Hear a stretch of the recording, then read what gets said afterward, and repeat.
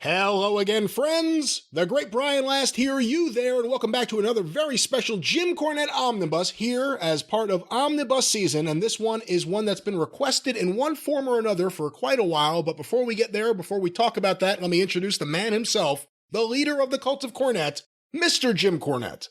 Boy, howdy, it's Christmas and New Year's week, and it's Omnibus season, and people are hopping on the bus with us. We're trending all over the place on Twitter, as we usually do. Everything's just normal here, except we're going to provide people today. Brian, until it was brought up by, not only, as you said, the cult of Cornette have asked for this for some time, but when we looked into it further and had our minions at Arcadian Vanguard doing the research, I did not realize over the past few years that Chris Jericho has made as much news outside his matches, and maybe even more, as he has inside. He has said and done some strange, bizarre, off-putting, off-kilter, off-balance things in a variety of venues. He's picked fights with celebrities in and out of wrestling on Twitter and social media.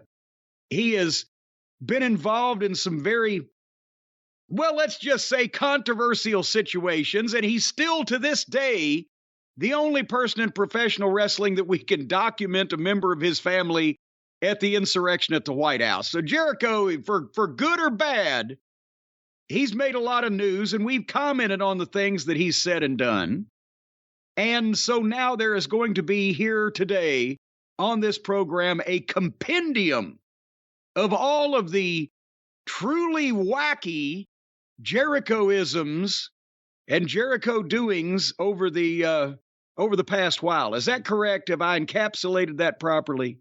That is correct, and we've had a lot of people request an omnibus of all of Chris Jericho's many, many missteps in AEW, some of the worst moments in wrestling history, but we're not doing that today because that will take many, many, many hours. Way too long, way too long.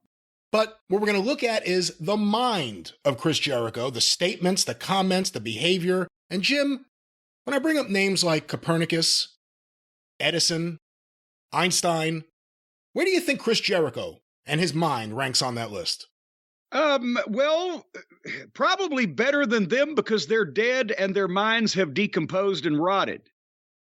Now, if they were alive, then I don't think he'd be able to see their assholes or elbows. But he's doing better now because at least there's still some living brain matter floating around inside that head. I think the peroxide may have gotten to a lot of it. Or perhaps the Botox, but let's go beyond just a regular mind. Let's talk about a wrestling mind. Everyone, even if they don't like you, they have to tell the truth. You're a wrestling genius. Where does Chris Jericho rank on the list of wrestling geniuses? Well, he's better than Eddie Graham and Toots Mondt and Jack Pfeffer for the same reason as Copernicus, Einstein, and Schweitzer, or whoever else you mentioned, because they're all dead and they've decomposed. But as far as him and me, come on, folks, please, come on, give me a break. I don't mean to compare myself against the young kids. I'll wait until he's been around for a while longer and done something. Well, before this open decomposes any further, let's get right to it. Once again, Jim Cornette's Omnibus, The Mind of Chris Jericho. You heard the news about the belt? Have you been following this? The belt got stolen. Yes. Well, Bruno's was stolen, as we know. It. That's the only thing people could say. You know, as soon as someone goes, he was irresponsible for losing the belt, the only argument is, well, it happened to Bruno. That's the only thing people can say. Well, no, but just belts that have been stolen. Bruno's belt was stolen after a Madison Square Garden title defense in the mid-'60s out of his car. Yeah. While he was at a restaurant having dinner after the matches. And they never got that one back, so that's when they made the newer one. There have been, there's been a number of guys not actually steal.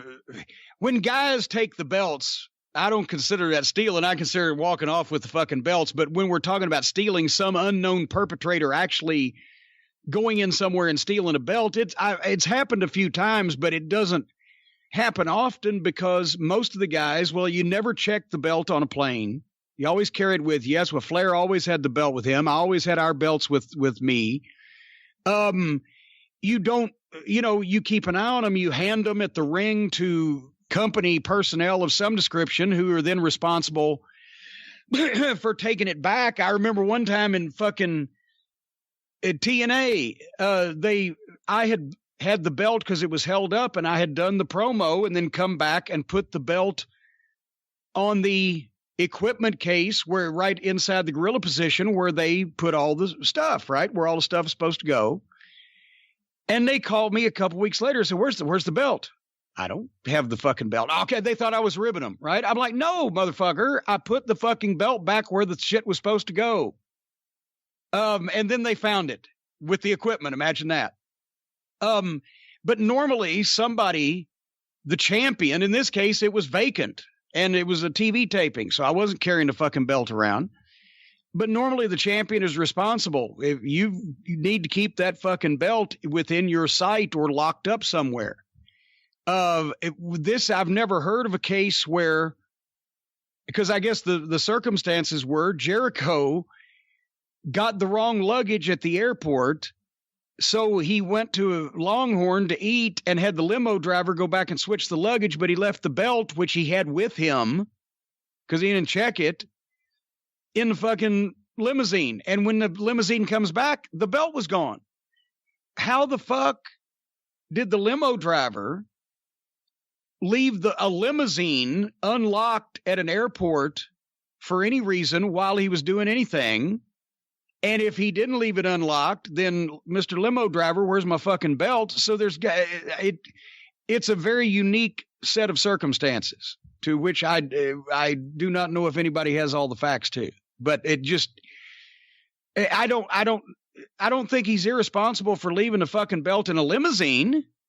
Maybe in a goddamn Opel Kadett where the back door doesn't lock, but I don't know. Well, the good news is the police were able to recover a full crate, untouched, of Fozzy CDs. So they were at least able to recover something.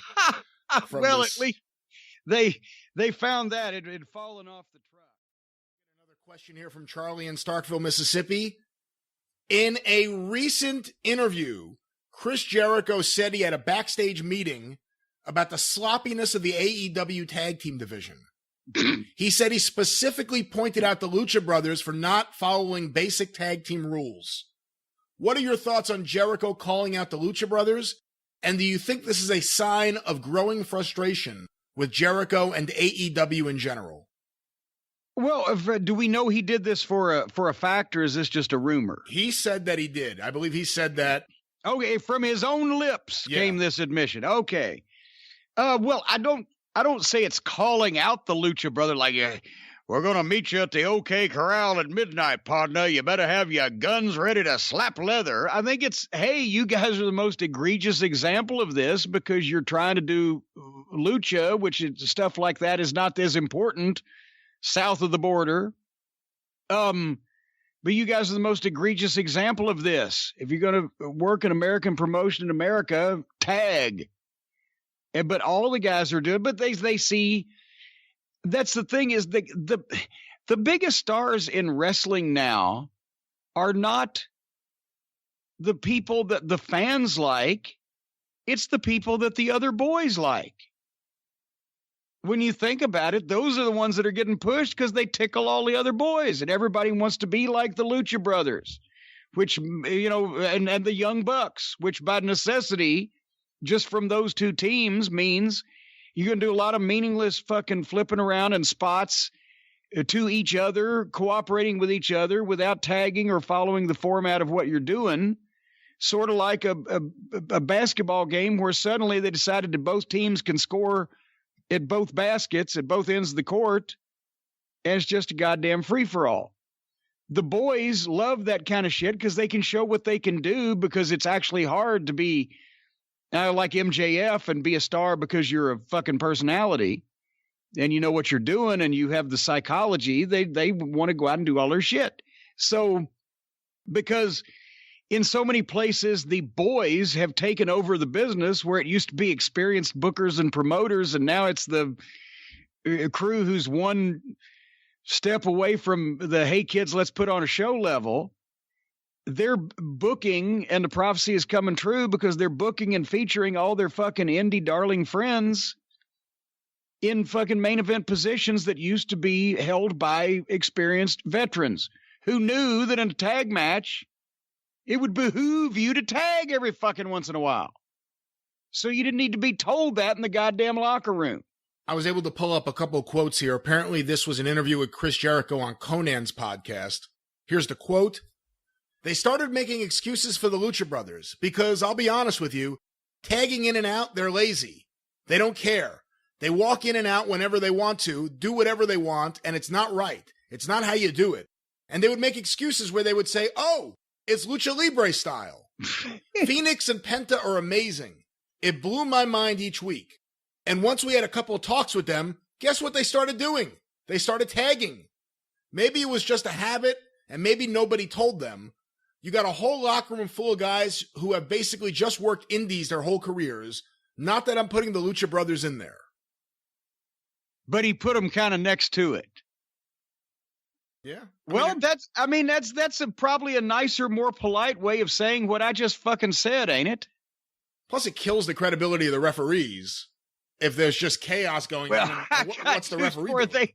You better get that defibrillator down off the wall and fucking start plugging it into a goddamn heavy-duty outlet, because I've already called time of death on the credibility of their referees when they're standing there watching fucking the manager jump off the top and take a choke slam and a fucking sidekick standing on the fucking ring apron flapping his wings.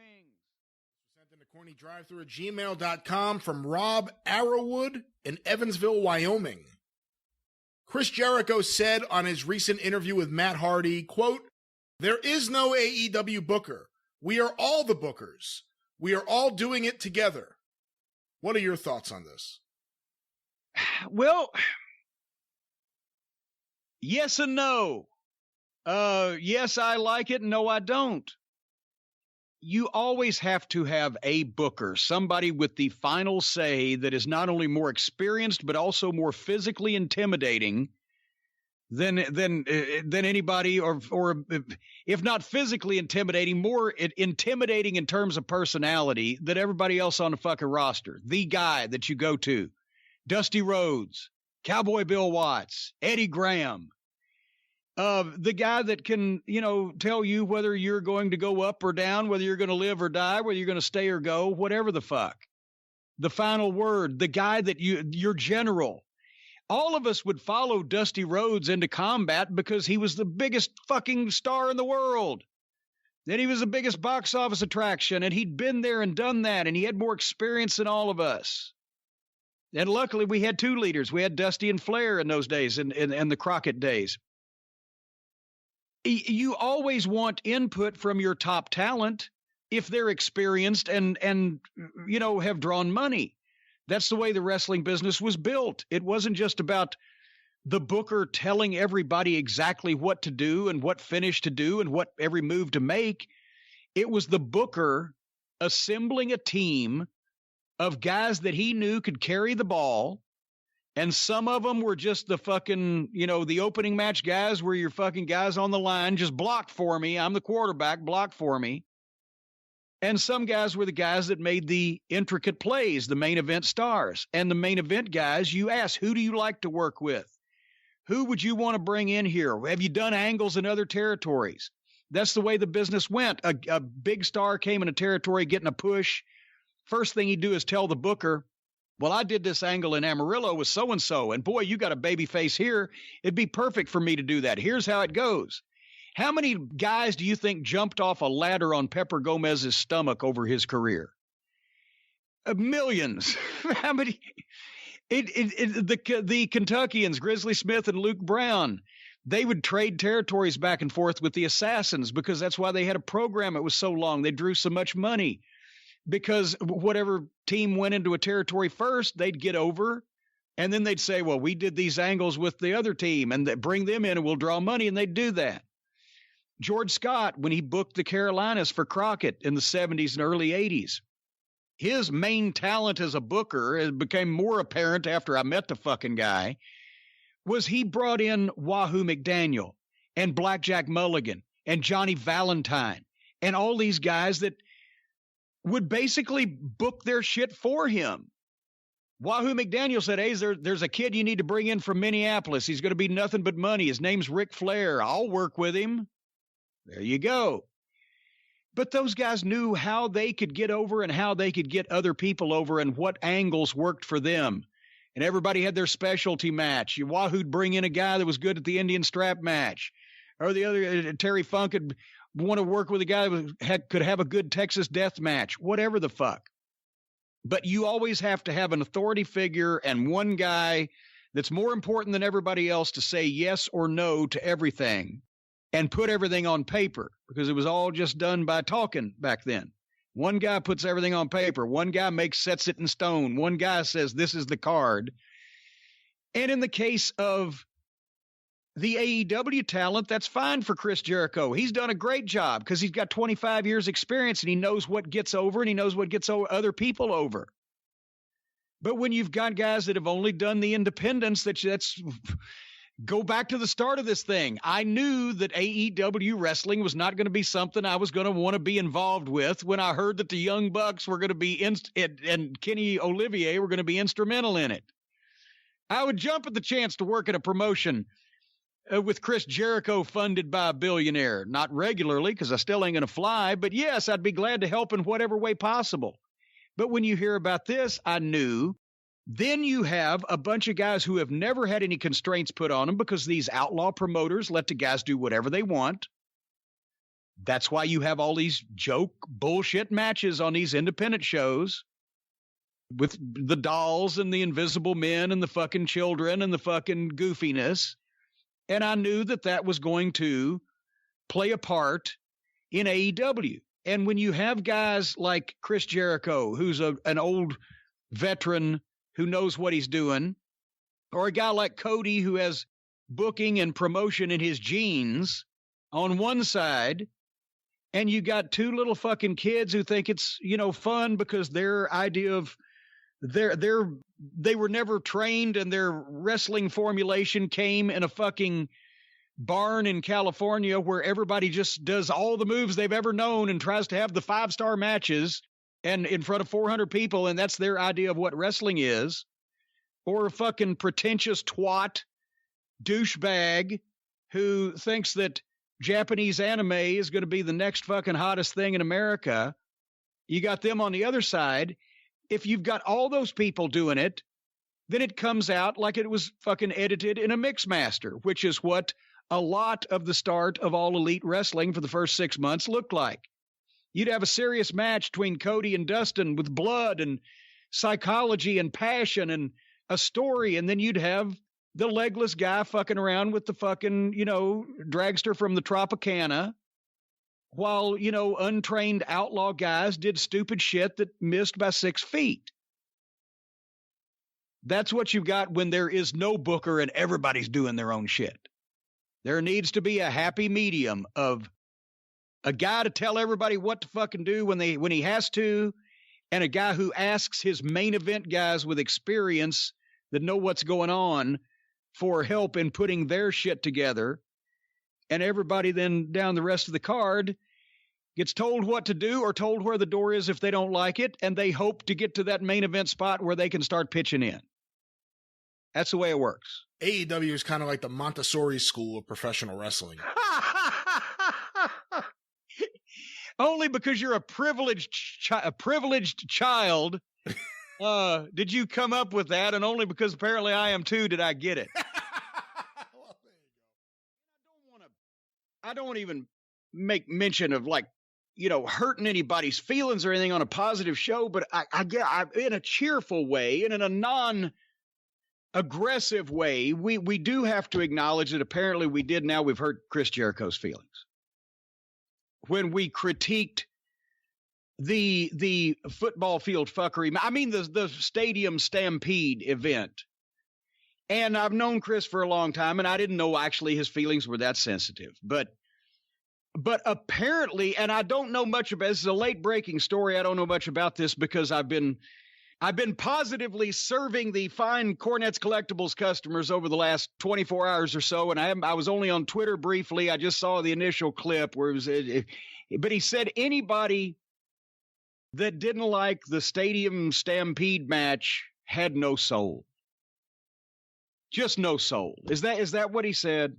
That was part of what he said. He said, I really didn't hear anymore. I have some quotes here. Let me read this. You are prepared here for this. Oh, I figured this may come up. Yes. Well, yeah, we're going to be positive. And I don't think there's any reason not to be positive about this. We positively did not like that match, but let's get these quotes here. I'll tell you this right now. There's some people that are burying this match. Jim Cornette hated it. If you don't like this match, then you don't have a soul. Because this was one of the most entertaining things that you can see. And if you're talking about a Jim Cornette, he booked a segment where I put his face in cake in 1994. This is the 2020 version of sticking someone's face in a cake. This is the style of wrestling that I love. We have everything in there. If you didn't like it, if you didn't like that, then you don't like wrestling. Because this is what the essence of wrestling is, which is entertainment, but all sides of the coin. And I was very proud of it. And like I said, one of my favorite things I've ever done. When your old friends suddenly lose their rabbit-ass minds, what do, Brian?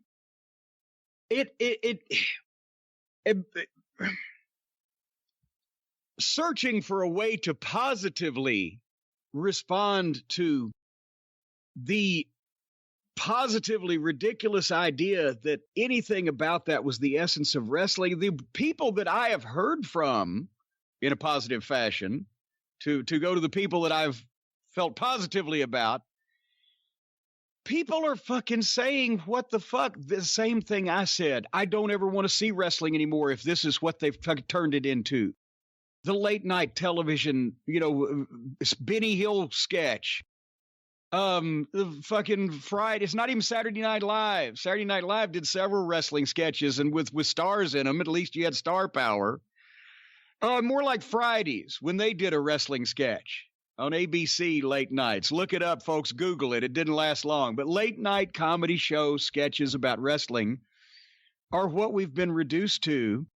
And the people that I hear from who apparently have no souls are offended because they actually have loved wrestling for a long time until it quit being fucking wrestling. So between Twitter and email and the folks that we have heard from on all forms of social media that have the comments on YouTube that have said, what the fuck? Just what the fuck? If it was South Park, they'd be, I mean, come on.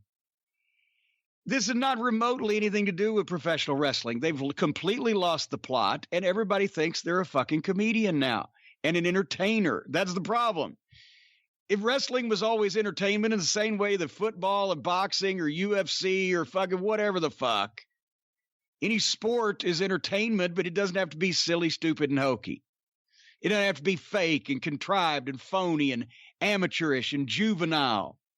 You don't have to make mockery of it and piss on it when people that, for all these years that did it right, fucking blazed a trail for you to come in and fucking vomit in its fucking face. So positively, I hate that we hurt Chris's feelings, but on the negative side, there are literally millions of soulless people out there. The zombie apocalypse has happened and we didn't know it. Apparently, your skin doesn't rot, but your soul is left because all the people we've heard have said, this is why we can't watch this fucking shit now. We watched wrestling all our life. It's fucking offensive. It's a joke. It's just not even worth our fucking time because it's all just fucking silly. That's what they say, positively. But who are we? We have no souls. Well, the funny thing, too, is everyone always says, well, Jim Cornette, if you don't like what he likes and what he thinks wrestling should be, then he castrates you. Then he goes after you. Meanwhile, Jericho's saying, if you didn't like it, you don't like wrestling. If you didn't like it, you don't have a soul. If I don't like your brand of comedy, I don't have a soul? Come on. Most of it, and the problem is, once again, the people that like wrestling are the people that didn't like that. It's only the only people that liked that were the people that like what they have turned wrestling into. If never bothered to look up the tapes or weren't old enough to see it done properly or just don't give a shit. But for people who have liked wrestling, this is the exact thing that has driven them away from liking fucking wrestling, because there ain't no wrestling anymore. It's a bunch of fucking jack-offs, fucking goddamn goof suits, playing slap ass and tickle taint with their fucking friends. And there's no reason to watch it. But anyway, it's an alternate version of Vince McMahon's style of wrestling, and I didn't like that, and I don't like that typically, and I don't like this. However, I love professional wrestling. Sorry, Chris, that doesn't fit your agenda. Sorry that you always have to latch on to anything that's happening and try to make it so that it's acceptable, or try to make it acceptable. This guy failed at comedy. Now he's telling me that I don't like his comedy match. I have no soul, and I don't like wrestling. Maybe you don't like wrestling, Chris. Maybe the problem is you've tried to branch out from wrestling and it's never worked, and now you're still doing wrestling, and you don't like wrestling for what it actually is. Maybe that's the problem. Brian, we're not being positive. I'm very positive. I'm very positive. You're absolutely positive that you mean exactly what you just said. I have not dropped the F word or anything else, but Chris Jericho's stuck in an endless midlife crisis, and because of that, everyone who doesn't like the comedy show he just did. And I think that was, what was that in the back of the car? The comedy bus. Just like a comedy bus. The comedy bus. Your comedy bus sucks. I don't like it. I like professional wrestling. If you don't like this, you don't like wrestling. Get out of here. You don't like wrestling. You tried to make it in Hollywood. That didn't work. You tried to make it in comedy. That didn't work. Your band's a joke. You're back doing wrestling. And you just wish you could be an entertainer. I really like Judas. After I heard that song, I really fucking like it. I think it's a good tune except for his vocals. And I'm not even saying that to Chris Jericho. He can't sing. He sounds like Chris Jericho singing. And it's a parody of hairband music. It's not good. It's not good. There's a reason why rock and roll's in the toilet, like wrestling's in the toilet. But don't you remember that hot angle that drew that fucking mega fucking gate at the stadium at WrestleMania and on pay-per-view when they laid Stone Cold Steve Austin down and took a line marker on a football field and drew a line on him from his fucking balls to his fucking nose? Don't you remember that? No, of course not. Of course not. And look, Chris Jericho in his best moments is an exceptional professional wrestler. He may not be able to cut it anymore physically in the ring, but he's an older guy. He's not physically where he was 10 years ago or 15 years ago or 20 years ago. Well, none of us are. But I'm saying he gets, in his best moments, he gets how to present himself on TV, how to come across, but he also is just filled with stupid ideas and has obviously stupid defenses to justify him. This is the same guy that just got into a fight with a drone. So, I mean, give me a break. I'm trying to find a comeback because I've always liked Chris, but he got in a fight and got mad at a drone, and he got the line drawn on him and everything. And this is what.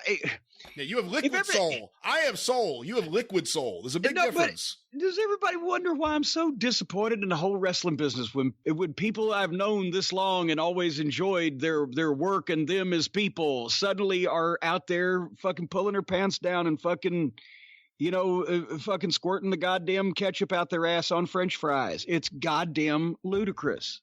And that's why I'm so disappointed. That's why apparently I won't get my fucking fifth decade, because right now I don't ever intend being on a fucking professional wrestling show again. It's goddamn embarrassing. You never know what to do. 2 or 3 years ago, I was asking people, well, you're not going to book the Invisible Man. Everybody's serious, right? No dance routines. Well, if just those two questions right now would eliminate half the fucking companies on the planet. So it's disheartening. But I'm trying to be positive, Brian. That's right. Technically, it is sports-based wrestling. If it's on a football field, I guess, right? Technically. Sports-based. Did you notice any of this stuff with Chris Jericho and Sebastian Bach of Skid Row? I did not.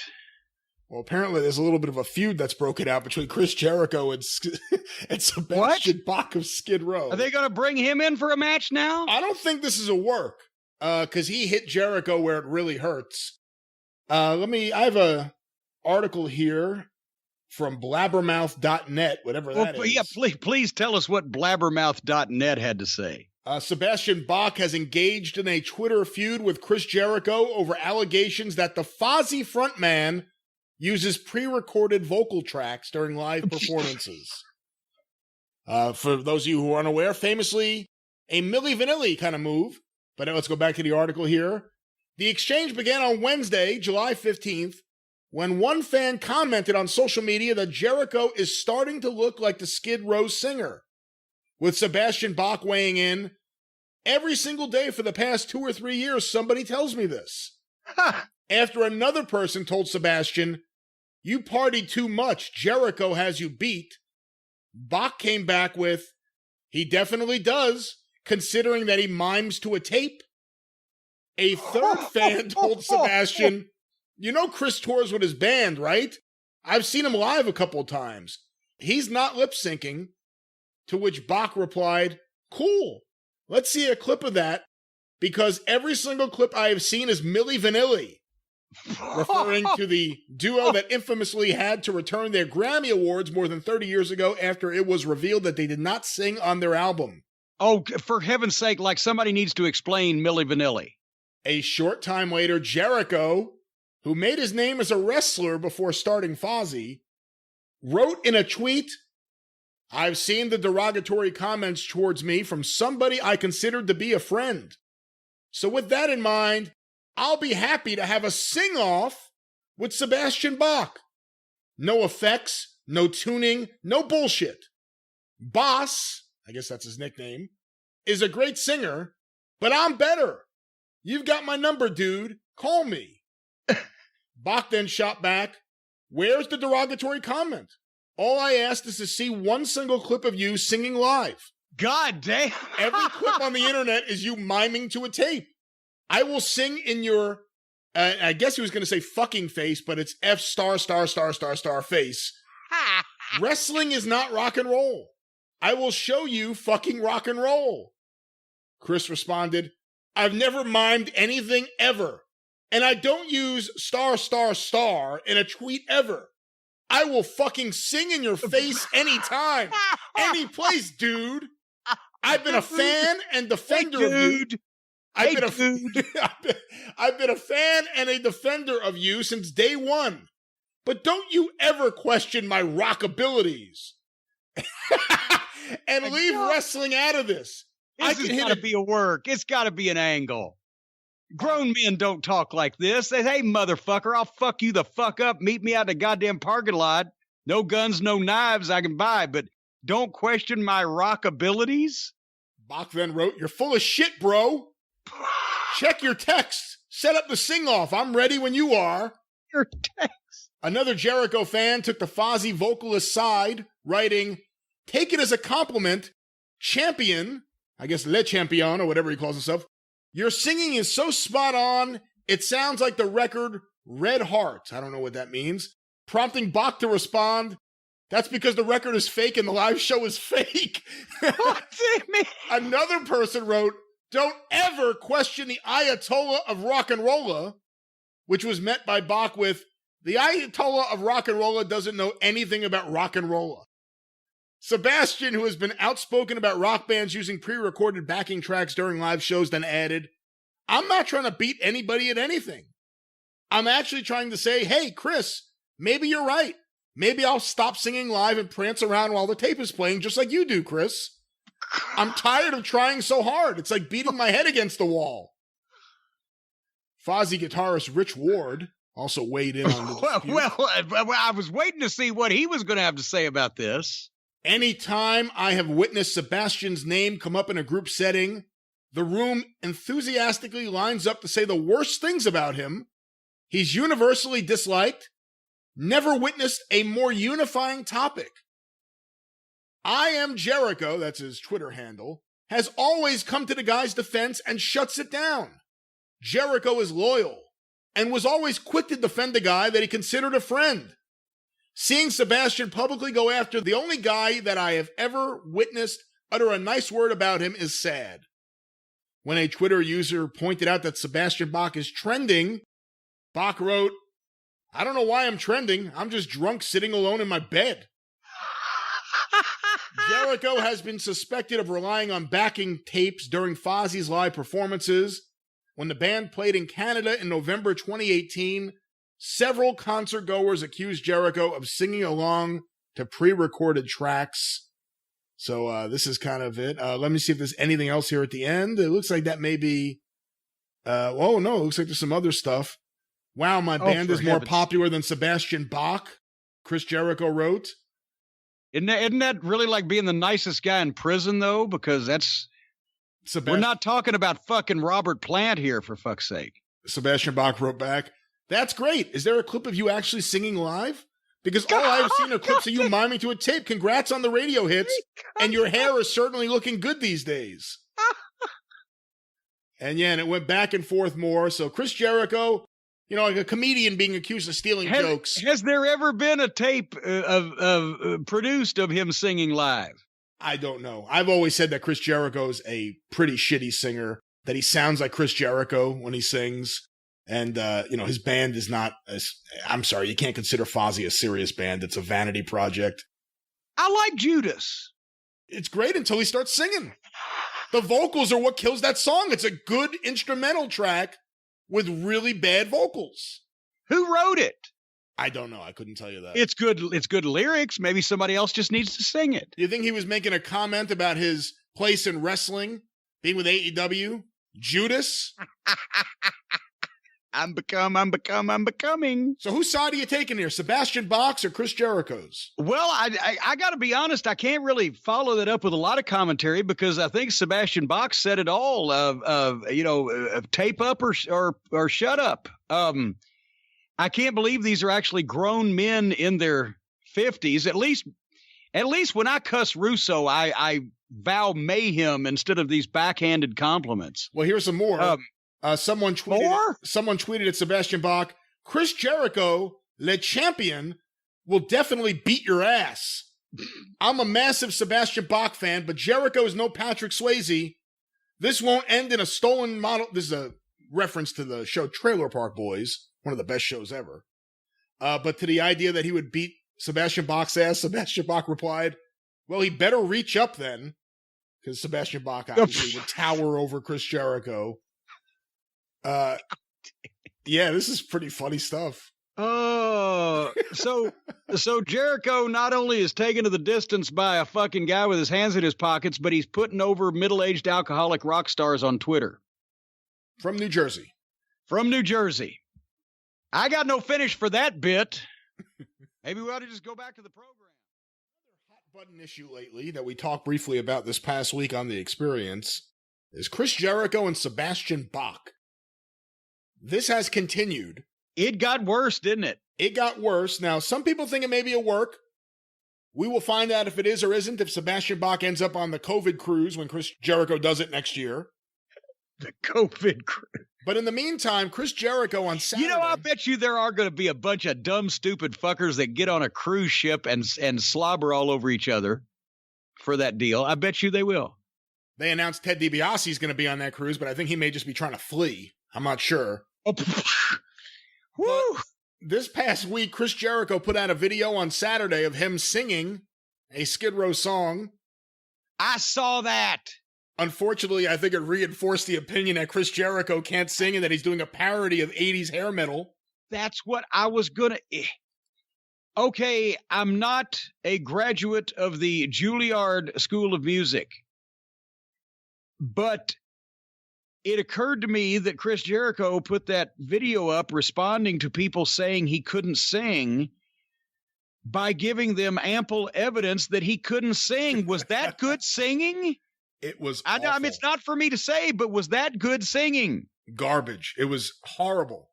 It was a parody. I mean, it seemed like a parody, someone spoofing hair metal, but it wasn't a spoof. But was he doing that? Was he parodying Sebastian Bach? This is the way you sound because you can't sing. No. Or was he... Listen, no matter what side anyone's on here, no one is disputing the fact that Sebastian Bach can sing. He can sing. He is legit. That's probably why he's so offended by Chris Jericho. So Jericho was legitimately doing this like, look, I'm comparable here with what I heard. I guarantee you every stray dog in a neighborhood had a brain aneurysm at the same time. So Jericho did that to defend himself. Meanwhile, Sebastian Bach is up the ante. Sebastian Bach tweeted out, "What does someone have to do to get a response out of the most amazing singer of all time, Chris Jericho? I've been trying to get a response from this vocalist who is so much better than I am. Just ask him, he will tell you. Hey, Chris Jericho, I'm here right now. Teach me how to sing. You're so much of a better singer than I am. I'm ready to learn." At this point, a fan named Martu replied, "Hey, Sebastian, morning here. Look, it's okay if you want to do this. You have all the right. But here, all people love you." This isn't proper English. "Here, all people love you for your amazing voice, career, and cause you are a good man. I just maybe want you to read all the good vibe comments for you. Always with you. Take care." Sebastian replied, "Thank you. I'm actually bored. I've never lost a fight. Chris Jericho thinks he's so tough and such a great singer. Come and fight me. I'm 6'4". Have at it." Oh, shit. Sebastian then tweeted out private messages that he sent to Chris Jericho. "Hey, man, do you ever suck?" I gotta stop right there. Oh, God. Nice video online. What a complete joke. You are a complete talentless fuck. Get your own shit. Yeah, that's what it says. Get your own shit and quit copying me, buddy. Your singing sucks. You should stop singing for the benefit of all mankind. Oh, my God. Is this still your number, pussy? I accept your challenge to a singing match if you accept my challenge to whooping your ass. Excuse me, to your fucking ass match. Whooping your fucking ass match. I was about to say, I don't know if he's challenging him to an ass match. Believe me, it won't be much of a match unless you bring a phone book to stand on or or something, you fucking pussy. Oh, my Jesus Christ. Oh, he's walking the dog on Chris Jericho, Jim. What do you think of this? What is there? Has Chris come back with anything, or is he just taking this drubbing? I think Chris has just taken this drubbing. I have not seen any response other than his attempt at singing that he released on Saturday. Well, there you now.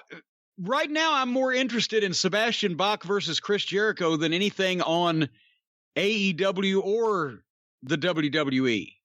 That could be a standalone pay-per-view. Have Don King promoted if they didn't want to get in the wrestling business. Just if he can cut a promo anywhere near as good as he could type a promo, yeah, he is money. Yeah, you could draw some money with that. What do you do if you're a wrestler and you're public? I mean, you never had this happen in the territory days where there was social media and someone could just call out a wrestler. But what is the proper response here? He is just calling out Chris Jericho. Well, there was newspapers. Sometimes, people would call out wrestlers if they got a bug in their bonnet on a regional basis. Some athlete in some sport who had a bug in his bonnet about wrestling, there was things would be said. The protocol was, depending on who was in the verbal beef, either ignore it, try to get the guy to work with you, or just try to sucker the guy into letting the wrestler beat the fuck out of him.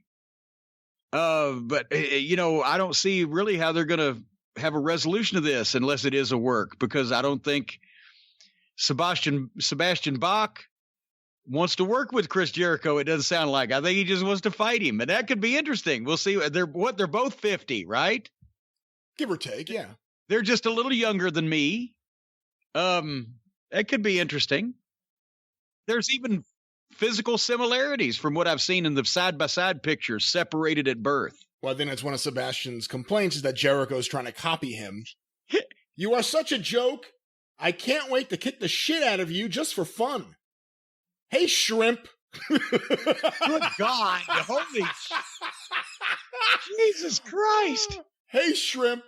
Why don't you text me back, you fucking asshole? A pussy. I'm sick and tired of your copycat bullshit. So there it is right there. Wow. Someone give him a mic. I want to hear him talk now. Hey, Skid Row Deathmatch. I'm telling you. That's something we need to see. I'll buy that. Now, last week on AEW, Jericho mentioned the demos and how AEW, even when they lose by a lot sometimes, the overall number of viewers, they win that demo.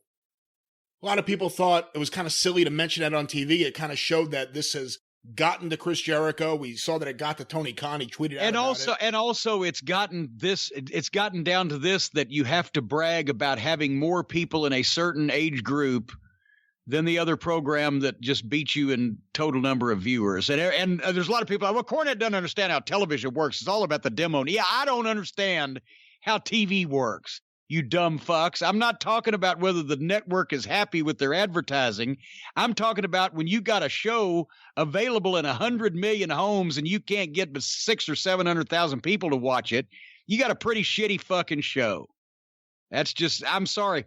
Remember when Ole Anderson got the 7:30 a.m. Saturday morning time slot on TBS from Ted Turner on Saturdays? On Saturdays, when Ted felt bad about Vince getting the fucking regular time slot, he gave Ole an hour on Saturday morning at 7:30. Ole's hour on Saturday morning at 7:30 Eastern, 4:30 Pacific was drawing more viewers than AEW is now. Just for comparison's sake. This is why I'm not impressed with any of these fucking made up or fucking fumbled numbers. Well, considering Jericho's reaction to the ratings talk, do you think he's going to be singing this week on Dynamite? Do you think he's going to come out there and say, well, people say I can't sing, watch this? You know, actually, he should do a concert and have somebody break the fucking guitar over his head, or he break the guitar over somebody else's head. But if he was that's another reason I feel bad for Drew McIntyre because of the pandemic. The best thing that Chris had going, the fucking sing along with all the people of Judas, was cool, even though he's a heel and everybody's out there, blowing him and fondling his testicles. He's supposed to be a heel, but still it was a cool thing that they started doing and that people, picked up on and kept going with. And now they can't even do that. I bet he's like, motherfucker, right? That was a fucking cool deal. So I don't know, maybe he and Sebastian Bach should join forces and maybe if they could dig Greg Allman up, they could do a trio and go out and, the fucking bleach blonde looked like we've been floating in the river for 3 days crew. All right. I didn't expect you to bring Greg Allman into the mix here. Well, I'm just, he's probably sprier now than either one of these guys. Well, say that. Jim, our next question, actually a couple of questions, sent to CornyDriveThru@gmail.com from Charlie in Starkville, Mississippi. Oh, God. All right. It took this long. Well, everyone else is getting their multiple attempts in, so you've thrown up your hands and gone to Old Faithful. I've gone to Old Faithful, Charlie. All right. Chris Jericho recently said he won't go back to the WWE and is happy to finish out his career in AEW. What are your thoughts on Jericho wrestling his final matches with AEW and that being the last chapter of his in-ring career? And if I could add something to Charlie's question here, what do you think about the fact that Chris has gotten to this point? He was, the guy that can get Vince McMahon on the phone for so many years and come back and do what he wanted. And now he's at the point where he never wants to go back there. What are your thoughts on all this? Well, I mean, that's like, people saying, well, Cornette's mad because Tony Khan wouldn't give him a job. I'm 60 years old. I don't want a fucking job, right? So Jericho's 50. If he's got a contract, they've just been up and running for less than a year as a company. So if he's got a contract for 3 or 4 years, number one, not only is he going to say that anyway, regardless, because he wants to make sure that the fucking guy paying him is happy and he knows that Vince forgives almost anything. Secondly, would he want to wrestle potentially when he's 53, 54 years old or whatever? Would he just want to take a Hall of Fame induction, which they'll offer him? So, I mean, this is Charlie's a lot of do about nothing there, because what do you expect him to say? Well, after I get done with this bullshit, I'd really like to go back to the WWF. He's not going to say that. But just as far as, and I have to think that the wrestling business, his wrestling legacy, anything to do with that is probably not uppermost or paramount in Chris's mind these days, or elsewise he wouldn't be having these stupid matches on a football field or working with a goddamn guy with his hands in his pockets. I think he's just like, I'm the fucking entertainer now. I'm going to get a job hosting another network TV game show or something off of this because I'm showing I can be wacky and zany. And he's not worried about fucking going in the ring and getting beat up when he's in his mid-50s. Because he certainly, honestly, can't be concerned about his legacy of the quality of his in-ring performances when he's working with a guy with his hands in his pockets. It's a fucking joke to him now. So he doesn't care, I guess. So he'll probably, whatever happens with AEW and whenever this runs its course, he will probably be of the age where he'll be happy with being inducted in the WWE Hall of Fame for a significant amount of money as one of the headliners, and he'll be doing Fozzy when he's 60. Yeah, we'll see. I like my retirement plan better. Stay in the house, pet the dog, and talk on a microphone. I haven't fallen down on purpose in quite some time now, and I'm going to extend that streak. Another topic that has suddenly become very popular. It looks like we've gotten dozens of emails just in the last 24 hours about this. Well, a little bit more than 24 hours. I'll read one of them. What do you think, 27 and a half? Well, maybe, but here's one of the questions. Sent to CornyDriveThru@gmail.com from James in Cardiff. Just wanted to get your thoughts on Fozzy doing a concert this weekend to a packed crowd with no social distancing whatsoever. My view, Jericho is an absolute cockwomble. And apparently several... Now, I think that's an insult to cockwombles. He is more of a felch-gargling blunder cunt. Well, several people have sent different things in. I guess Fozzy has now played a few shows, and either they just played or they're just about to play the Sturgis Motorcycle Rally, which seems like such a mistake. I mean, why would they do that? Well, I mean, I wasn't even aware that concerts were being allowed to be held. Why would you go to a concert? Why would you have a concert? Why would you play a concert and gather a bunch of people together to breathe and spit on each other? And especially in Sturgis, I just saw the thing on the news. The people in Sturgis, South Dakota that actually live there don't want these goddamn morons. Normally they do because they spend money. Can you imagine the scene of the den of iniquity and the scene of chaos having 250,000 motorcycle fucks all in the same place, right? But they normally spend a lot of money, but now the people don't want them because they will bring all the goddamn disease. But they're letting them in because it means so much money to the fucking county, state, city, whatever the fuck. But who would go to this thing? And why would you go to a concert? Were they wearing masks? Was it outdoors? What were the parameters set? Or were there any? Well, I have some more information. Let me start with a post in the Mothership Facebook group by Scott Cornish. Are you people ready to rock? Fozzy is playing tonight at the 2020 Sturgis Motorcycle Rally. Free admission, not appearing on the main stage, no masks or social distancing required. Hashtag what have I become? Hashtag you just made the doctor's list. Hashtag a little bit of the virus. And yeah, it has here a posting, no tickets required. The COVID god. They're playing 10:30 tonight as we're recording. Someone sent in a video, I guess they did another show in the last couple days, and boy, everything we said about Chris Jericho, the singer, is reinforced every time I see any clips. Wait a minute. Chris Jericho, the singer. Oh my God. There's no reason to continue on your one-man tirade against poor Jericho's singing, but what the fuck? It's not one man anymore. It's like everyone who watches these Okay, clips. but I'm back to the no masks and the concert and and no social distancing and what the fuck is it?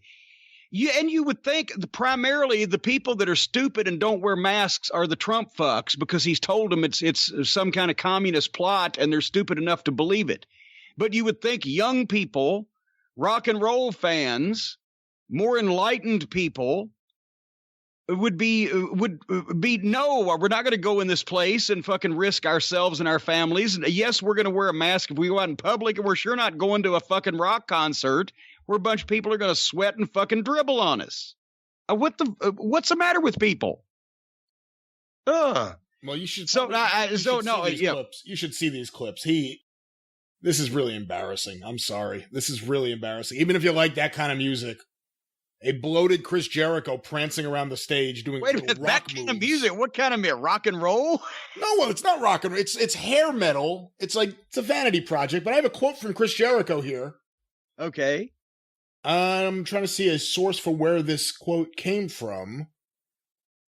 A recent episode of his Saturday Night Special. Well, that's the thing where he sang to counter Sebastian Bach's claims that he couldn't sing a few weeks ago, I believe. Here's the quote. We actually did 4 shows this week, and the reason for that is we had our Save the World tour, which was originally scheduled for April and May, but it got postponed to July and August. Then got postponed to October and November. 4 shows remained in August, and I was like, how? The shows are in South Dakota and North Dakota, and we have one in Fort Madison, Iowa, which is right near the border of South Dakota. So in other words, it's like the Federal Witness Protection Program of bookings, and he thinks that they're going to be so far out in the middle of nowhere that even the virus won't show up. The reason why the shows have happened is because the states of North Dakota and South Dakota have low COVID cases, less than 1,000 in both states. So we'll take care of that. I think Florida had 9,000 today alone. The venues are either outside or they are half capacity. We are sold out tonight in, is it Minot or Minot? M-I-N-O-T? Minot. We are sold out tonight in Minot with, I think, 50% capacity. Last night we were sold out in Sioux Falls, South Dakota with 35% capacity. We hand out masks at the door. The temperature checks. We stay on the bus all day. The Fozzy crew and camp have been tested. The Fozzy crew and camp. Oh, boy. But now, is this actually practiced? Or are all these people just fucking lolling around all over the top of each other with no masks on and fucking screaming and yelling and shit, as you would imagine they were? Let's take your distaste for Orange Cassidy out of the equation for a moment.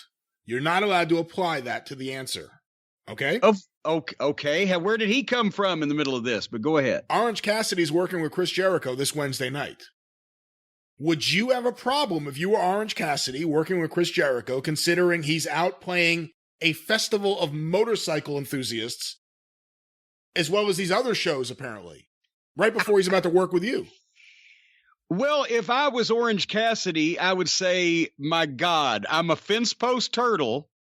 I've gotten a position that's way over my fucking, that I didn't get here by myself. I'm in over my head. I don't know what to do once I'm up here. And this is the only chance I'm going to have at actually wrestling a worldwide wrestling superstar on national TV. So I don't care if he's covered in bubonic plague and has just rolled around in a sewer. If I'm Orange Cassidy, yes, I'm going to fucking work with him. But as I said, take your distaste out of the equation. Well, no, I'm not. That's not even a distaste. He has to realize this. This is a big fucking deal for him. When else would he ever get in this position? How else would he ever get in this position? So, but if it was another legitimate professional wrestler that was going to have other chances because it wasn't just a fluke comedy publicity stunt that he's in the spot, I would have an issue with working with Jericho after he's been fucking rocking and rolling through the Dakotas. I don't think he has to worry about his position. Some wrestlers drink wine with Dixie, some drink White Claws with Tony Khan. I think he's fine. I think he'll be What is a White Claw? It's a girly drink. It's like a seltzer with some alcohol in it. It's like 5% alcohol by volume. It's like Zima. It's not a serious drink. It's not a man's all drink. Right, all right. Okay. It's a girly drink. Well, between the two of them, I get maybe between the two of Tony Khan and Pockets, they could make an entire whole adult grown human man. Well, apparently there's also going to be some wrestling in Sturgis. What? The LFC Lingerie Fighting Championships 30. A little bit of wrestling, a little bit of clothing. No holds barred wrestling madness meets racy lingerie when the ladies from the Lingerie Fighting Championships square off at the best party anywhere. Get ready for a little bit of wrestling, a little bit of clothing, and a whole lot of mayhem as fighters like Tomiko the Temptress Tajima and Jenny Bloody Valentine throw vicious strikes, clamor for submission holds, and generally knock the crap out of each other. Nothing but gloves and some skimpy lingerie. Well, I can't wait. I want to buy a ticket right now. Free admission, by the way. Free admission? What the fuck?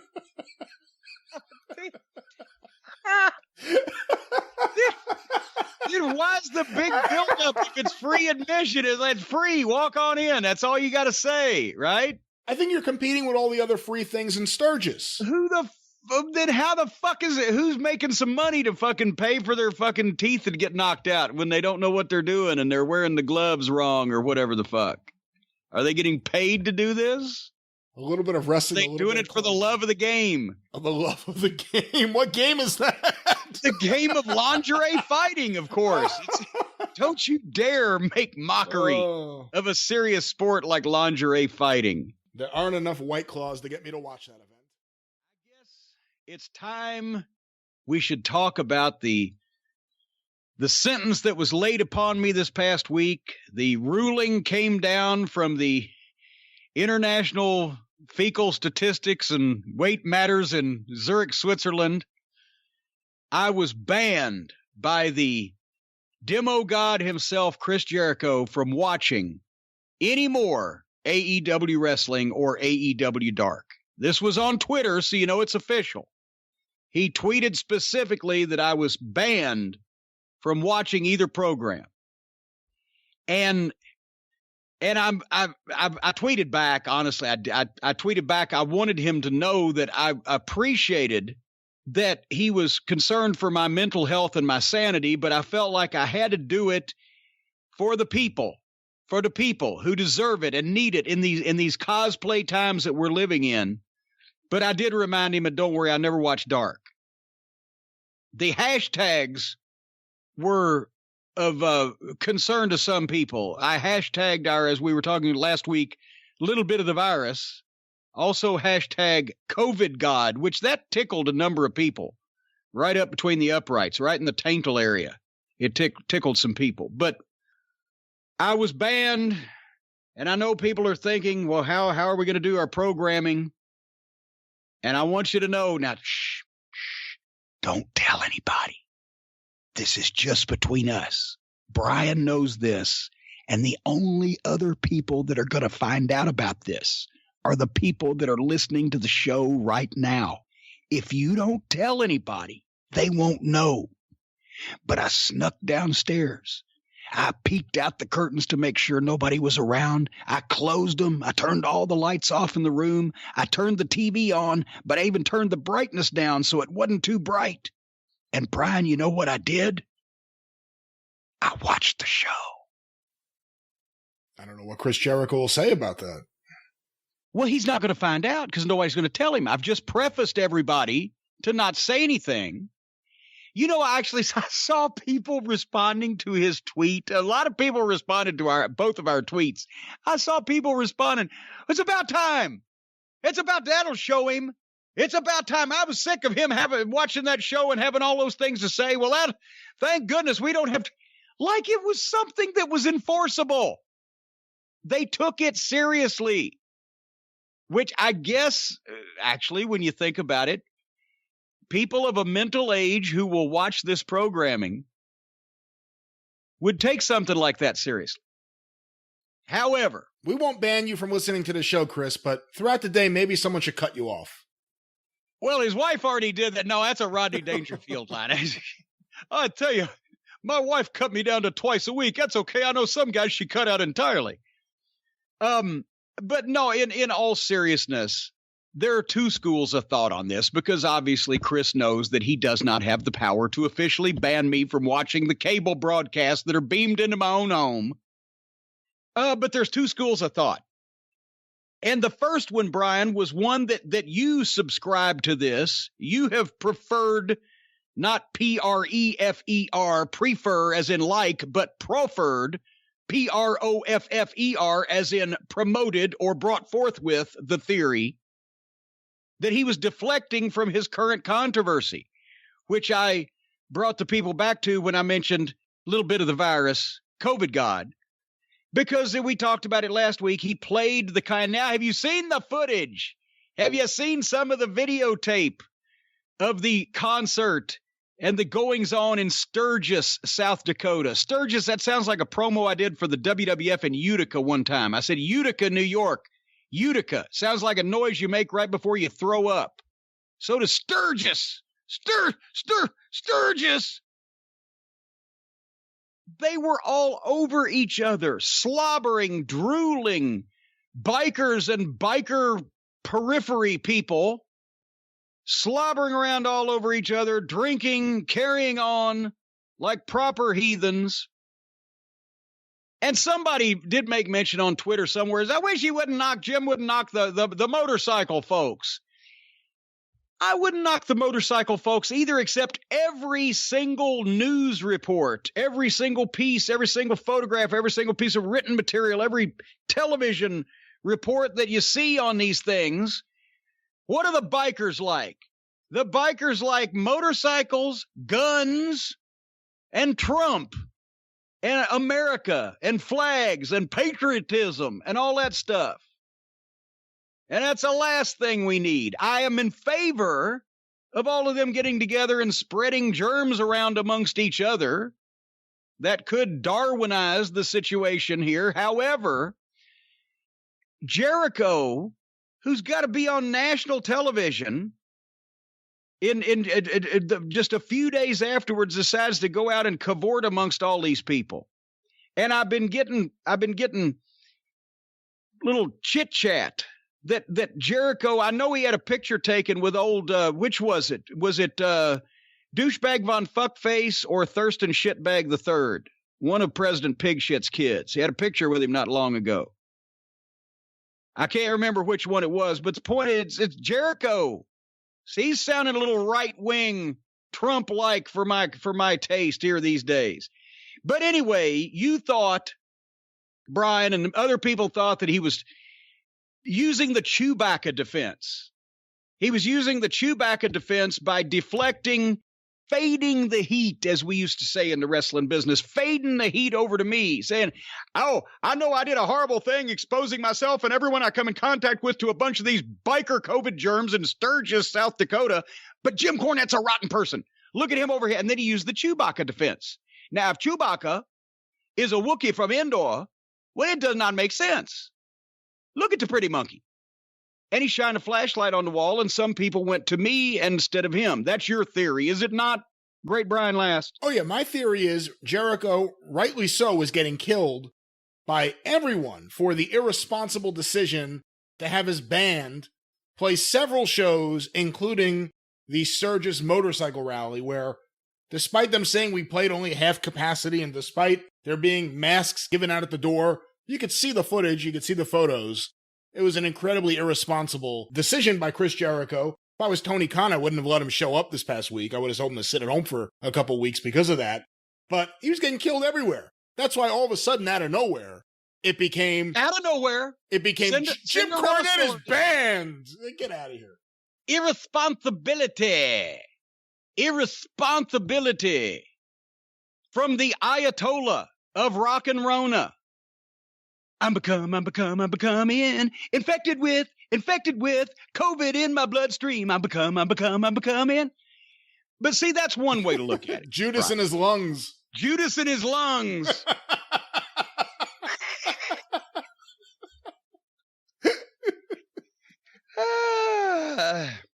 That's one way to look at it. However, I have another thought. Which I will float out now for the listeners. He's going for the ratings. He, in a shameless bid, he knows where I've got a big match coming up. This is what Chris Jericho was thinking to himself. I got a big match coming up with this fucking idiot that puts his hands in his pockets. And for some reason, the two dogs fucking on the side of the road principle is not worn thin yet. And they tune in to see what the fuck stupid shit this guy's going to do. Because we've established now, I think over the last few weeks, we know it, you know it, I know it, everybody knows it. Even the people at AEW know it. People are watching their TV show to laugh at the fuck-ups and the stupid. We've established that. So Chris Jericho knew, where can I go to get a large group of people that will tune in to see how stupid this thing is going to be? If I rattle Jim Cornette's followers, if I rattle that cage, they'll watch it. Not only will Cornette watch it, but they'll watch it just to get even with me, just to stick it back in my face. That's what Jericho was there. So he was trying to promote his match with Little Dog Pockets. And I see it very clearly. He may be the demo god, but he was going to the ratings god, Jim Cornette, because I don't just stick to a demographic. No, my appeal is far and wide. My appeal is broad. My appeal covers the globe like a shroud. Actually more like a comforting blanket. My voice and the reach of my voice and the power of my thoughts covers the globe like a comforting blanket. And Chris Jericho wanted to slide underneath the corner of that blanket and get some of my warmth onto his TV ratings this past week. I know exactly what he wanted to do. And I don't blame him, because after all, like I said, I have a wide appeal to every demographic, men, women, children, old, young.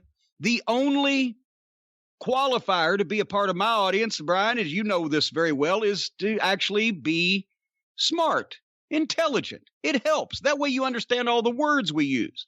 So he knows the smart people, the intelligent people, the wrestling fans that listen to us are only going to watch this show for the fuck-ups and the goofs.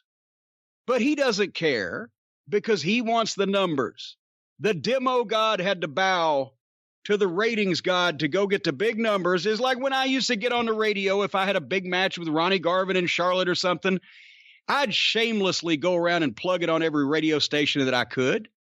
I'd get in the newspaper. This is the same thing he was doing. He was coming to the biggest broadcaster that he knows how to come to get a leg up on what he hoped to get a leg up on these numbers on his big match with his little puppy. And that made me think, a lot of people have been speculating. We've talked about it over the last month. When I was talking about the television program on a regular basis, the ratings, they were staying somewhat all right. Then we quit, and they lost 200,000 viewers. Then we started talking about them again, and they got those 200,000 viewers back. And we naturally and rightfully assumed that it's the 200,000 people that listen to us that also want to see, if they can't see good wrestling, they want to see a fucking shit show. They want to see a hoot. They want to, what's the Outlaw show going to do on national TV this week? That's the way they're watching. What do the kids call it? They're watching it ironically, right? It's not meant to be taken seriously. It's like an Ed Wood movie. They want to see how bad it's going to be. So I thought what we'd do is we'd get the numbers together, Brian, and you helped me on this research, and I appreciate that. But I thought we would just compare, before we do the programs this week, we would compare and see who has the reach, who's the most influential, who's got an audience, what's going on here, right? So I got some numbers. Help me if I do not describe these in the proper fashion. Let's see here. What we did was we took, for the month of July, we took the total viewers of AEW on TNT. We took the total viewers of NXT on USA. Boy, there's a lot of initials here. And we took the total listeners of the Jim Cornette podcasts for the month of July. Now, right off, some of the naysayers and the shit disturbers out there are going to say, wait a minute. They only do one TV show a week, but Cornette does 2 podcasts a week. And my answer to that, the short answer is, blow me. But the long answer is, yeah, motherfucker, you're right. But also, I'm sitting here in my own home with a pair of headphones on, talking into a microphone on Skype to Brian Last. These other 2 fucking entities are national television productions with a production crew and a cast of wrestlers numbering in the hundreds. So fuck you, I get the handicap of having 2 shows per week, because the fucking production budget is markedly different. Would you not agree, Brian Last? I guess I will agree to that. The production budget is certainly different. Yes. Certainly there's a disparity. Our production budget is 0. So I get the head. Don't tell them that. We don't want to look really off key here. But so I get the handicap on that. So the total viewers, NXT, AEW, and the total listeners, Jim Cornette podcast, month of July. Now, a lot of people are going to say, wait a minute. You got the YouTube.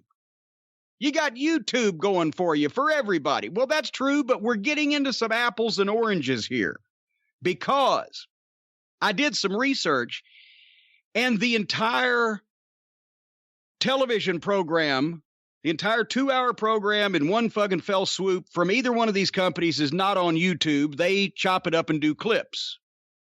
We, on our YouTube channel, chop it up and do clips, but we also do the complete show. So there's little apples and oranges there. So what we have done is we have eliminated my chopped up clips and their chopped up clips, but we have counted the YouTube listens that these 2 podcasts that I do get on YouTube in their entirety. Is that clear enough for everybody? The complete episode as it is on YouTube. Yes. Complete episode as it is on YouTube, minus sometimes some of the off-color political things I say. So therefore, we're doing complete shows. That's the comparison. Are you ready for a drum roll as I announce the 3 places in this 3-horse race? Drum roll? I don't have a drum roll. You don't have a drum? What the fuck? You should have given me a heads up and said, find some drum roll. What? You're on fucking radio. You don't have a goddamn drum roll? Here, my 300-pound desk and play. All right. How's that sound? Thought you'd be more prepared to give you a heads up for a drum. Is it too loud? Tell me. Give me some. No, it's fine drums. Now. You've rolled enough drums. I need a cymbal. Number 3. Within the month of July, 3,504,000 viewers, NXT. Number 2. With 3,532,317, Jim Cornette. Number 1, I guess there's no fucking suspense now, 3,869,000, All Friends Wrestling. They beat us by 337,000 people. We beat NXT by 28,000. However, in all fairness, besides the fact that we are growing exponentially year by year, they've been flat and fluctuated, whereas we've had a, 30-40% increase in some of these programs over the course of the last 12 months, or actually even 6 months, more over the last 12 months. So how long is it going to be before we catch them? But anyway, that's what Mr. Jericho was trying to latch onto, was viewers for his little exhibition he was going to have with his little puppy pockets.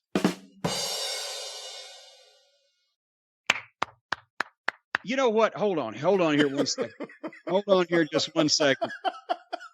Let me find some. Where is it? Oh, that's the wrong one. Yeah, that's. Oh, there it is. Hold on. There we go.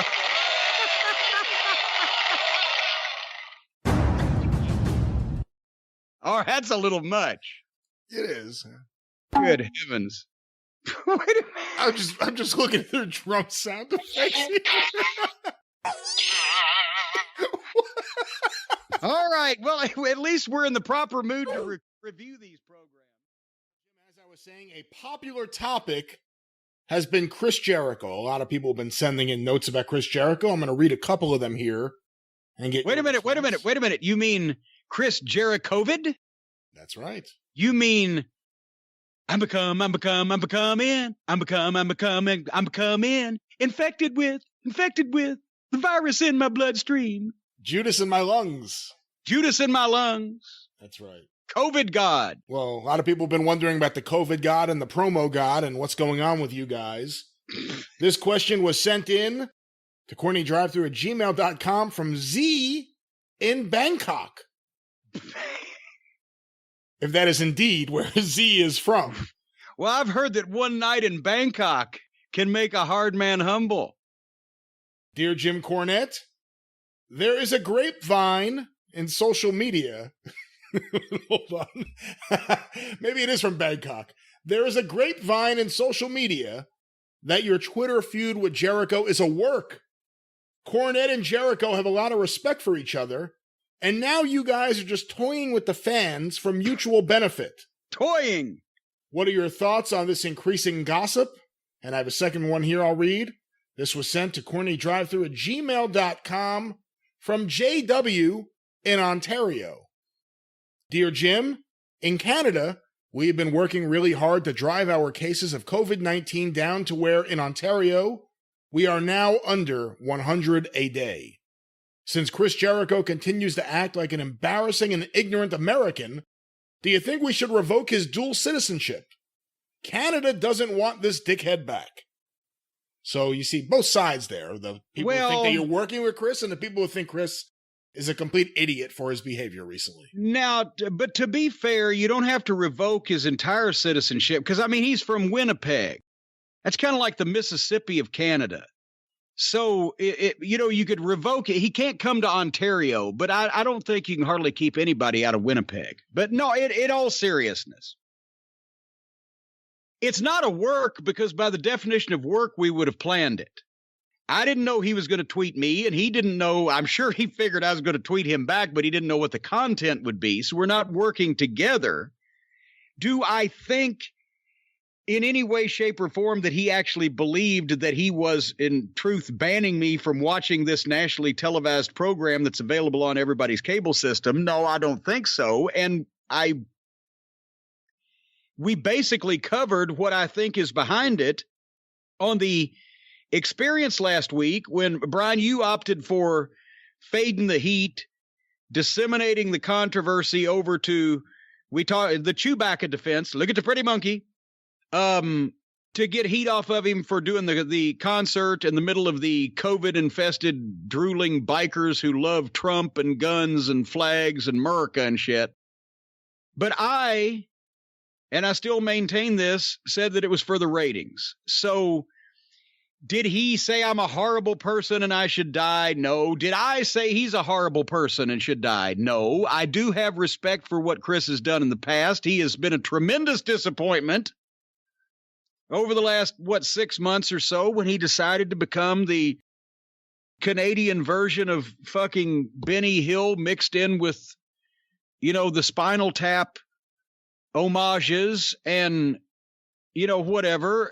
I don't know why he's doing this. I don't know what the fuck he's thinking. I don't want him to plummet off a cliff or be boiled in oil and his fat sold for soap, but it's very disappointing. So he's probably working on his side because he knows what I'm saying is true, but I'm not working on this side because I know what I'm saying is true. Well, plus the other thing is, yes, he tweeted at you to deflect from the fact that everyone across the board was killing him for the ignorant decision to go and have his band play several concerts, including the Sturgis motorcycle rally. But I say that he was tweeting me to stir up me to give him publicity for his match, if you can call it that he was going to have with his little dog Pockets that week on, the national televised comedy improv program. Well, you didn't let me finish. That's what I was going to say. If there's one thing I've said before about Chris Jericho likes to latch on to anything that he thinks is happening. Chris Jericho's ideas usually stem from either bad comedy or, oh, this person has something going on. How do I get involved with that? And he's done it with Orange Cassidy. He did it with AJ Styles when he came into the WWE. He did it with Matt Hardy's drone. I think he thought that would work out better. And he's doing it now with Cornette. You're the biggest heel AEW has. Your audience is almost as big as AEW's. We did that math on the experience too, didn't we? He said to himself, you know what, I'm finishing up this. By the way, there was one moron that tweeted, well, I don't believe that Cornette's audience is 3 million people per show. No, we didn't say that. Neither is theirs either. We were doing monthly totals. Follow along, people. Follow along. Go ahead. Well, I was just going to say, I think that's what Jericho's doing. I think Jericho sees that you're what's happening, and he's trying to figure out how he can get some of that heat, how he can attach himself and latch on to the cult of Cornette right now. It's amazing. I'm the most... I put less effort into latching onto anything than anyone. You know this to be true. I put a lot of effort into being unlatched. I don't want to interact with, associate with, be involved with any human beings on any kind of interpersonal basis. But they love to latch on me. You know why people listen to this program? It's the only one that's not full of shit. And it's the only one that the whole idea of the program is for that person to somehow gain employment somewhere. Mine is the opposite. I'm actually doing this to stay away from people. It's funny how the American public can see through, except in certain orange cases, a big sack of bullshit and cut straight to the meat of the matter.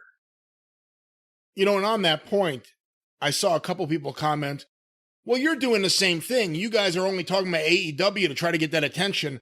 I want to set the record straight on that, because I'm the one person who knows all the numbers, and I monitor everything, and I know what people are paying attention to and what people aren't. We talk about AEW because the demand is pretty overwhelming, and it's not because people love AEW and they want to hear people talk about how much they love AEW. It's because a lot of people think AEW does a lot wrong, and they want to hear someone else talk about that, and they agree with it. If we were just going to do stuff for attention and numbers, I'm telling you right now, we would be reviewing Raw and SmackDown every single week. Nothing. Oh my God! I can't even imagine. Yeah, I can't even imagine. The NXT stuff doesn't get that much attention either. It would be Raw and SmackDown, and we don't want to do that because AEW we can at least laugh about a little bit. They suck, but not in a funny way. They just suck in a boring way. Painful way. Painfully boring way. AEW sucks in a fun way. But here's something else to think about. What did I always tell every aspiring trainee young wrestler in any seminar or wrestling school? If you were around me long enough, you got this piece of advice. Come to the hot tub. No, for heaven's sake. There's only a few people got that advice. No, everybody got this advice. If you're going to be a babyface, the babyface promo basically consists of you saying to the people, to the fans, what they would say if they had that platform and that opportunity. You want to speak for them. You want to tell them that you feel the same way they do without actually saying those words. You want to echo the things that they're thinking about the heels. You want to say, Brian Last, you're a no-good son of a bitch, and it's been too long now that you've been bad-mouthing these fans and running roughshod, breaking all the rules, screwing all over everybody's favorite wrestlers, and now somebody's going to stop you. That's what they want to say. They want to hear that from you because that's what they would like to say. The babyface speaks for the people. He encapsulates the situation. Here's what's been going on. Here's who's responsible for it, the heel, and here's what I'm going to do about it. That's a babyface promo. And what we are doing here on these programs by reviewing modern wrestling, because let's face it, I guess some of, what do they call it, hate listen? Some of these fucking goofy fucking sketch comedy fans that watch this gymnastics flippy bullshit and this synchronized swimming in a wrestling ring and like it, they hate listen to what I'm going to say so they can try to find something to tear it down. They could try to find some reason why I'm wrong and people shouldn't listen to me. They can't. They make a few up every once in a while, but they can't. But the majority of our audience is like you and me, Brian. We were wrestling fans.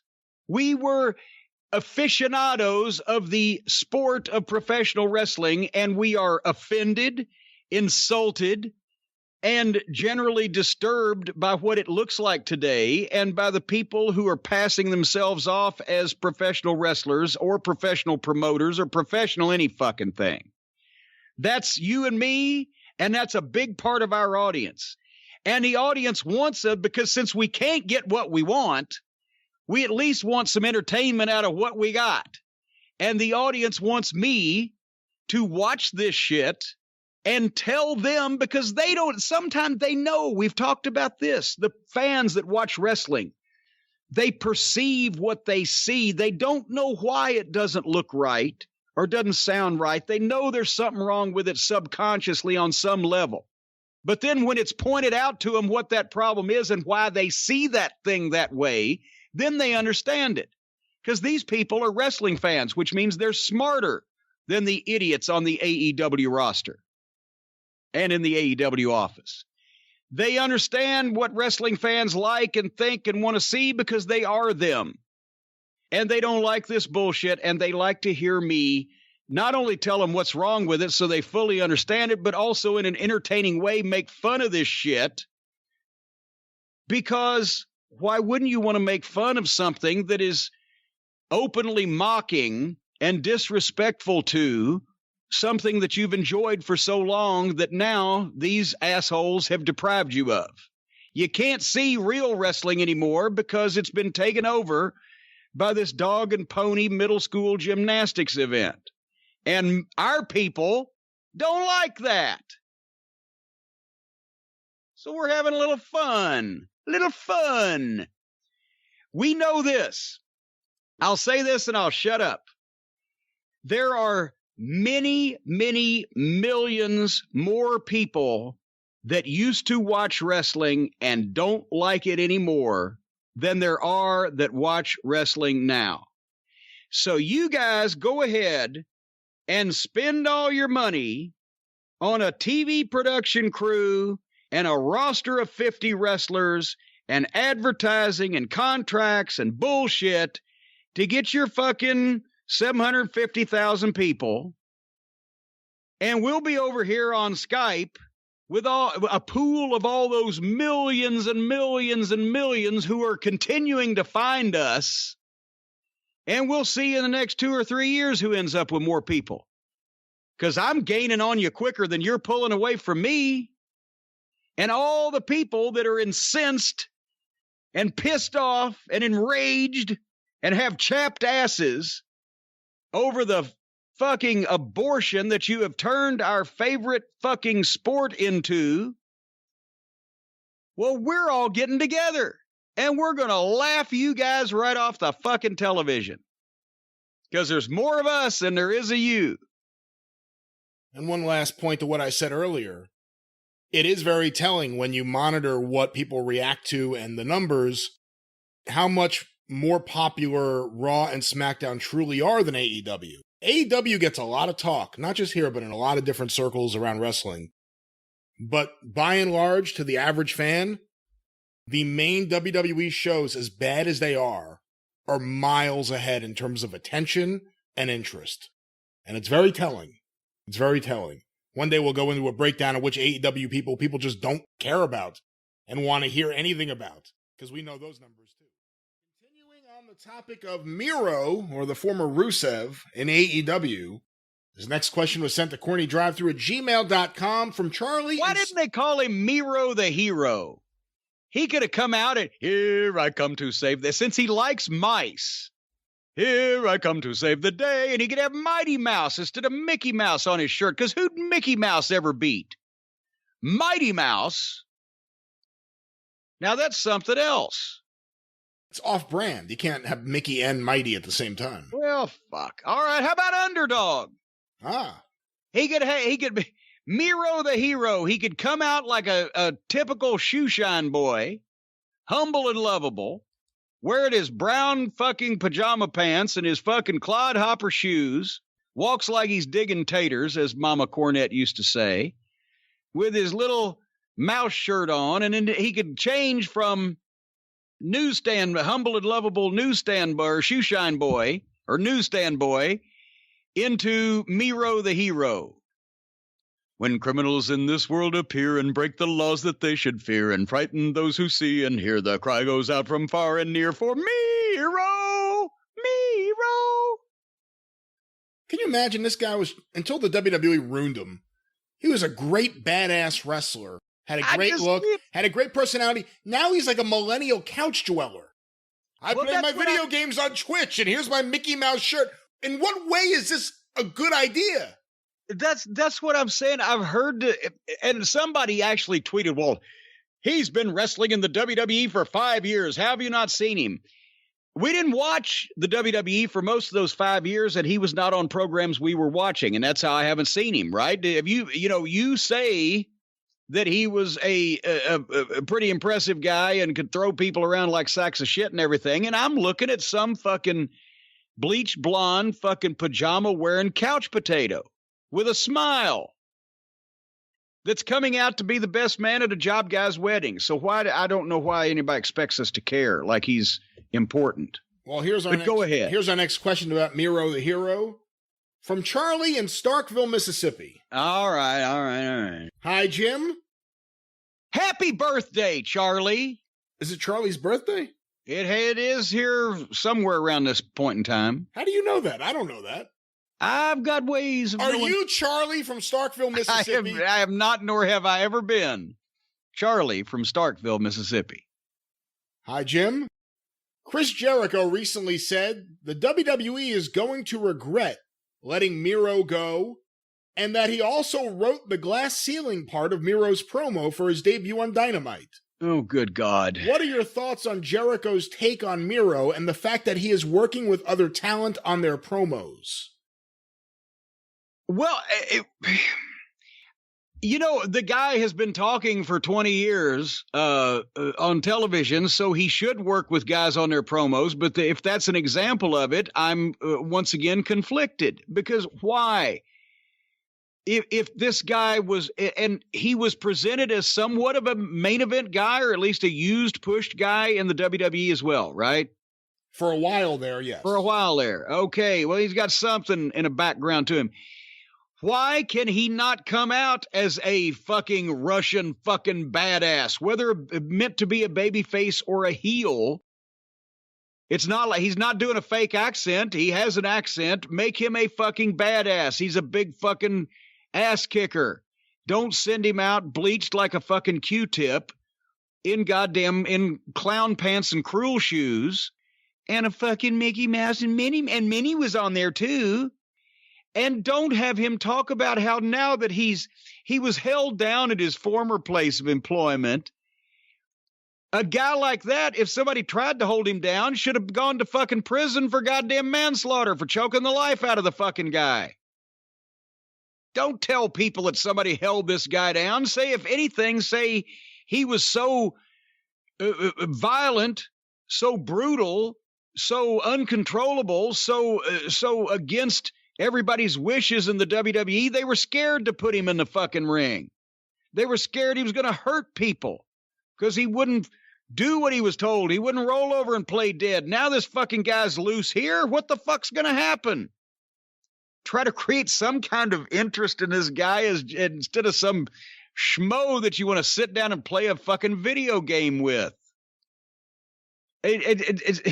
Every time I hear, oh, I'm so lucky to be here because now they'll let me because I was held down before. Well, that just means that you're a putz and you allow yourself to be held down, and you're not talented enough to emerge from being held down without fucking changing the goddamn location and fucking going through all this bullshit. It's negatives on top of a negative.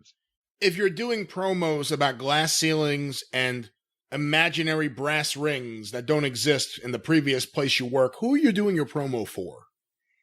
You're doing the promo for the fucking guy that runs the company that you just left to say, now look, they'll let me talk on TV. And he's laughing because who gives a shit? Because he didn't want you to begin with. For fuck's sake, get a second chance to make a first impression, and the first thing you do is remind people that you used to be a schlub somewhere else. He could have changed his look a little bit. I get he was heavier, right, in the WWF. He's lost weight. He's trimmed down. Well, originally he was heavier. I'm not saying like overweight, but he was a big stocky guy. Yeah. And in the last couple of years, I mean, the last time we watched Raw, you don't even remember. I mean, that's what an impact he made on you. The last time we watched Raw that he was on it was the first time I had seen him in a while, and he had lost a ton of weight. And unfortunately, he lost a lot of his presence with that weight loss. Well, I would just, make something a positive. Come out and say, I've lost weight. I've leaned up because I'm going to, be able to hang cardio-wise with these guys or whatever, all the smaller people. I don't fucking know. But send the guy out with a backstory that you might be impressed by, intimidated by, or even scared by, depending on whether you want him to be a heel or not. And you've got this big fucking Russian talking badass, and he looks like a complete putz. So it's just, and the whole idea of I'm either achieving my dream by being here. Did Steve Austin ever come out and say, I've always dreamed of being in the WWF? Well, he had, but he didn't say it. Because if he'd have said it, everybody, well, what the fuck? You're easily fucking pleased. What do you think about the idea that so many of these guys come into the company and they can't let go of where they came from? I mean, I don't remember Moxley doing it. He may have, and I just don't remember. But early on, Jericho made comments in his promos, veiled shots at WWE. Cody took a sledgehammer to smash a fake throne, which was just so stupid. Well, here's the thing. I like snide comments. I've made a few of them in my time. If you make a few snide comments without being overly, for the people who know, they know, and for the people that don't know, it works in your universe. If it works, if the line works on your show that you're on now, as well as have a double meaning and be a reference to other shit, then I like shit like that. But if you're just constantly harping on the other place, then you're doing the same thing the Poffos did to Jerry Jarrett in the war in Tennessee in the 70s and 80s. You're just putting the competition over, and you're in second place. So you're putting the leader over. Are we at a point where everybody in the world wants to see a bunch of people obviously just happy to be there and willing to put up with any kind of bullshit to be there, as instead of the fucking rogues and the wild, uncontrollable wrestling stars of years gone by that didn't give a fuck whether they got kicked out of the promotion? Go ahead, kick me out. I'm going to do what I want. Those were the guys that were off the chain, that out of control, that you looked up to. Now it's just a bunch of fucking circus performers doing their goddamn trapeze shit. And if the boss gets mad at him, he'll fire him, and then they'll be destitute and they'll starve to death. How are these guys supposedly professional athletes, but they're constantly 2 weeks from their family being out in the street every time the authority figure threatens their job?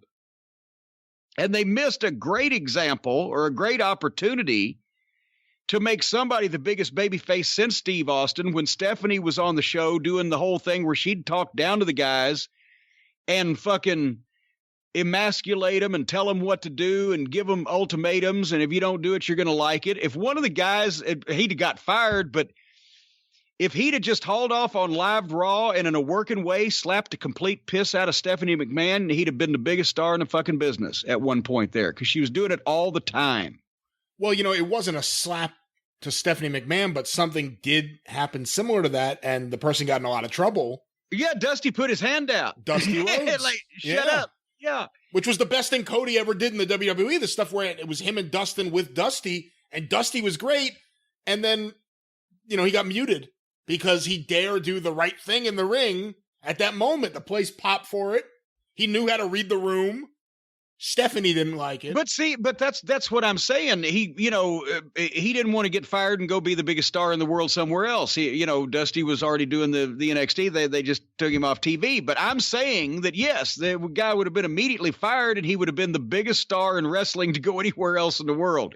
He just slapped Stephanie McMahon so hard she fucking sat down on her ass and cried. That would have made the biggest babyface in wrestling at one point, because you can't have...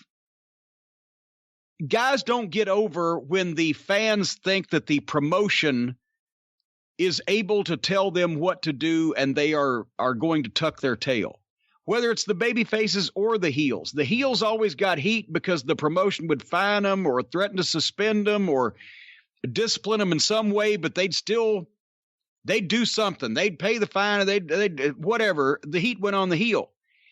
Ultimately, the promotions were always babyface, so they didn't have to order the baby faces to do anything they didn't want to do or that were out of character. However, that's why it meant so much when the baby face was out of control and coming after the heel, and the promoter was trying to, or the promotion was trying to, no, you can't, someone will be hurt, whatever. That added more to it.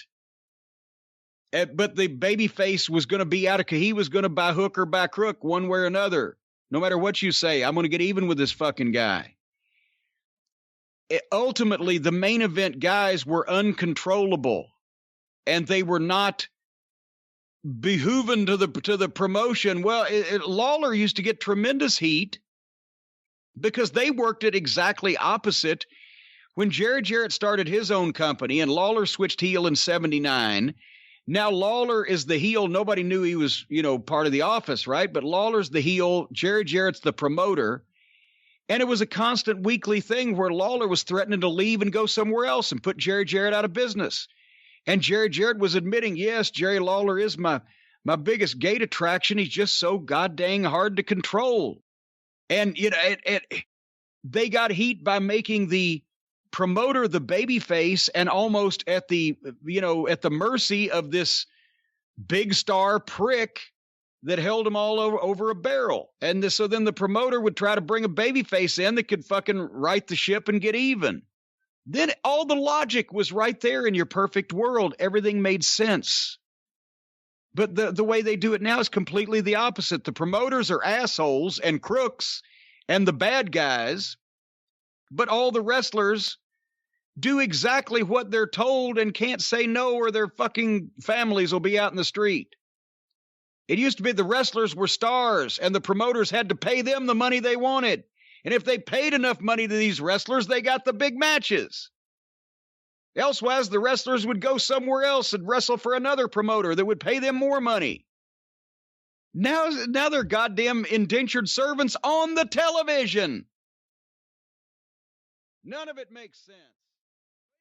It's going to be a good day on the program. We got a lot of positive energy here. We got a lot of cheerfulness. We're going to be happy. We're not going to be grumpy. We're not going to be grumpy like people are. Like, there's a lot of grumpy people on Twitter lately. Possibly grumpy people that have heard one of our programs and not liked the content of same. Possibly grumpy. They may have been up late at night, having a little bit of the bubbly. And Brian, let me ask you a question. When you delete a tweet, does that generally indicate that the response to aforesaid tweet was not of the vein that you were hoping it would be? Well, I don't know if it necessarily would reflect a response, but it certainly reflects that you may regret that you tweeted it out. Well, the only reason you'd regret you tweeted it out is when a bunch of people hopped in and say, you know what, he's right, and things and such of that nature, and going against your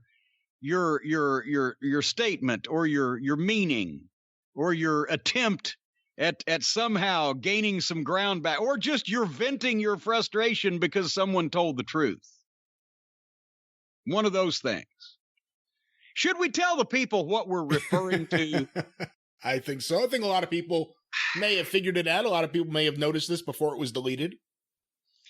Well, I did retweet a screenshot that one of the Cult of Cornette members was good enough to send me, so it's out there if you want to find it. But basically what has happened is, on the experience this past week, the highly popular, wildly successful Jim Cornette experience, we reviewed, as we usually do, some of the recent television offerings from some of these so-called wrestling promotions these days, and one of them was the fact that, as a member of Twitter did comment on, Chris Jericho's 30th anniversary television celebration match was against a fat, pale, 50-plus-year-old man that hadn't wrestled to anybody's knowledge in 20 or 25 years, but they're friends.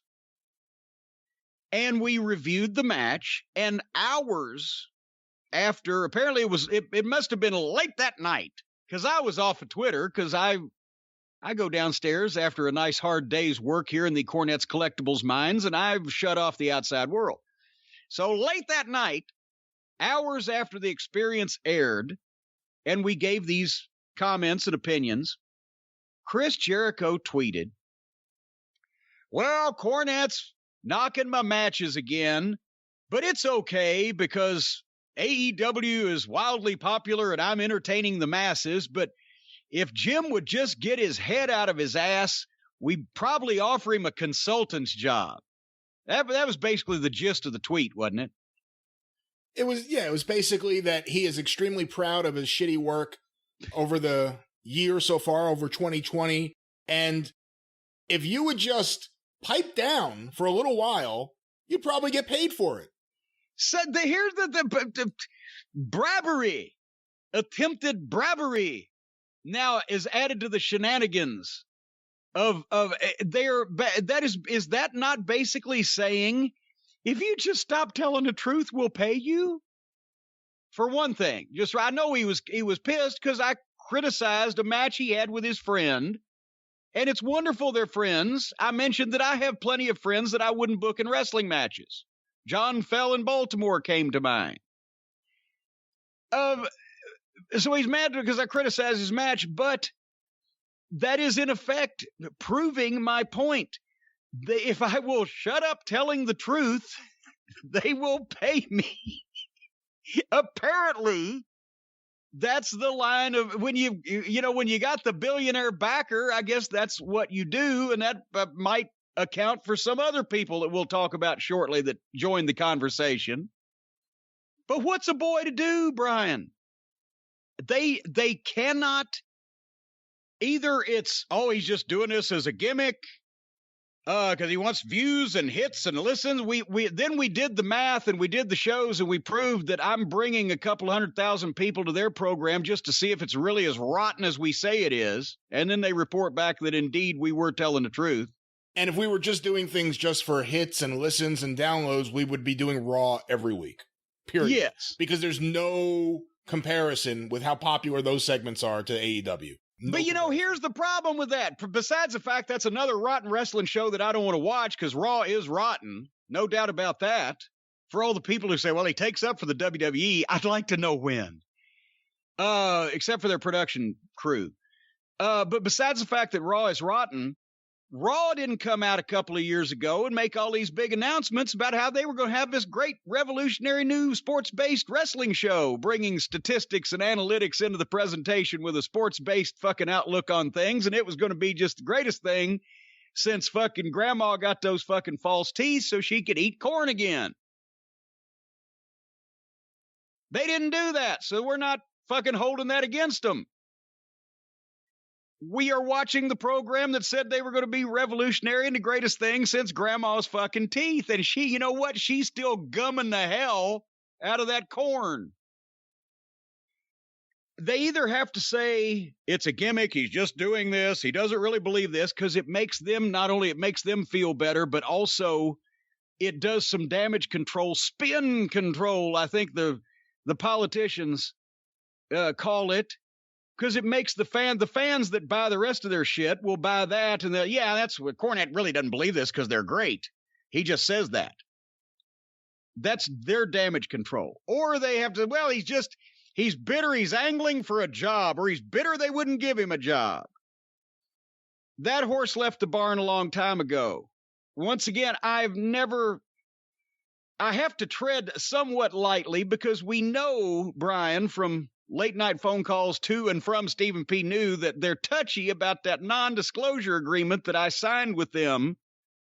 About how long they've been on TNT now? A year, about 2 years ago is when that was signed, because they've been on television for a year. They're very sensitive about that. They're very sensitive. I don't know what they're afraid of you revealing. I mean, that's the other. Well, no, there ain't nothing else to reveal. What is Tony Khan afraid that you'll say that he told you? I think the listeners would love to know. I wish they would release you from the non-disclosure agreement. There's nothing else to reveal, because then I'd have to remember all the other shit that he was blathering at me that I was like, Here's the thing. I've never said they were not going to do this. It was entirely plausible that a family that owns a professional football team and professional sports leagues in other countries and stadiums and arenas and things like that would be, as the story, I believe, has been told by Mr. Khan himself at a party with Kevin Riley and the Turner Networks, and boom, and it was a surprise. I think has been told also to the new Turner executives that they actually had Vince McMahon's competition 20 years before that. Nobody there really knew that because wrestling wasn't on their mind at the time. But anyway, they don't even know who Ted Turner is. Yeah, there you go. Yeah, it was a Turner. When was it? Anyway, I never said he couldn't get the show on the air. And I never said that he didn't have the money to back the thing, blah, blah, blah. So where I differed in his presentation was when, I believe, as I've said, and I'm not revealing anything here, when he told me who he was going to be in business with. And that's when I knew that this was not something that I was going to be involved with, because I knew what it was going to look like. And I'm pissed that they proved me right. That's why I'm pissed about AEW. As I've said this before, but maybe it bears repeating, and I haven't said it for about a year now, so we've got a bigger audience. It pissed me off that instead of taking the ability to talk to a fucking guy at Turner Networks and just get a network cable show, and the financing that nobody else has to sign, seemingly, one would think, any professional wrestler in the world that's not signed to the WWE might be available to somebody with that bankroll if they knew how to do things. And all of those assets were going to be used in a shit show because of who was involved and who their friends were going to be that they were going to hire, and the style of presentation that it was going to be done as it proved me wrong, right? That's why I'm pissed, because they haven't. You could have taken that, as I said, all those assets, and you could have got wrestlers, and you could have presented a product such as Ring of Honor has presented, or certainly something more respectable to professional wrestling than what we have gotten with the All Friends Wrestling Alliance. And that's why I'm pissed. It's a wasted opportunity. In this generation, in many of our lifetimes, nobody's ever going to just be able to talk to a guy at Turner Network and get a show on the air again and have the money to do all these things, especially through a pandemic, and do a worse job at it. No, nobody's ever going to have this opportunity again, and they're fumbling the fucking ball because they hired the friends, relatives, acquaintances, and paramours of the Central Goof Patrol that he's got as his brain trust. And so that's why I'm pissed at them. It's not that I didn't want, that's my first comment to Tony Khan the first time I ever spoke to him on the phone was, Tony, I'm the only one that'll tell you the truth because I don't want a job. 2 years ago, I was 57. Now I'm 59. That's almost 60. I was not going to be definitely getting on airplanes and flying around or driving around to a wrestling promotion, events that were being held all over the country, regardless of who it was fucking for. Not interested in that. Am I going to stay home and write my thoughts down via email or phone them in and take a check for it? Well, if it was a goddamn real promotion, Pinocchio, absolutely. If there was a way I could help, but how the fuck? You couldn't do anything with this show that they're doing if you were on the fucking ground there, unless the first thing was fire half the fucking roster and start over. So sending thoughts in on a show like this when those people are on the scene, it's like telling somebody over the phone how to cook a cheeseburger. You don't get to stand there and watch. You don't get to smell it. You don't get to take a bite of it when it's done. And they're probably not going to do it right to begin with. So they're just sending you money to send them shit that they're going to ball up and fucking toss away. And I don't want money like that. Because then I feel like I'm wasting my time. So there was never going to be any goddamn arrangement here. Especially, as I've mentioned, after I saw their first fucking program. But if you had wanted it, it would have been there. That's another key point. Well, yeah, I'm not saying that, but the point is everybody thinks they have their own reasons. They can't imagine somebody just out here just telling the truth because I don't give a fuck, and I'm tired of people wiping their fucking feet on the wrestling business. And I praise the people who respect it and who approach their profession in a serious way and who have talent and who are doing their best to get over. And I shit on the people who are goddamn jokes and imbeciles and wink, wink, nudge, nudge wrestlers and cosplayers and have matches with inanimate objects and the Invisible Man because that's the way I really fucking feel. And the problem with everybody's fucking trying to figure out why is Cornette doing this is they cannot accept, they can't start with the fact that, yes, we do suck. And yes, this does suck. And whether 100,000 people watch it or 1 million people watch it or 10 million people watch it, that's not even what he's talking about. He's just telling us we suck. And that can't be true. So he's got to have an ulterior motive. I got news for you, simpletons. Start thinking simpler. And I'm sorry, Chris, that I didn't like your match with your friend. I would have booked it in Smoky Mountain Wrestling because it meant something to you. I would have put it on OVW TV because that's local television and a wrestling school.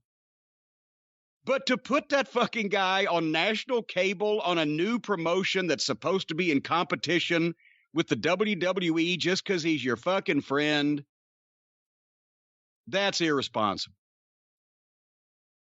Fiduciarily irresponsible. Fiscally irresponsible.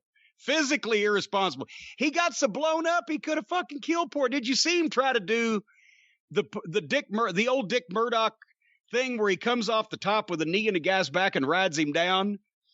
He was beside Chris because he knew he'd fucking kill him if he fell on him because he was so blowed up and sucking wind so bad. So he just came down next to him and Chris had to kind of face smash his own self. But the point is, I do apologize if I hurt Chris's feelings, but everybody that thinks that I want a fucking check or a job to shut up, that ain't going to happen.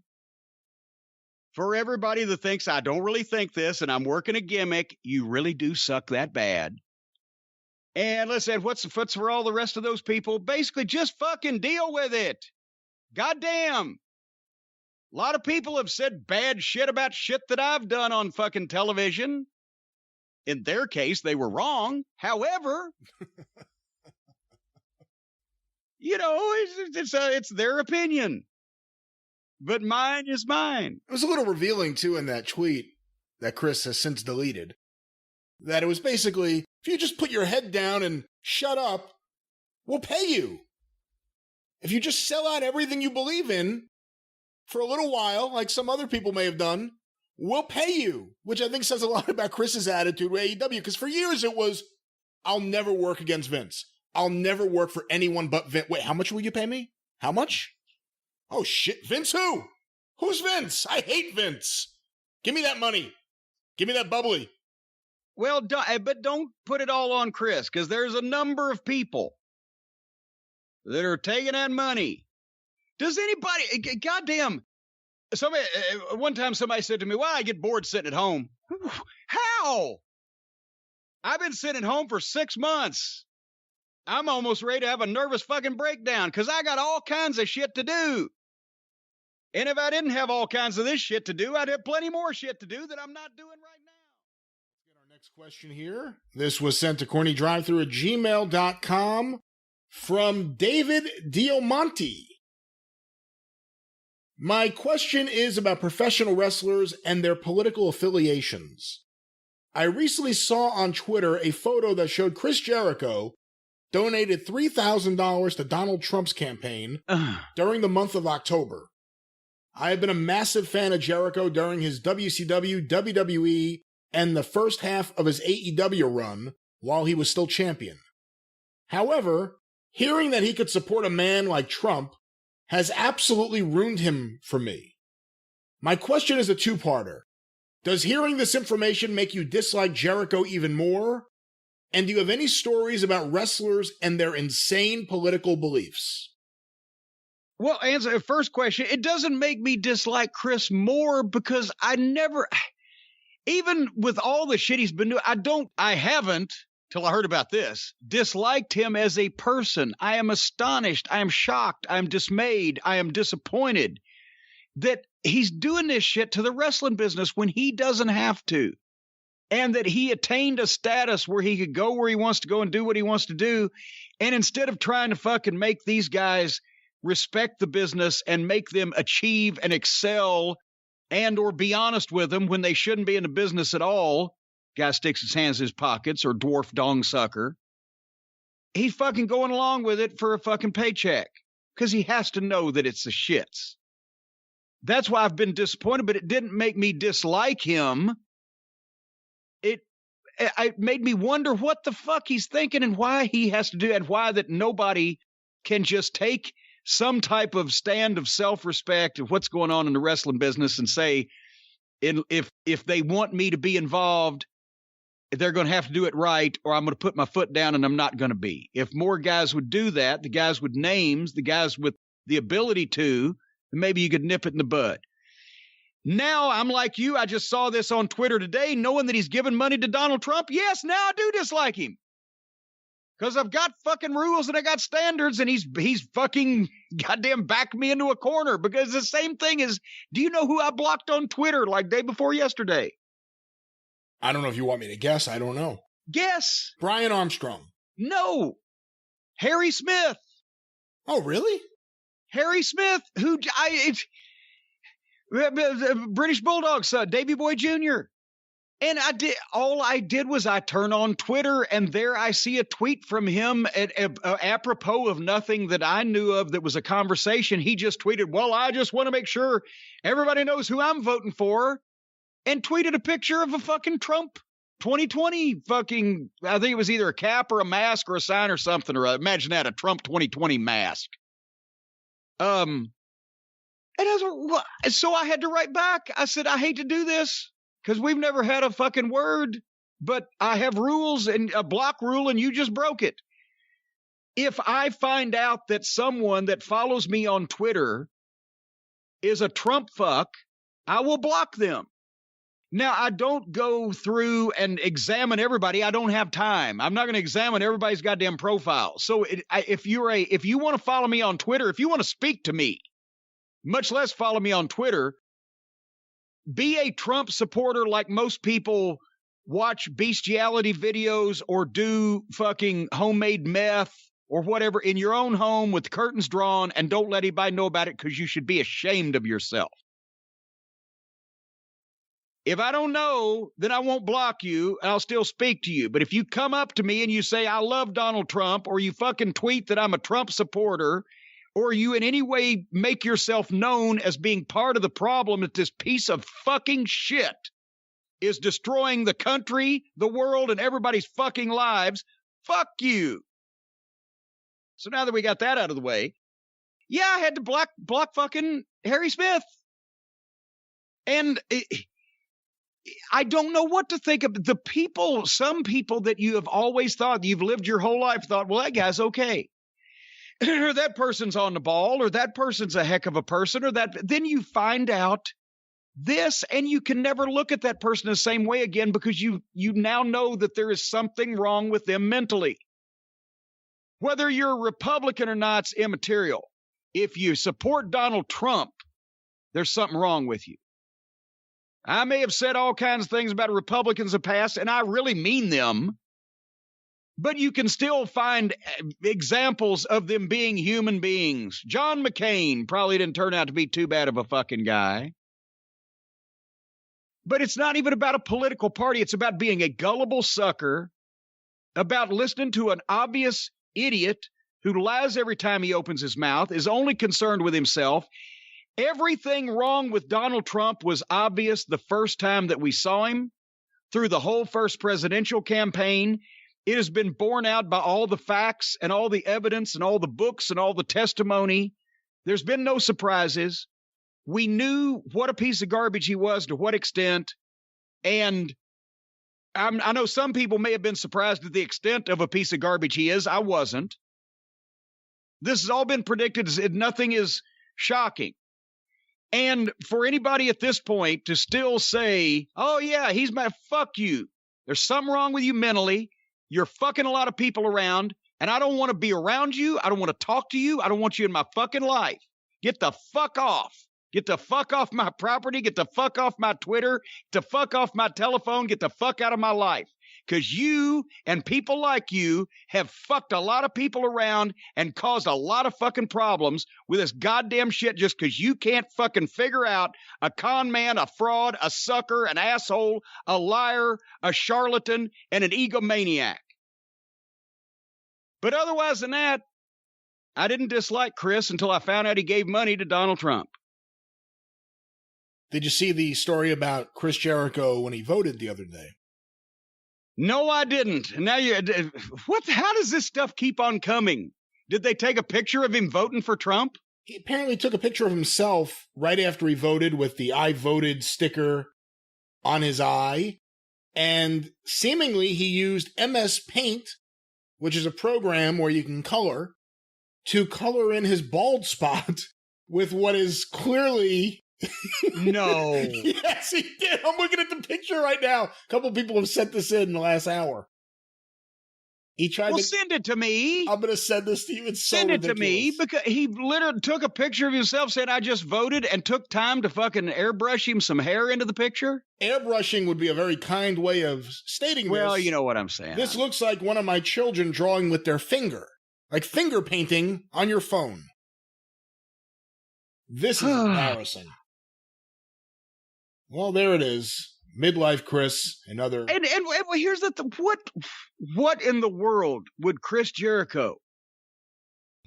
How could he fall for Donald Trump? He's in a business where fucking... You work people, and he would know what a fucking liar this guy is. And he's not a young person anymore, but I knew him when he was a young person. I just can't understand why anybody under the age of like 60 that's not a fucking, rich white billionaire or a goddamn religious fanatic would see anything that this guy could possibly do for you. Why would... Good God, I don't understand. AEW is really into comedy. The Young Bucks on their YouTube show, they do their comedy, and there's all these funny comedy segments on the Dynamite television show. I want to pitch an idea for a good comedy segment. I want them to take their most hardcore fans, the people who love AEW the most, the people who love the Young Bucks the most, and sit them down and film the room and have Chris Jericho and the Young Bucks share their views on religion and politics with their most hardcore fans, just so we could watch their heads explode. Well, now, wait, I know the Young Bucks, in addition to being the, right-wingers, are also the religious nuts. But is Chris found God now? Was he under the couch cushion the whole time? Is Chris religious? I can't speak to Chris's religion, but I can say that his political views... His political beliefs, apparently, are off-kilter. Very in tune with the Young Bucks' beliefs, from what I gather. What's the matter with people? You should have known something was wrong when he went for the shooting star press a few hours before the biggest match of his career. I thought he was just young and excited. I didn't realize it was going to be a lifelong pattern, doing stupid things in public. Hey, Jim, real quick before we move on, and we do have to get to these reviews at some point. Speaking of old friends of yours, did you see the tweet from Chris Jericho yesterday that caused Lance Storm to reply? I did a discussion between the thrill seekers. I did not. Well, I guess you can call it that. Chris Jericho, who we've recently learned about his political donations, and we've all kind of known about his political leanings for a while. He's going to rock America. Chris Jericho tweeted out, "I'm not a political person, but is it strange to anybody else that for the first time ever, we have to wait a day, 2 days, 5 days, 10 days to find out who won the presidential race?" Well, it wasn't even. It was 20 years ago. We waited month and a half. There's been delays because the Democrats have won the popular vote. 7 out of the last 8 elections, or was it 8 out of the last 8 elections? But it just depends on the electorals, but that's not the first time ever. Am I missing something? Well, he said he's not a political person. Obviously, we know that's he's not into history either. What do you want? Lance Storm replied, Wait a minute. Lance is smartening Jericho up on our American politics. Lance is all Canadian. Jericho's half American. Well, the Canadian replied, "The 2000 election took a month to finally be decided. Not exactly the first time ever. I cut promos about this at WCW."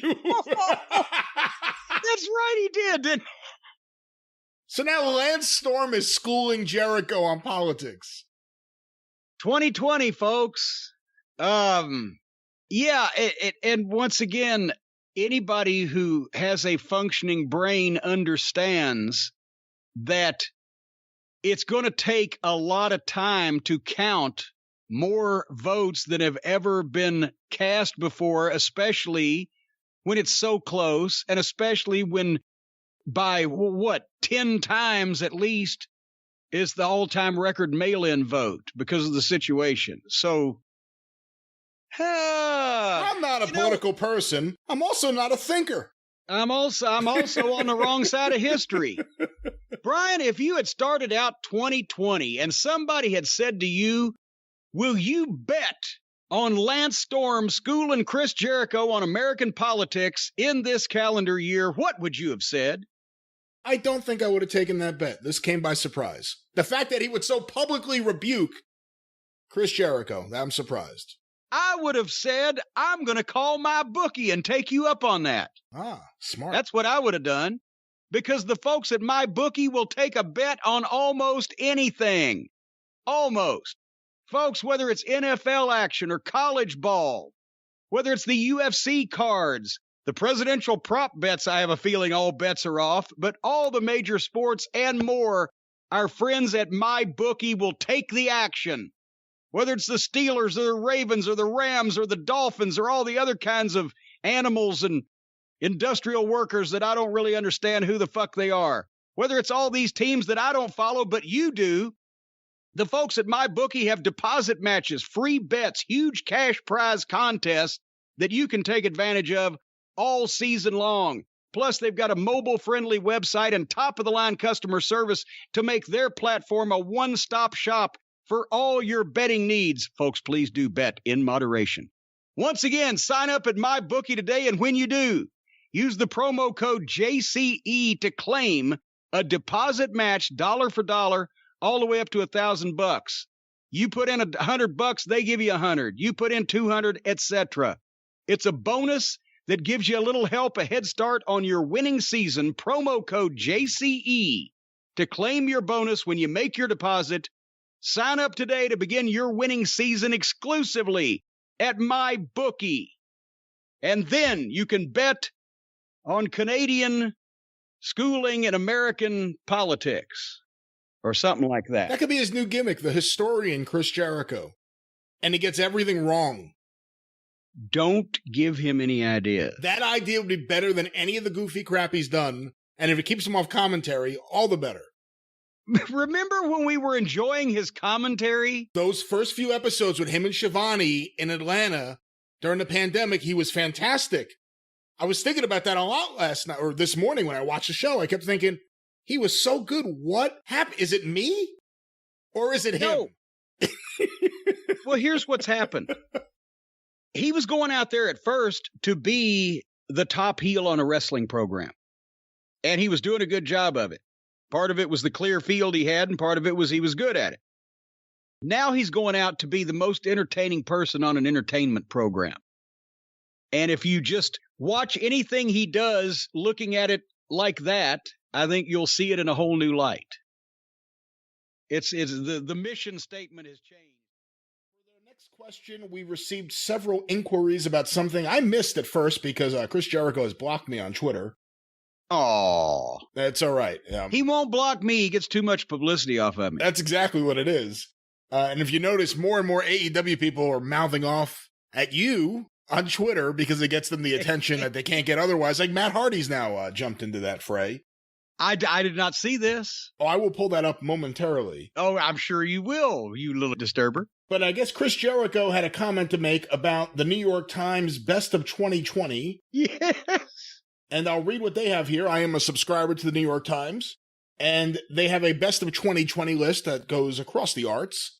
And what they voted, or what they anointed as being one of the best of 2020 was Maxwell Jacob Friedman doing Me in My Shadow on All Elite Wrestling.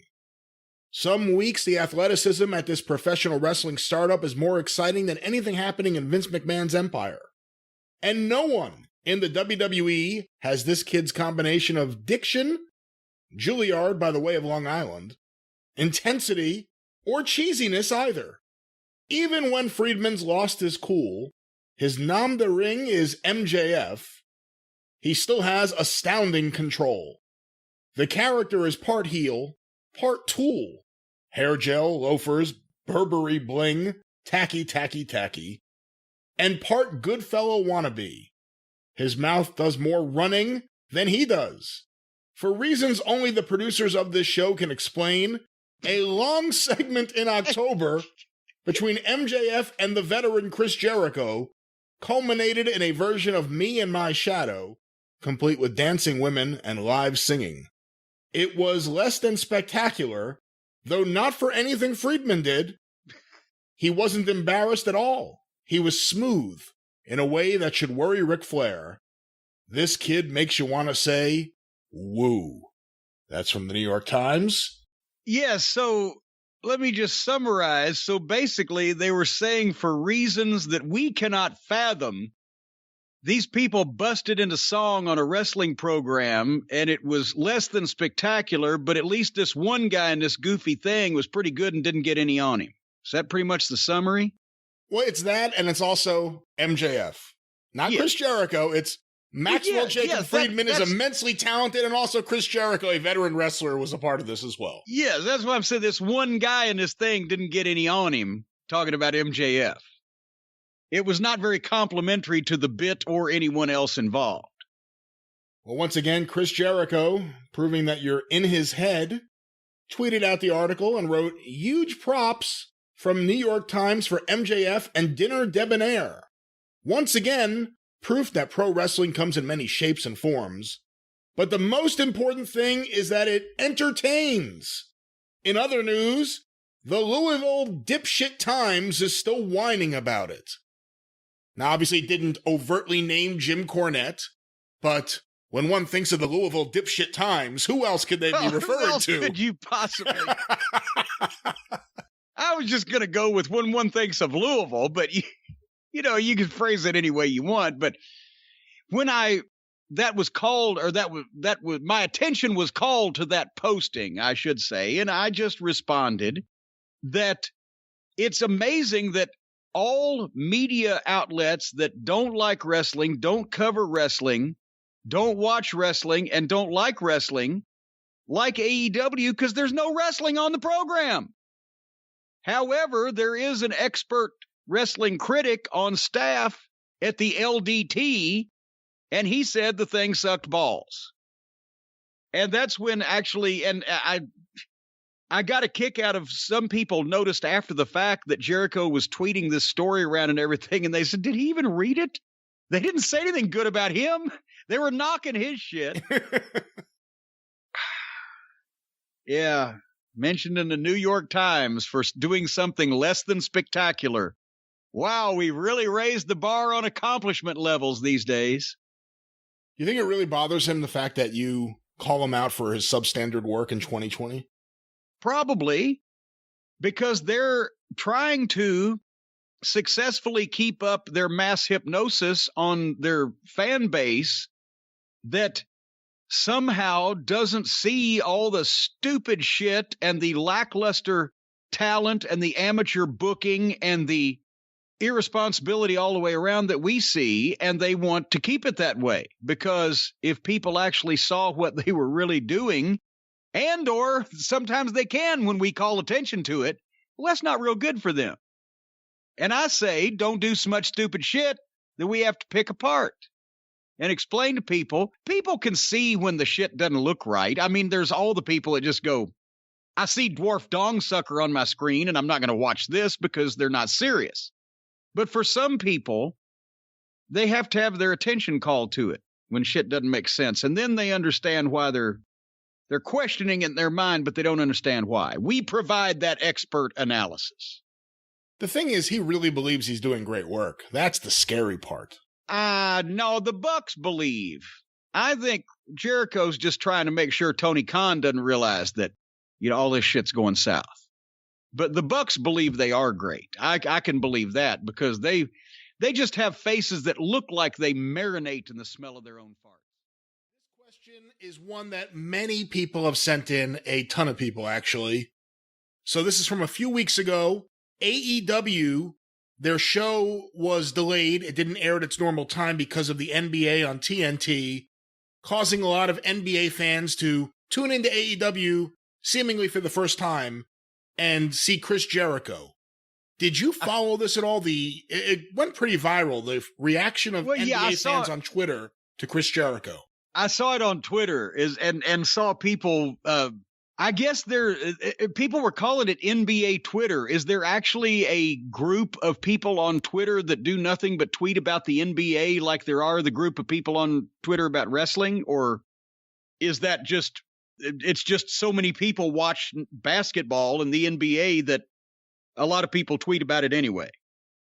I'm not exactly sure. This is the first I had really been exposed to NBA Twitter. I don't know that there's any organized NBA Twitter or whatever like there is wrestling, because maybe basketball fans, maybe just don't care that much because they don't have any storylines to complain about. But yeah, well, I mean, why is anybody surprised? This is another thing that I've been saying for a long, long time.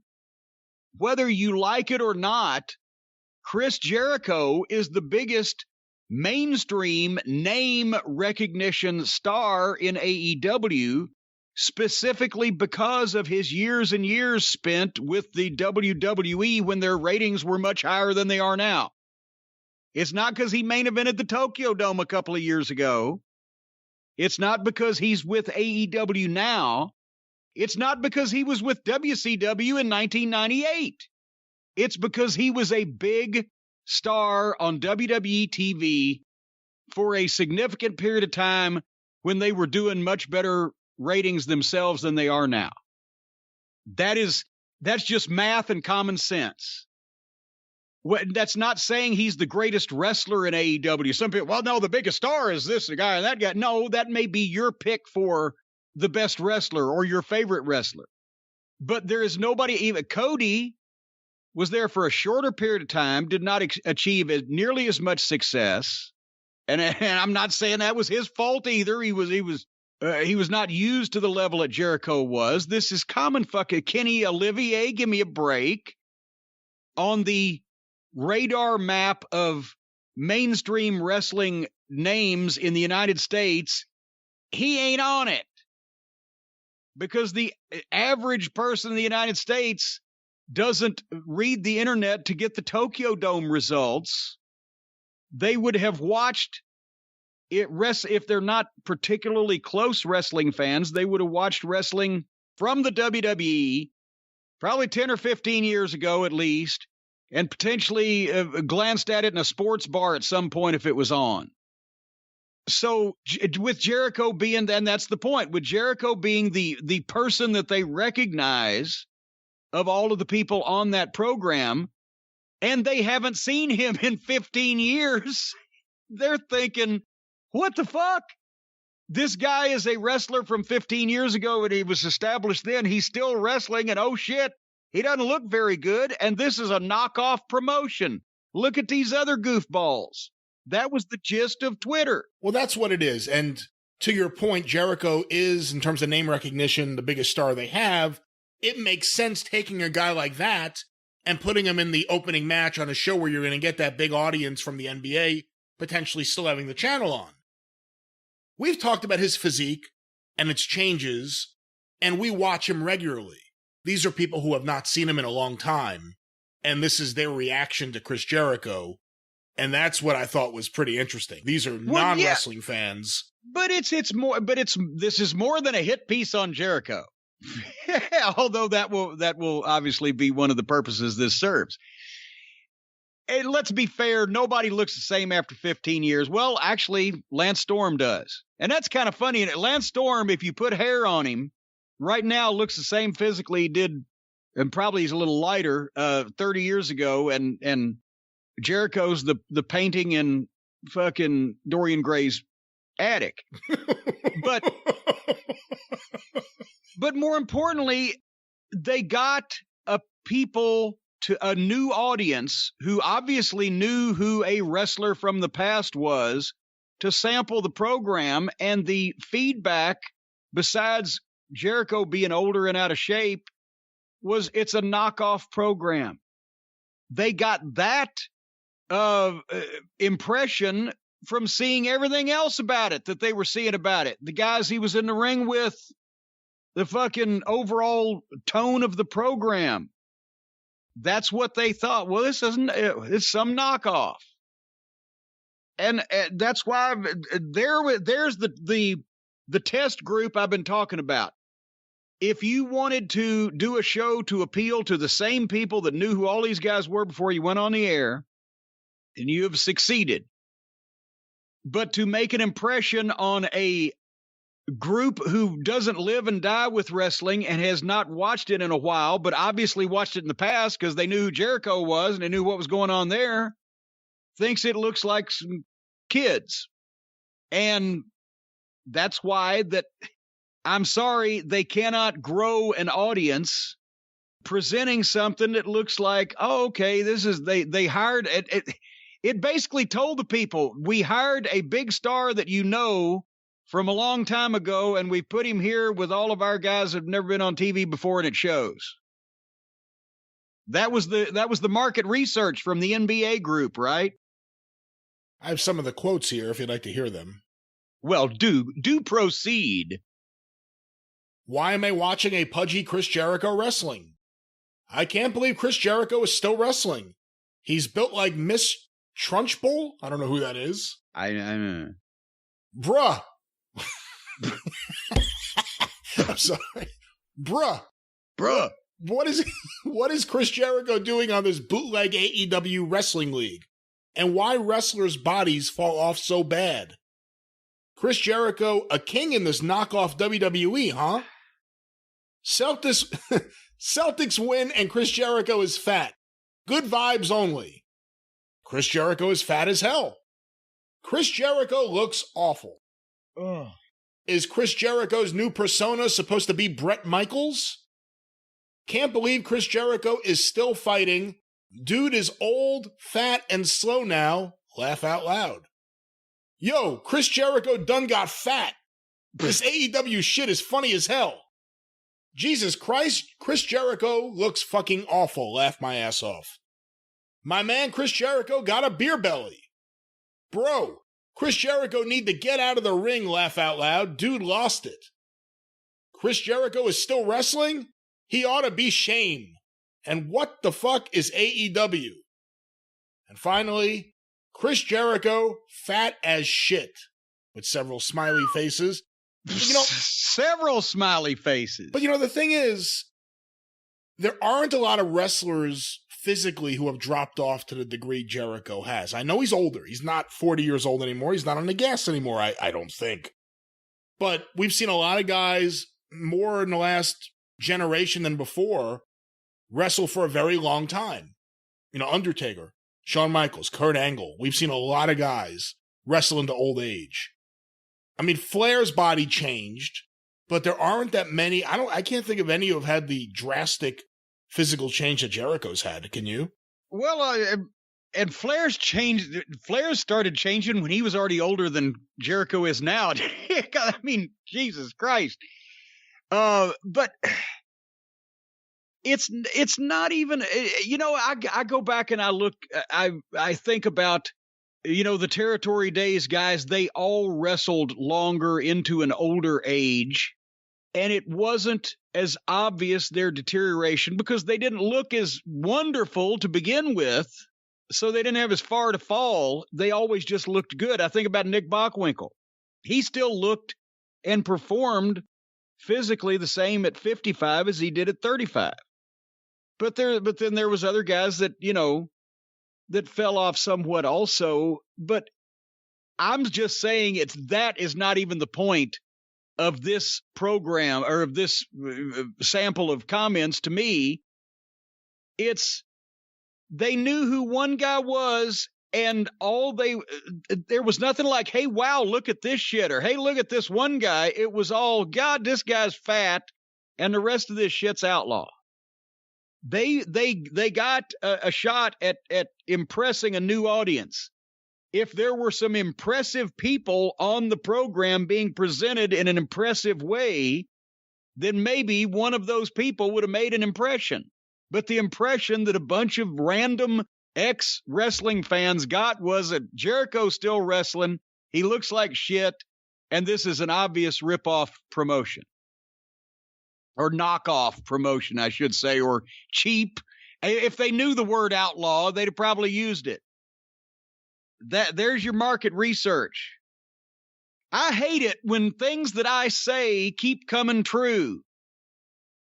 We probably are going to talk about another few of those on this program as well. Should we talk about our newest self-admitted COVID sufferer? Wouldn't you know who won the COVID? Chris Jericho. We've been joking about it. He really did get COVID, and he claims on his own podcast that he got it, I guess sometime around September was, I believe, the quote from him, right? Yeah. I guess sometime around September. Wouldn't you remember the exact date that someone told you had the most notorious disease on the planet? And wouldn't you remember when you had to avoid any other human contact for 14 days? Unless you didn't? How the fuck do you? Yeah, I kind of remember sometime around September. Where was that in relation to him going and letting all the bikers in Sturgis slobber all over him? What was the timeline there? Do we know this? I'm looking up the Sturgis rally now. I think it may have been August, but well, that sounds about right. Sturgis rally. The Sturgis rally was August 6th to 15th. Oh no, that's next year. That's the 2021 dates.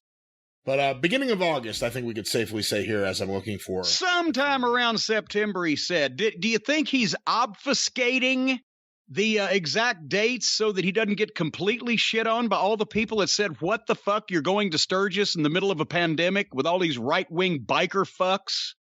obviously not practicing social distancing, obviously not believing in masks, obviously not believing in the pandemic, because that's the same kind of crowd as these patriot fucks, the domestic terrorists. I remember when bikers were supposed to be cool. Now they're a bunch of old miserable white fucks too. Yeah, I don't know. I mean, we don't know where he got it. The point is, it could have been there. So many other people. It could have been here, there, everywhere. It could have got it from El Kabong. There's Travis. I made this one easy for you. What the fuck? Bobby Fulton, as I mentioned last week on the Drive-Thru, has to go to work and expose himself to these non-mask wearing slobbering fucks so he can have his health insurance to continue his treatments.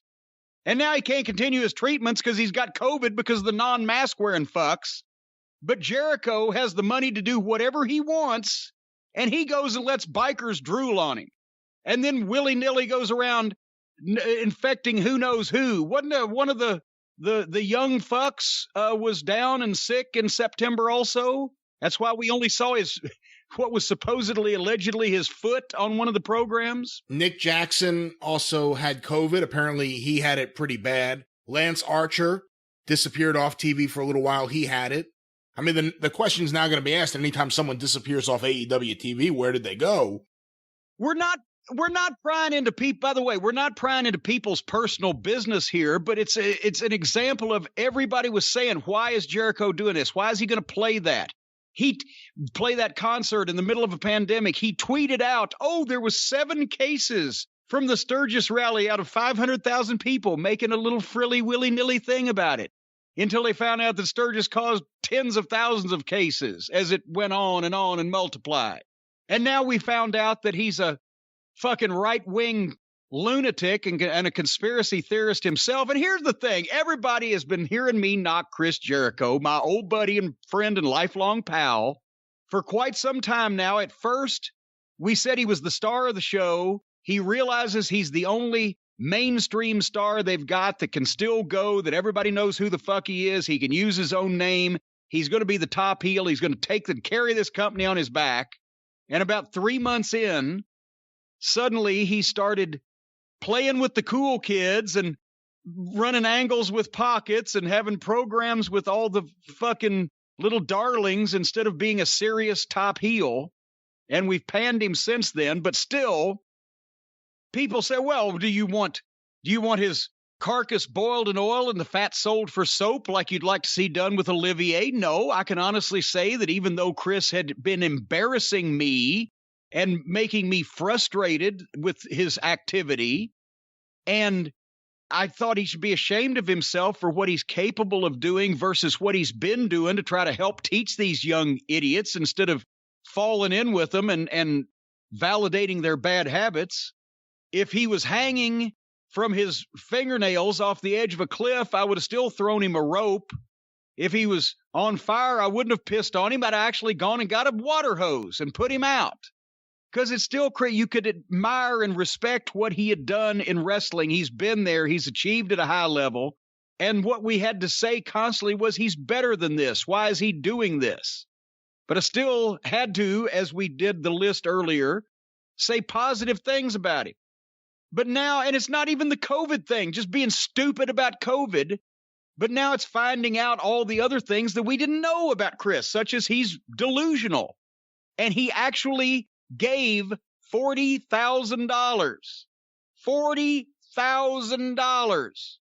to Donald Trump to get reelected. He thought that this fucking criminal deserved another chance.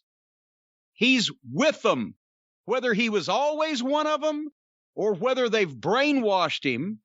The fact is that now I can say, desecrating the wrestling business even didn't break my friendship with Chris Jericho. I still would have thrown him that rope if he was hanging off the edge of a cliff.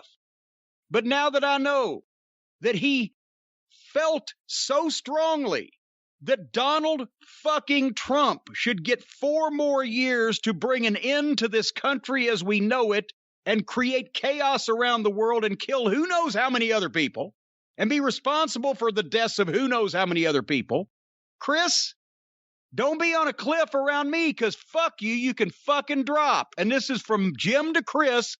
Fuck you. Fuck you. You're a filthy human being that supported a filthy, disgusting pig. And that's why you get my fuck you. We are no longer friends and never will be again. And I don't feel bad at all anymore about fucking taking apart your shitty fucking performances on this fucking supposed wrestling program. You've infected people now. You got infected yourself because you've been listening to this fucking Mango Mussolini and you think just like him. And I'm ashamed of you. And I'm sorry that I asked Lance Storm, hey, can you bring that guy you were working with in your audition video along? He looks good too. I'm sorry I said that because now I played a part in you being able to be successful enough to give Donald fucking Trump $40,000. You got too much money, Chris, and too little sense. And there's no fucking handicapped children or abused animals that could have used that money.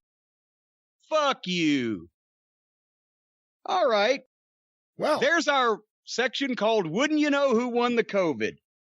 You know, I've obviously had issues with Jericho's work for quite a while because it's been substandard and bad. And his comedy is atrocious, and he insists on constantly putting his bad brand of comedy into everything. But is there anyone who's been more pampered in the last 2 years, the last year and a half by the wrestling business than Chris Jericho? AEW fluffs him left and right. They gave him an attraction for his cruise and had their show on his cruise.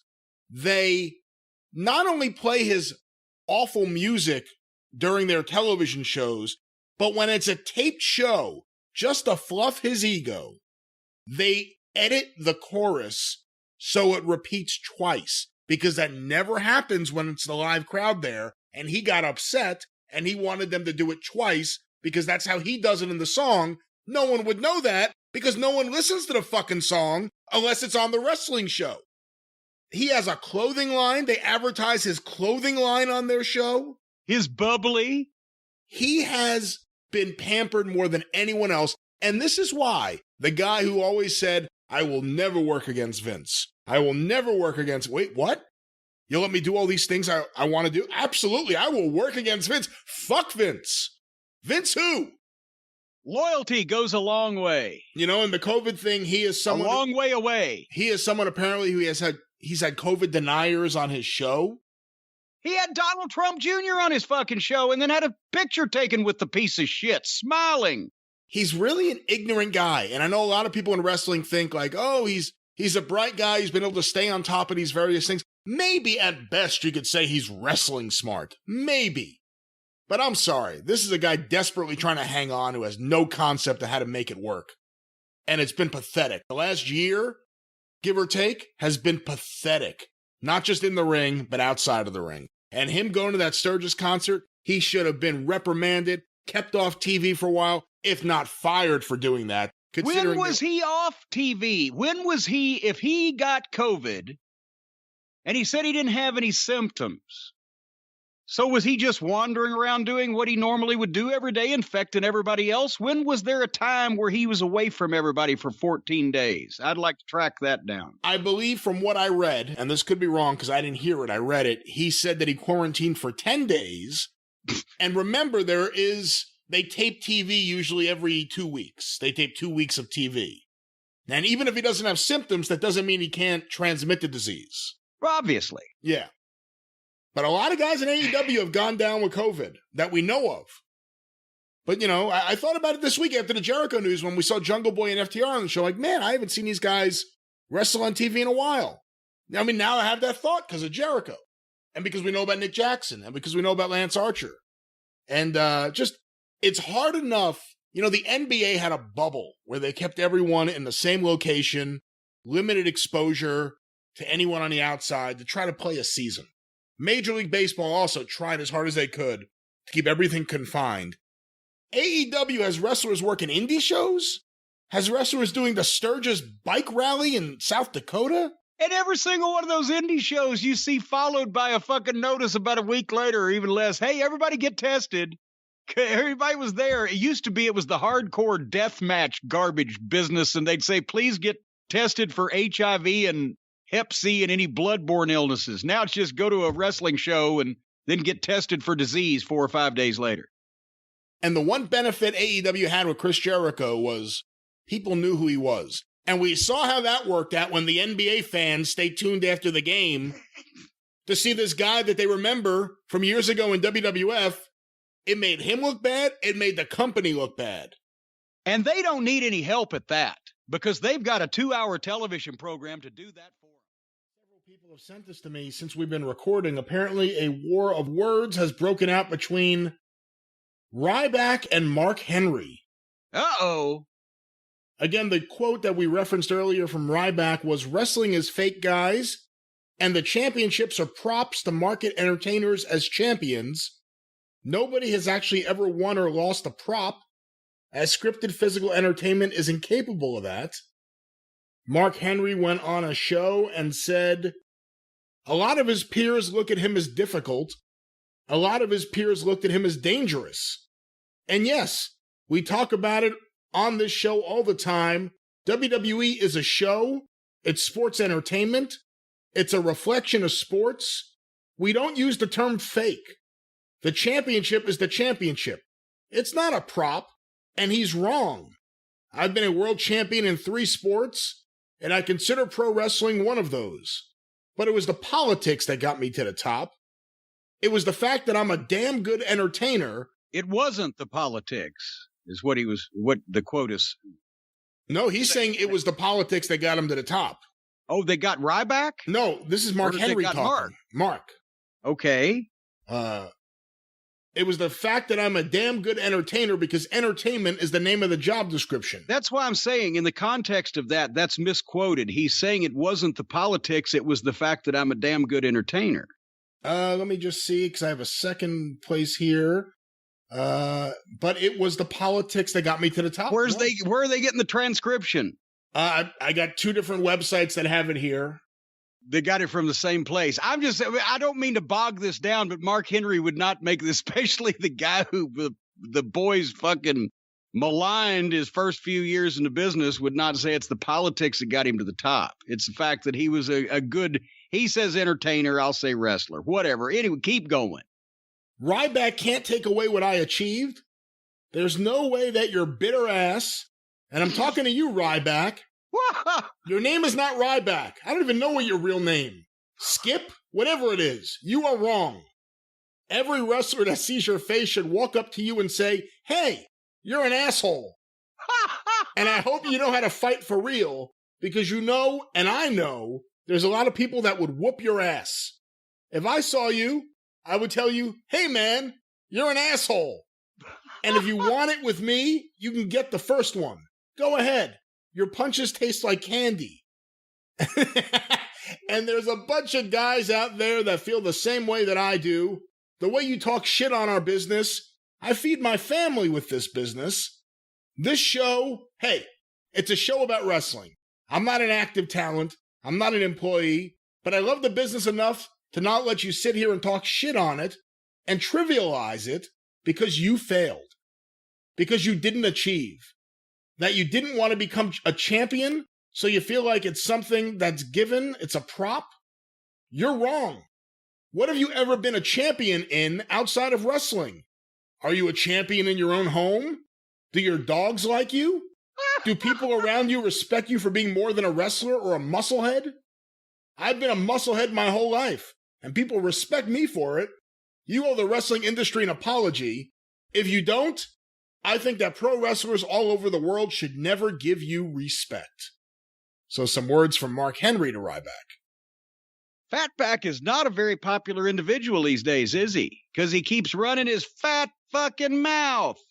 And I'm not going to read all this. He put up just a series of tweets about, He's not, don't tell me he's talking back to Mark Henry instead of just taking his ass chewing and going along. Well, that's what made me look into this, because someone tweeted me, and I said, this cannot be real, so I went to look for it. Someone tweeted me what they said was a quote from Ryback, and I'm not seeing it here. I'm just going to, again, I don't know if this is legitimate or not, but the quote was Ryback on Mark Henry. I will break him apart like no other, along with the shit company that doesn't care about him that puts him up to this. But I'm not seeing that in the series of quotes here. I mean, here's a sample. I have nothing but love for the wrestling business. I made the decision at 22 years old to drop out of college to pursue my dream, which was with the WWE for many years before I walked away at 34 years old to save my health. It would be very easy to get upset at So Mark's... it took him 12 years. He couldn't get where he wanted to go, and then he quit. It would be very easy to get upset at Mark's comments and engage in a back and forth bickering.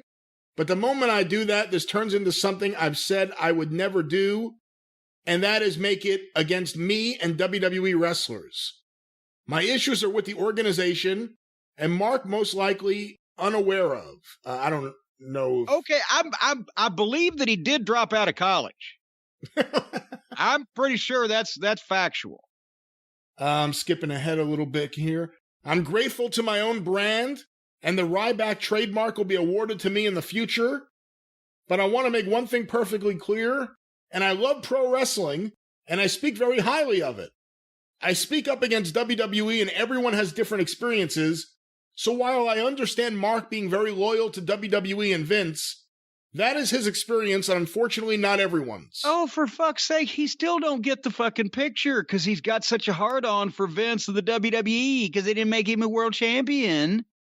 He is a disrespectful piece of shit that wouldn't have been allowed in the wrestling business 30 years ago because the way he talks about it, thinks about it, obviously, and considers it. Fuck you. Just because you didn't get to be world champion, and you didn't get to win the belt, and you didn't get to do whatever you wanted to do to where you had to walk away on a multi-million-dollar contract because they wouldn't see how great you were, you call the business phony and fake and tell everybody the championships are props and they don't mean anything.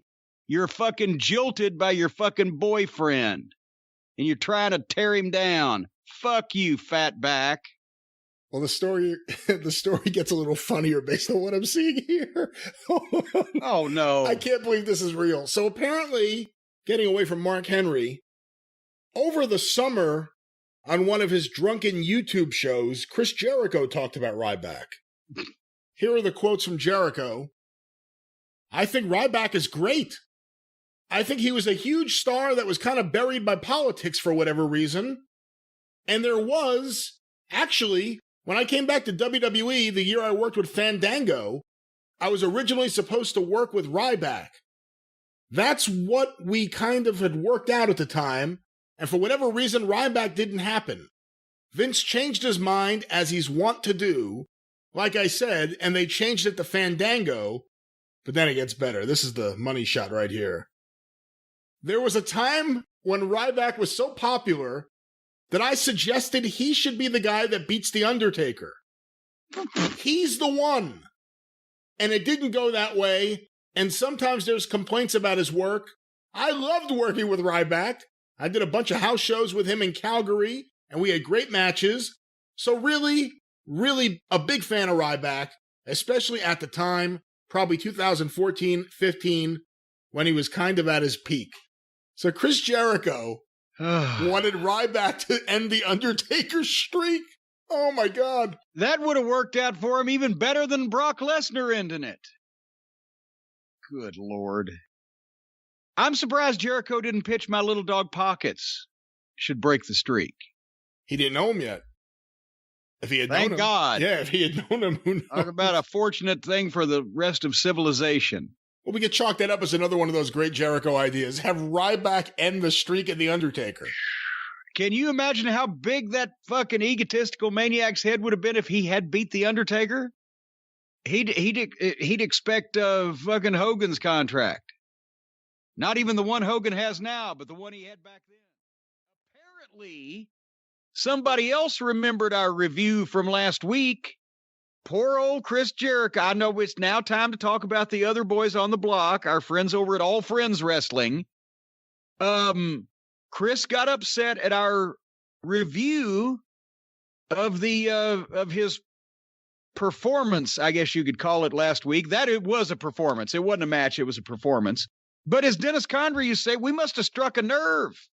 being all telling the truth and stuff because he felt the need to not only redeem himself on his lion salt, but let the folks on Twitter know that he didn't mind us taking issue with his various antics as long as he was able to provide us with something to talk about so that we could provide for our families.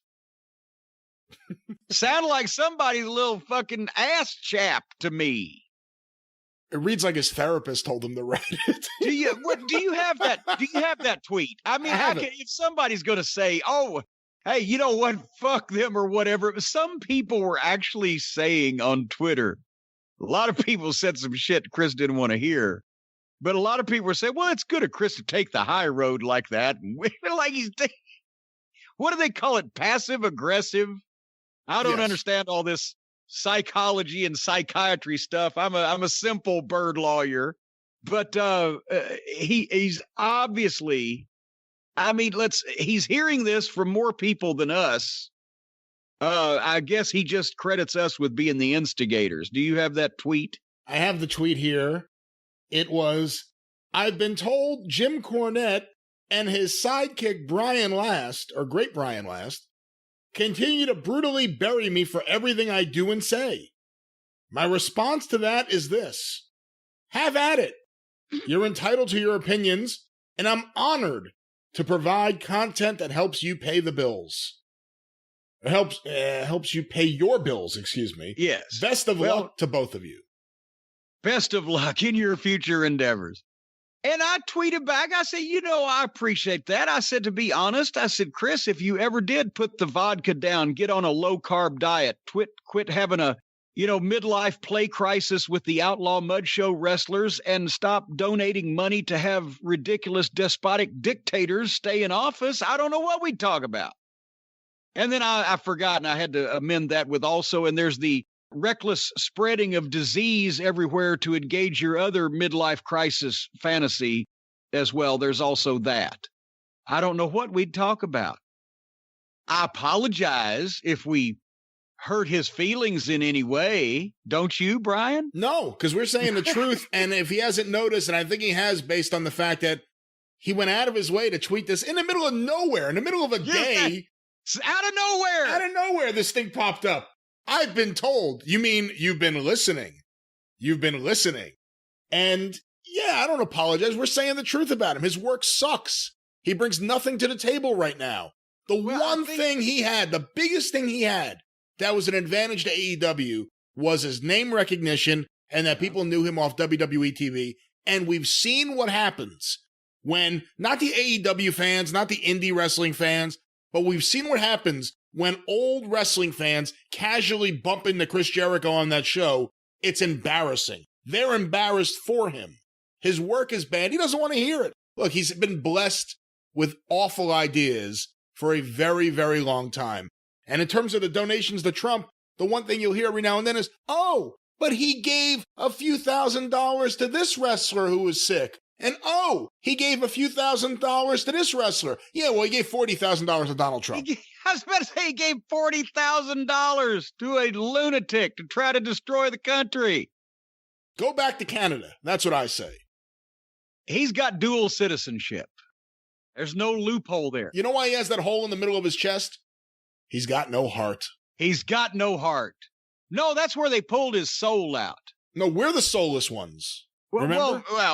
Because that was where it started with. Because we didn't like Stadium Stampede. We were soulless wrestling fans. Have no soul if you did not like Stadium Stampede. So, I think his soul was pulled out long ago. Anyway, and this week, if he'd have just let it go, because let's face it, and I know he was upset when I pointed out, actually in plain terms, and where you could go back and watch to the untrained eye how he takes his shortcuts, because he's obviously doing that so that he can continue breathing for the duration of the matches. But if he hadn't have just come out of nowhere with that tweet, I would have had more positive things to say about AEW this week than probably ever. Hey, listen, man. Buddy Rogers. What? Oh, hey, listen, man. Buddy Rogers couldn't wrestle when he was 40 the way he did when he was 30. he changed the way he worked. If you ever see footage of Buddy Rogers in the early 50s, it's a different wrestler than you see in 1961. Chris Jericho's still trying to wrestle like he used to, and it's embarrassing. And again, he jumped on You and Me. I saw that he also sent out a tweet. Hold on, I think I may have it here. He sent out a tweet also to Sebastian Bach. I've been told that Sebastian Bach continues to go out of his way to bury me. My response is this: be my guest. You're entitled to your opinion, and it doesn't affect me either way. I still dig your work on the first 3 Skid Row albums and look forward to your next record. Again, like I said, it reads like his therapist told him to let it all go and send these out. But he knows everyone's telling the truth.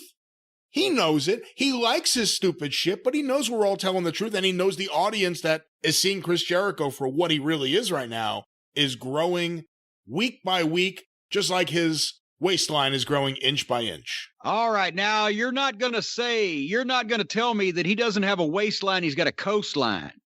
You're not going to say that. That's a good line. I wish I would have thought of that. You're not going to tell me that last year he bought a wristwatch, or you're not going to tell me that because I blew it What already. is that? Now I got to know what that is. What were you hold on. I'm going to back up. You're not going to tell me that last year he bought a belt and now he uses it for a wristwatch. You're not going to tell me that. I wasn't, no. You would never tell me that. You're not going to tell me that at his house his bathtub has stretch marks. You're not going to tell me that. Oh, for God's sake. Anyway, let's talk about this program. Because I am going to say a couple of good things. There was some good stuff on this show. There was one segment that was really, really good, I thought. There was a couple, but they can't leave anything alone. We'll get to it. But there was more of the good stuff and less of the bad stuff this week. But and I'll say one more thing to put a period on the topic of Mr. Jericho.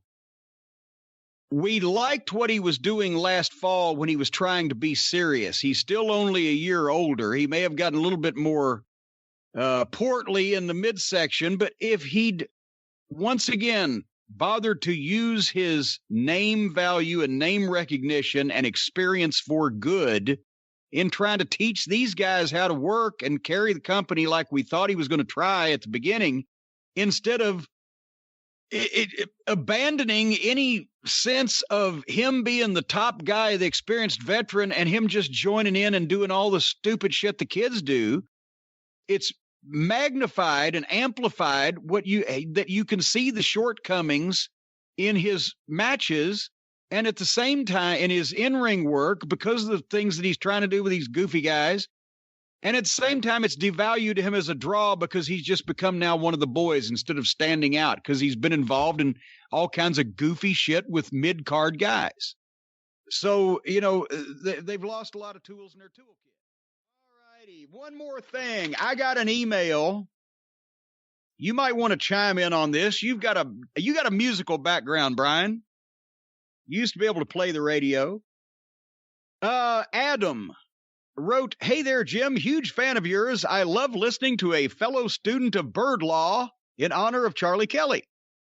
My question is, did you hear what Chris Jericho said about how he could have replaced Brian Johnson of AC/DC, one of the greatest rock and roll bands of all time, back in 2015 when Axl Rose finished the tour that year with them due to Brian's hearing loss? Not yours, but Brian Johnson's hearing loss.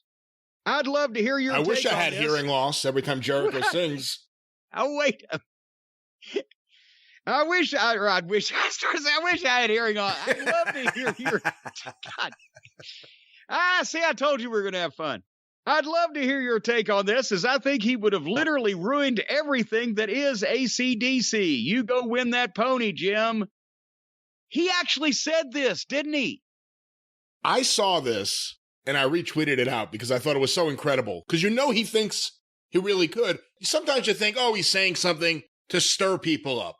But this wasn't on a wrestling website. It was on Blabbermouth, which, as we determined during his Sebastian Bach feud, is a music website, so it's not like he's working them. And apparently, he really believes that he could have filled in as the lead singer of AC/DC. Spoiler alert, no, he couldn't. No one would want to see that. The AC/DC fans didn't want to see that, wouldn't want to see that, and Jericho can't sing. But again, he's delusional. Remember when Sebastian Bach called him out for being a bad singer and for singing to a track like Milli Vanilli? He tried to demonstrate he could really sing by singing on his drunken YouTube show, and that was embarrassing, and he didn't realize it. Now, wait a minute. He doesn't have a show on drunken YouTube. YouTube can't get drunk. He was drunk on a YouTube show. But he was singing like this. What was he? It was like he was doing a parrot imitation. If a parrot sang heavy metal, it was like he was affecting. What do they call it? Affecting a voice of some description. But now back up now, because you've taken over this whole topic from me because of your irrational, soulless hatred of a talented man like Chris Jericho. But not even singing. But even if he was to think that he was an accomplished singer, one would have to admit that Brian Johnson is probably the only person who, goddamn, what was his fucking name? The original singer. Bon Scott. Help me. Bon Scott. Thank you. I started to say Angus Young, and that, of course, was not correct. But after Bon Scott died, was there anybody else in music that could sing those songs in that way without rupturing something and never being able to speak again? So he's not only saying he could take over for, he's not even saying I could take over for Mick Jagger. Let's face it, Mick these days takes a lot of shortcuts. Sort of, I guess that runs in the aging rock star category. He's not even saying he could take over for Robert Plant, who has calmed down a little bit from he's saying that he could do the most violent, heavy metal, gargling razor blade vocals of all of rockdom and carry it off. Plus, with that stage presence he has, it's like watching Michael Hayes on stage. Now! Who wants to see him prancing around the stage? Oh, my God. Hey, the sleeves of Jericho's jacket are always tailored at the proper length. Do not confuse him with but at the same point, it appears that Chris may have gone on the Michael Hayes blowaway diet because he's expanded it at a greater way. It took Michael a long time to get as big as he is when I currently see pictures of him. Anyway, he said this seriously. I think somebody needs to do a welfare check on, at least mentally, on our friend Chris, because I would have enough confidence in my own ability in wrestling, which is what I'm good at, to say, well, I could have possibly done this manager's spot in wrestling or that manager's spot in wrestling, but that would be like me saying, well, yeah, I could have jumped right into those matches with Steamboat and done Flair shit. No problem at all.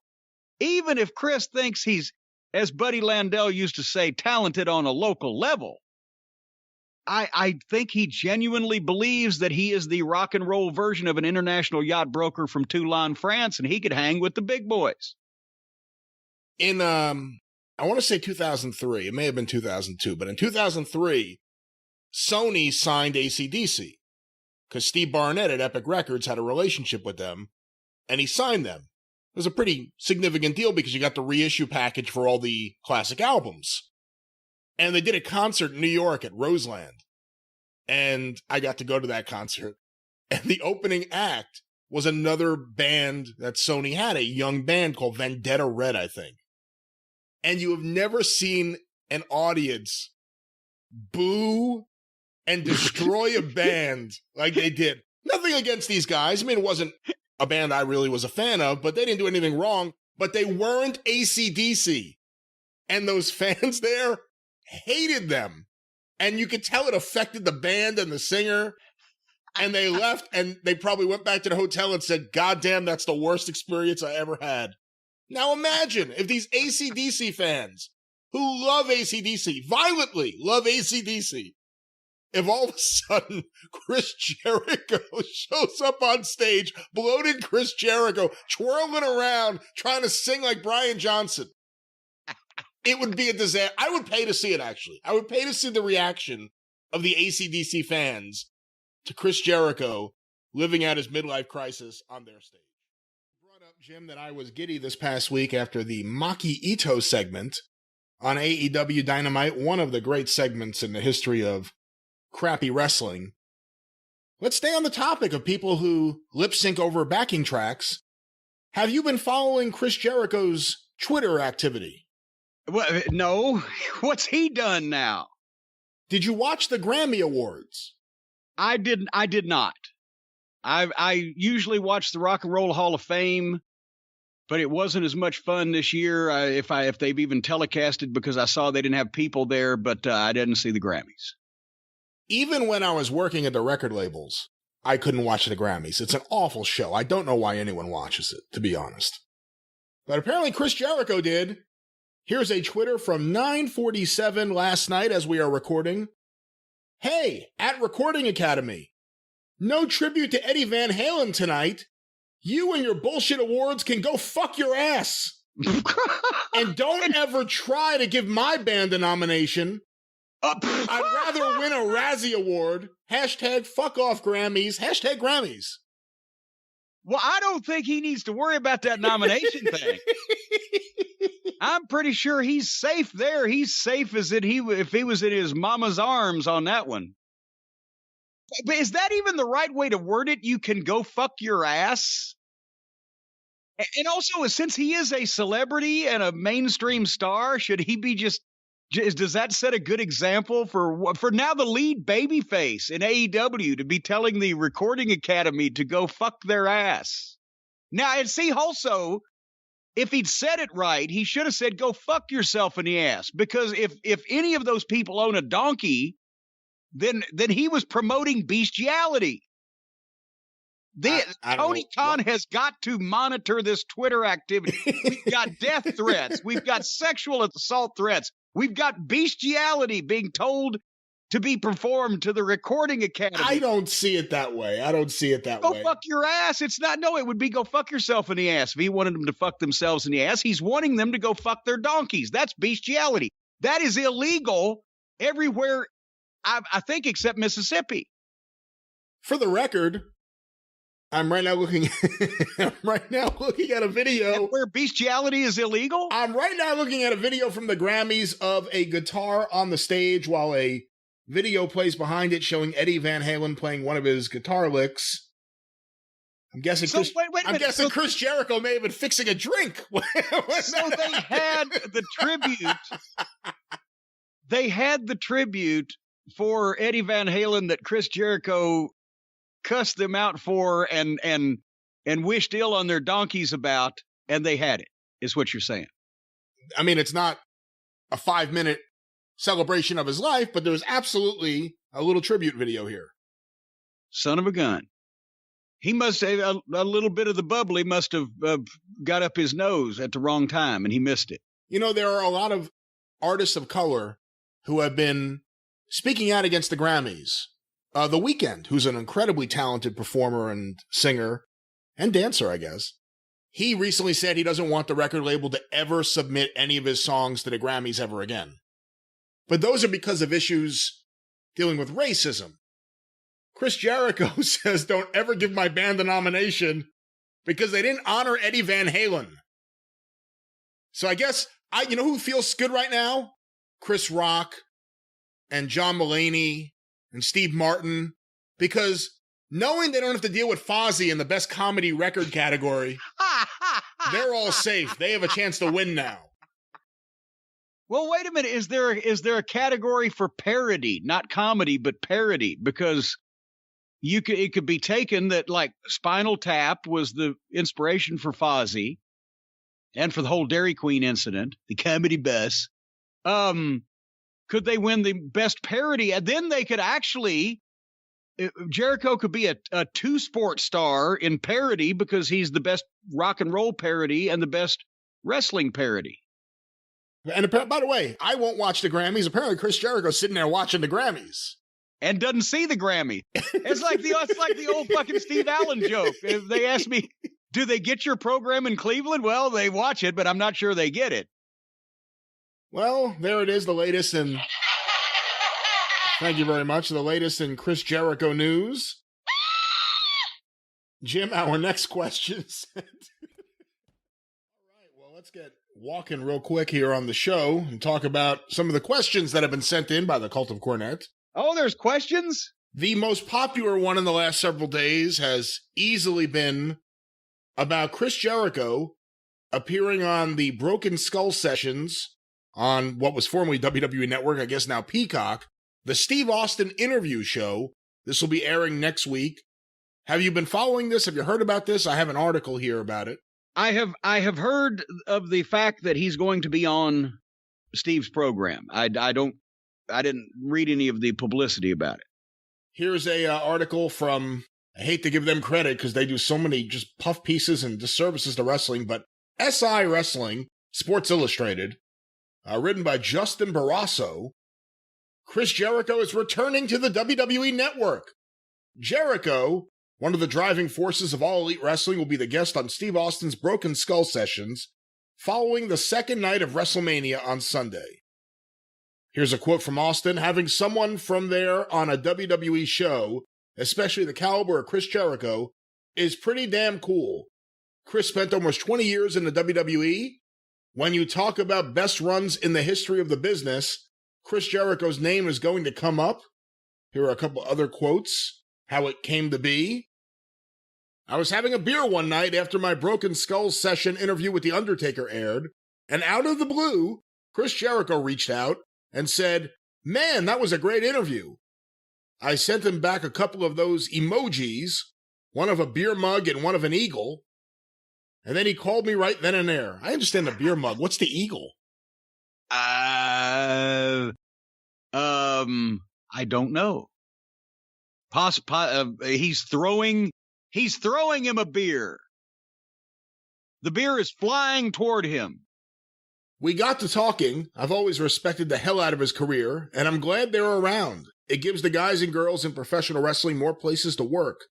I said, I'd love to have you on the show, and he said he'd love to do it. So I checked with Vince about it. I texted Vince and said, we have this badass idea about Jericho coming on the show. Vince goes, it's cool, go ahead. But me and Vince don't always do well with phones and texts and all that. So I texted one more time. Are you sure it's okay to have Chris Jericho on the show? Vince gave me the thumbs up, and Chris came out to do the show. So obviously people want to know your thoughts about this whole thing coming together, and what does it say to you that Vince McMahon didn't even flinch, that he was perfectly fine with the biggest star, or one of the biggest stars in AEW appearing on a WWE television show? Well, we've already established that in discussions about various things over the last few weeks on the various programs. Vince and the WWE now see this is what AEW is and is probably going to continue to be, and it is much less threatening or intimidating to the WWE now that they've seen what it is and what it's going to be than it was before it was a thing. And they just had, a billionaire is going to get in the wrestling business and he's already got television on TNT. Oh shit, we got to make sure nobody jumps there. Let's give Gallows and Anderson $750,000 a year apiece. And it's in a year and a half later, sure. The guy, he used to work for us, he went to work for them, but with them, yeah, come on over. It's okay. Because they're not a threat. And as we mentioned, was it when we were discussing Big Show or Christian? Vince may actually now view this as a positive. Either it's a place where my guys, when I don't need them anymore, when they age out of what I think they should be doing in the ring, they can go and get a bunch of money, and in a few years, I'll bring them back and induct them in the Hall of Fame. Or hey, yeah, let's let these guys that I don't want to use on the roster anymore, I might have ambassador spots for them or whatever the fuck, or bring them back and let somebody piss in their mouth on Legends Night. But he'll give them $1 million, and that's spending his money and tying up his resources on people that he can make announcers, producers, managers, but not actually advertised to wrestle in most cases, or certainly not regularly. So that's a good thing for the opposition to be spending money on. And the whole thing, let's go back a minute. Wouldn't you know who won the pony? As soon as Austin does something that everybody's talking about, guess who texts him? Jericho.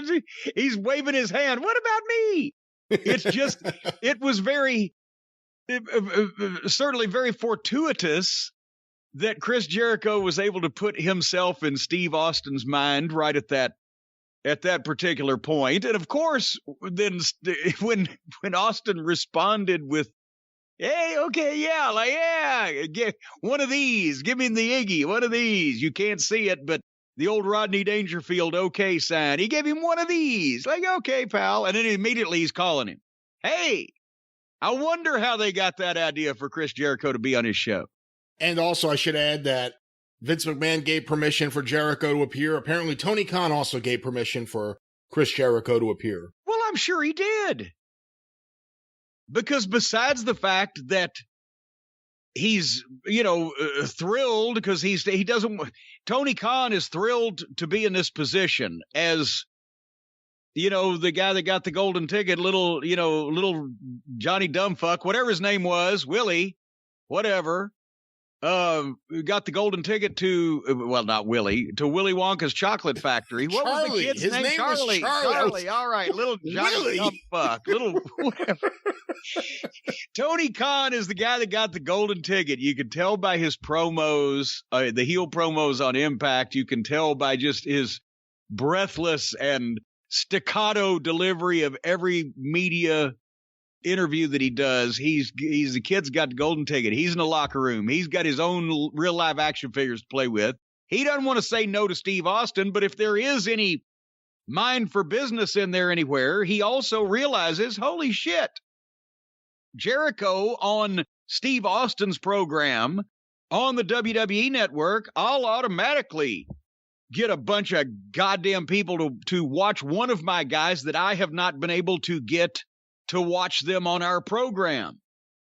So it's wonderful for AEW, and it shows that, let's go back 20 years to the last real war. And can you imagine the same situation where Vince McMahon would allow Stone Cold Steve Austin to do an interview or interaction or anything with anybody from Eric Bischoff's WCW? No way. Of course not, because that was a threat. That was competition. And now it's like, it'll get people talking about the network, the Peacock, the whatever the fuck this thing's going to be on. That's all it's like, and that's what I've been trying to explain to people, and they won't listen to me. But you start seeing it bear out. I've been saying it for months before the signs were showing. They've seen what AEW is and is going to be. They've seen the type of talent that they are signing to wrestle, and they're like, all right, it's not a big deal now. And if our ex-stars, I mean, because there was a very real chance that WCW and Eric Bischoff and the TNT television at that time, if they got one of Vince's top guys, he wasn't just a guy that was on top 15 years before. He was a guy that was on top then or very recently. And that was a threat. But, okay, in 1999, them signing, WCW signing a top WWF talent from 15 years beforehand would have been 1984, right? So I don't see Vince McMahon of 1999 having a shit fit if Adrian Adonis had still been around. If WCW signed him, they were getting the fresh guys. They were getting the guys that were still on top and could still go. And I'm not being disrespectful to Big Show, but he's 50. And I'm not being disrespectful to Christian, but he's 47. And the guys that are managers, and I guess Arn is probably wearing a number of hats. I would think, would you not? Would he not be a Cody's manager and just stand there with the Waffle House menu, but certainly he's assisting in production. One would think. Well, I mean, he spent so many years as John Cena's personal agent. You would think someone was utilizing him for that. But when you see the matches, I don't know who that would be. I don't know. Yeah, you come to think of it, I don't know who that would be. But anyway, I see it as a benefit for Vince McMahon that Tony Khan signs as many guys of his as he doesn't want on his current active roster as possible. And I think so does Vince. And if he lets them go and wishes them well, then they're going to come back for the Hall of Fame, as I mentioned here on the program a week or two ago. And in the meantime, he's tying up this guy's money, at some point, no money is unlimited, but he's tying up this guy's money on people that he can only advertise in the corner or on the microphone or whatever. And they ain't doing this cheap. The Sting.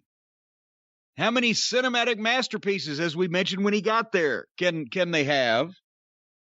And when is it that you're just paying a guy a large sum of money to walk to the ring mute in a leather outfit that he looked good in 20 years ago and carrying a bat that he never uses?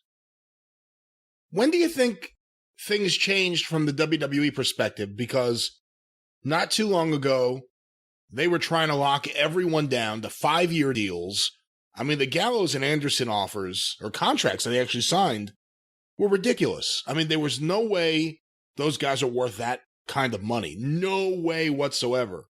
And then everyone else, I mean, they tried to lock down FTR. I mean, everyone they tried to lock down. And now they're allowing arguably the biggest star to a mainstream wrestling audience from that company onto their air. Do you think there was a moment or a specific thing that made them go, maybe we don't have to worry about these guys at all? Well, I don't know that there was one specific, they went from go to woe. The pandemic happened about the time that the program had been on the air for about 6 months. When did they have the management shakeup in the WWE? Where Vince got up on the wrong side of the bed and fired the two people running it and sent everybody into turmoil? When was that? And now they've got Nick Khan. Probably around a year ago, give or take. I'm not exactly sure off the top of my head.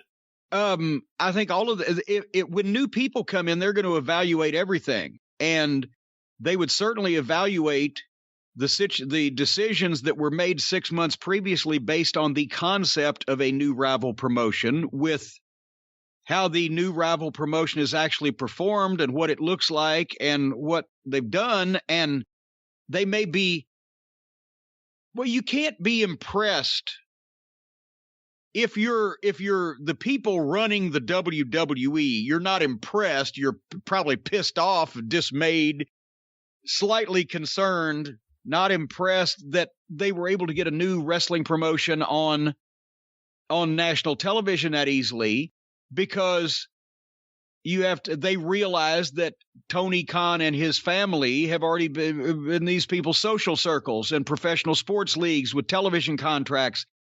Nobody else, has it ever happened that anybody, since Eddie Einhorn, who pretty easily got a fairly heavy syndicated network in the 70s, has anybody from another professional sports league franchise gotten in wrestling in modern memory? Not that I recall. I mean, okay, there you go. Yeah, I can't think of a specific. So the point is, yes, when they heard Tony Khan, the son of Con. Jacksonville Jaguars owns Wembley Stadium, all this stuff. They're offering money to wrestlers and this and that and that. Yes, the concept of that was very concerning to the WWE. And they started making moves to lock everybody up and get the program NXT on Wednesday nights, give them a stumbling block, and do the things that they started to do. And then when they have the leadership change, these other people have been on the air for 6 months or whatever. We've seen what they're doing. The pandemic hits. Everything is being rethought. And they back up on throwing money around to guys. And was that not when they fucked Gallows and Anderson? And now it's been a year and a half, and they're not going anywhere except making the moves that we've talked about. And so now the new administration and the new thought is probably they're going to do this for a while, and it's going to be the same thing, and we don't have nothing to worry about on the global scheme of things. I mean, point out where that I am misinterpreting these things.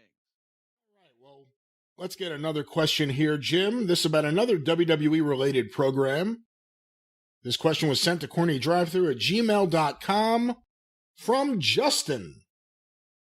On the recent Broken Skull sessions, Chris Jericho was talking about his new book that lists all of his matches. As he says, he wrote down every one and has also written down the date, the amount of money he earned for each one, and there's a period there. And the amount of money he earned for each one. He claimed on the interview that no one else has that, referring to him being the only wrestler to keep said records. Obviously, Jim has similar records too. Does Jim know of any other wrestlers that kept such records? Well, almost everybody to some extent, because originally I was told when I first got in the business to keep a date book, because that's the way the guys kept track of, obviously, especially in the days, and if a star was working more than one territory because he was a big name, or he was flying out for shots, or even just you got in a territory, they give you a booking sheet, you put it in your book, and that's the same place you record your mileage, which is a tax deduction, and money you spent on a hotel or food along the way or whatever, all your expenses. And then, that was standard for most guys that paid their taxes, to record that information in their book so they'd know where to go, when to be there. If it was a different building, they'd make a note of that, and their road expenses. A lot of guys then would go further and they'd, write down the match they were in, and a lot would put their finish down. Of course, year by year after that book became, no good, sometimes guys would throw them away. Sometimes guys would throw them in a drawer and you'd find them years later. I have Black Panther Jim Mitchell's date book from 1946 and 47, where it had been in the trunk when they found his house, when John Cosper had been writing that book. And even then, he didn't write down his matches or his finishes, but it was all of his road expenses and dates and places that he was booked at. And then guys like Johnny Weaver were famous. Weaver, in his book, he wrote his finishes down, and he had all of his books. So, and I think actually he had just one book supposedly that he put finishes in. But the point is, he had at one point in time, who knows whatever happened to it, written down a book or books with all the finishes he ever did in the Carolinas, all those years of being a top guy. So that way people would come to him all the time and ask him, "Hey, Johnny, give me a finish." Well, he'd do it off the top of his head. But guys who took the business more seriously would do shit like that. So when I started, I was writing down, my business and road expenses and the bookings, but I also started putting what match I was involved in and who went over, what the finish was. And then obviously guys wrote down as part of their business information, what payoff they got for that town. But I always wanted to know the house too. And a lot of times, what was the house? Oh, it was 12 grand. Well, they would hear that and they'd get their check later on. They wouldn't write the 12 grand down. They'd just write down their payoff, and they'd say, that was a shitty payoff for a $12,000 house or whatever. But I like to keep track of the overall business. And, that's how I started doing my books, and I did them through, the time I managed the Midnight and then Smoky Mountain. And then I've got the booking books from the WWE and then OVW. And I must admit, over, the last however many years, when I've just started doing a shot here, a shot there, I didn't bother to write it down, or a match at a fan fest or whatever, because it wasn't applicable to me anymore as far as business. I probably screwed myself on some books I'll eventually write, not knowing the exact dates and number of things over the last 15 years. But point is, it was great of Chris to do it. He's not the first one to do it. He's one in the upper echelon of completists over a period that long, and to have everything, it's not unheard of. But it makes a good book. That's why I did the Midnight Express book. I was about to say, it could be a pretty interesting book, though. It was when I did it for the Midnight Express. Yeah, other than the fact that Chris will rate all of his stuff as being great, even when it wasn't. But hold on. He's not like giving those matches star ratings or anything, is he? We don't know yet. We'll see. I wouldn't put it past him. If it's a recounting of his events and here's the dates and the places and whatever, but even I did not. I just reported the facts and happenings of the matter and didn't rate whether it was great unless somebody else said that. Maybe you should do that. Reclaim your star rating system and just start rating your own matches. I don't have time. Our next question sent on Twitter using the hashtag CornyDriveThru from Todd Carteret.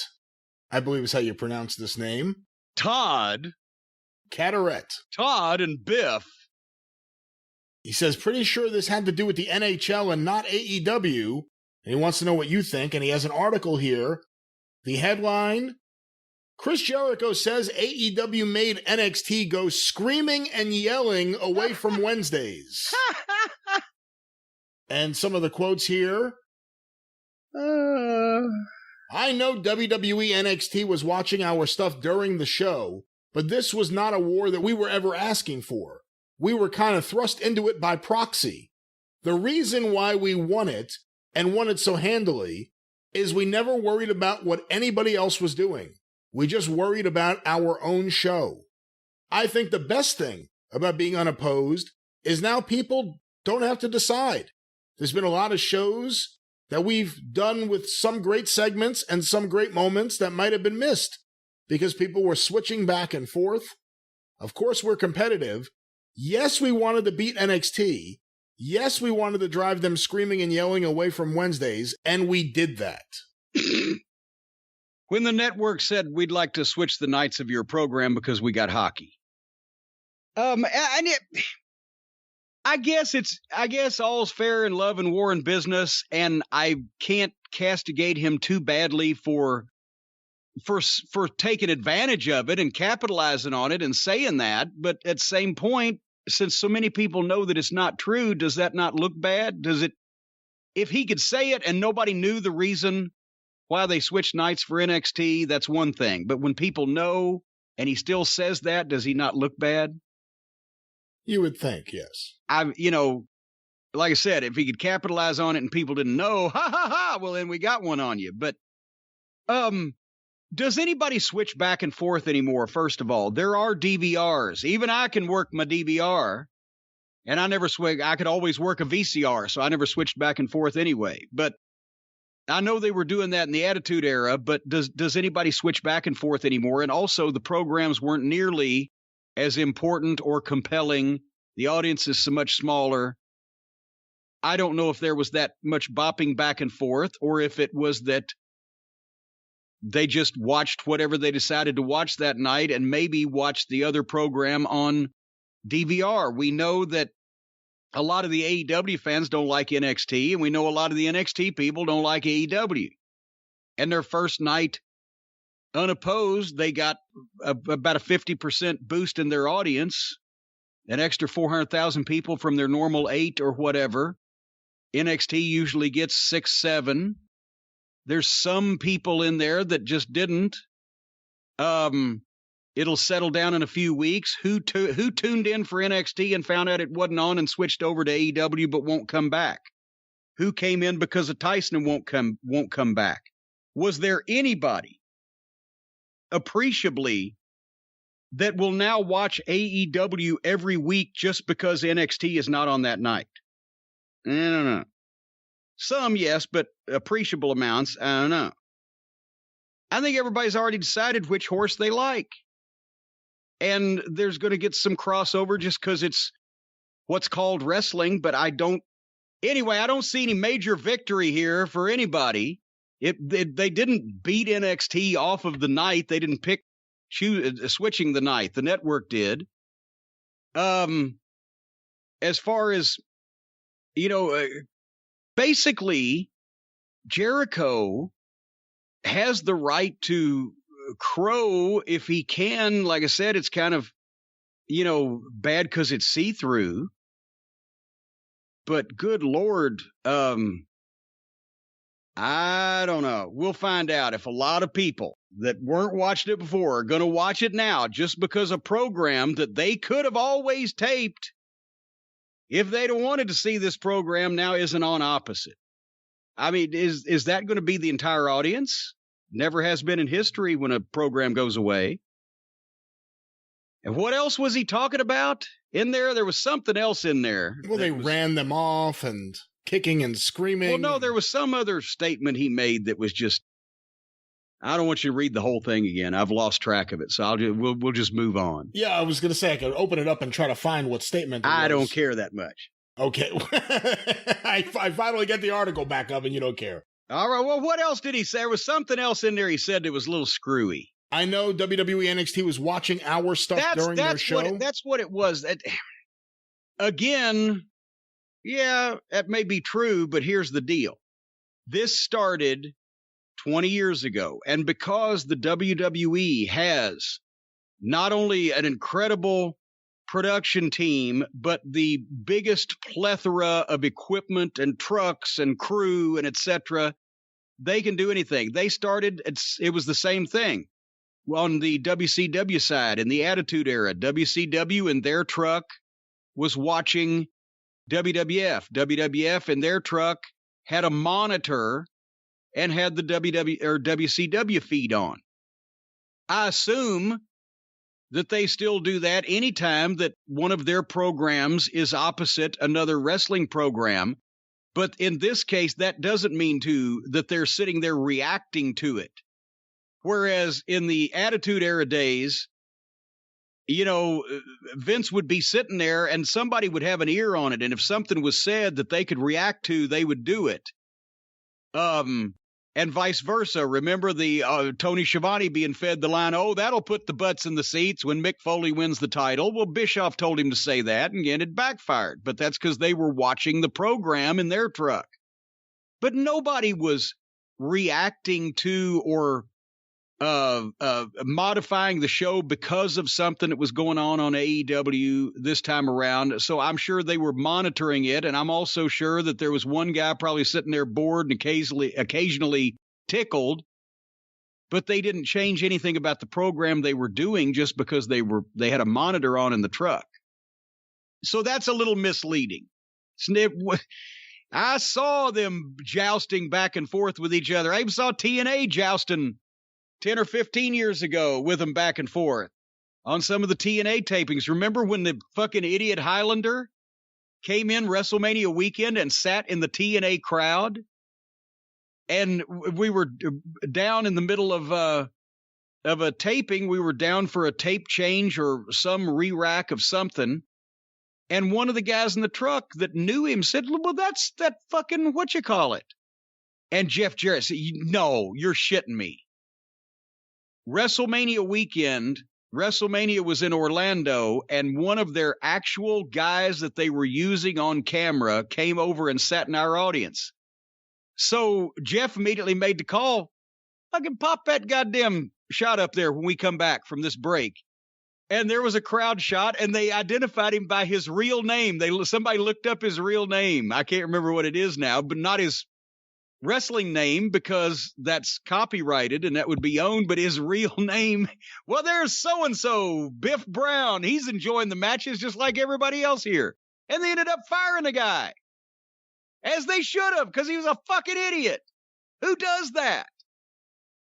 And I think he tried to tell him the story was that they were at Universal Studios with his family, his kids or whatever, and he just brought him in to see some of the matches.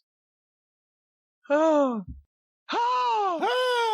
Guys get in the business that they're not trained anymore. Nobody teaches them a goddamn thing. They don't get the fucking picture. And then it was like, well, Morella. He was laughing. Well, my kid was here, and I thought that he was playing a joke for my kid to be entertained. No, we don't entertain fucking kids here of goddamn employees. It's a fucking business, you morons.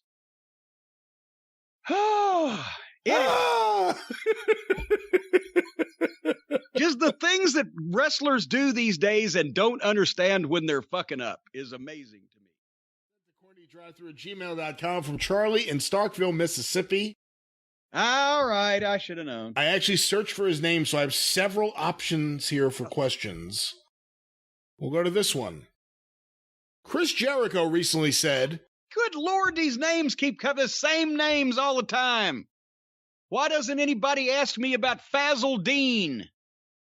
Chris Jericho recently said that AEW is making stars and the WWE isn't anymore. Jericho said, quote, we've made Darby Allin into a legit main event draw. Oh boy. I give us full Barry Horowitz pat on the back because we set out to do it and we did it. What are your thoughts on Jericho's take on AEW building stars versus the WWE? Well, this is not even knocking Darby Allin, but yes, more people know who Darby Allin is now because he's on television, and a year and a half ago he wasn't, but how do they even know whether somebody's a main event star since there's no fans buying any tickets? And in what place have they put Darby Allin that he has performed at a level they can say, well, he's a main event star? He hasn't main evented a pay-per-view. They put him on TV in some of these matches with fucking interchangeable numerically numbered job guys. I'm sorry, but yes, he's correct about the WWE. They're not making any stars anymore, and these guys are not making any. They're stars to the same people that they were stars to at the start of the program. Who has come into AEW in the last year and a half and is somehow worlds better off than they were before, except that they're just on television to begin with, whereas they weren't before? Well, again, a year and a half ago, a little bit more than that, is the debut of AEW. So let's think about the guys who were never on national TV before. Darby Allin, Jungle Boy, Adam Page, Orange Cassidy. Who else am I forgetting? Which has to be multiple. I mean, the Young Bucks they were on TNA. Omega, never on national TV before. Okay, who of those people that you named, Darby Allin may be the only one, because they've done nothing with Jungle Boy. Page is drifting aimlessly. Page and Jungle Boy both went backwards. Both of them at different times seemed like on the cusp of, oh wow, Jungle Boy's getting a match with Jericho. They're going to do something with him and the fans are reacting to him. And then all of a sudden, he's just a non-entity, and Adam Page, we've talked about his problems.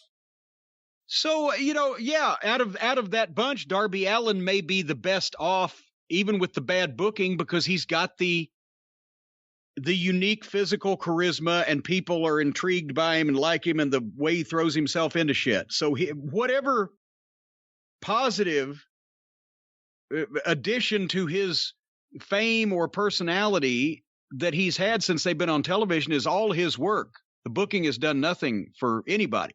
So I'm not saying that they're not making stars in WWE is. I'm saying neither one of these companies is making any stars. They're just making the people that their fan base liked already more easy to see. But the booking doesn't transform them to these mega celebrities. It just they're going to cheer for him because they like him anyway. All right, well, let's get another question here before we wrap things up and play a song or two on the way out. This next one, Jim, sent to CornyDriveThru@gmail.com. It does not appear. John, I guess would be the name here. I would like to hear your thoughts on the reveal that Chris Jericho came up with the idea for the Blood and Guts Parley from Pirates of the Caribbean. What? Reveals like this are hardly surprising for AEW at this point, but it's always a treat to hear Jim's comments on them, and I have an article that was sent to me here. But wait, because I've not seen the movie Pirates of the Caribbean. I know it's a movie and I know it's a Disney ride. But did they have a parley? I haven't watched those movies either. So I've looked parley up in the American Heritage Dictionary to determine its meaning, but maybe it was in this movie. Well, here's an article from the website Wrestling Inc. by Eric Mutter. Now, wait a minute. Is that no good Mutter again? Hello, Mutter. Hello, Mutter. Here I am at Camp Granada. AEW's Chris Jericho sat down with Arda Orcal of Sports Nation to talk both wrestling and hockey.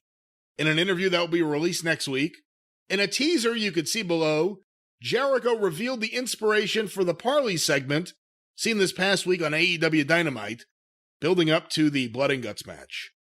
Quote, "We've never heard that word before in wrestling," Jericho said of the word parlay. Or in the English language. I got it from Pirates of the Caribbean. I had to Google it. What is it called? I was like the real Captain Jack Sparrow.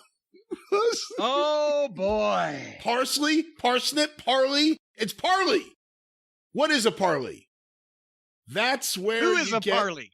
Let me clarify this. That's where you get the head of the two armies that meet before the battle to discuss the terms. You see it in Game of Thrones quite often. The two horses ride off, and they talk and ride back to their armies, and thousands of people go and kill each other. But wait a minute, Brian. Has one of those armies previously busted into the other army's locker room and beat them all up and flushed the general's head down the toilet, and then they go have the parley?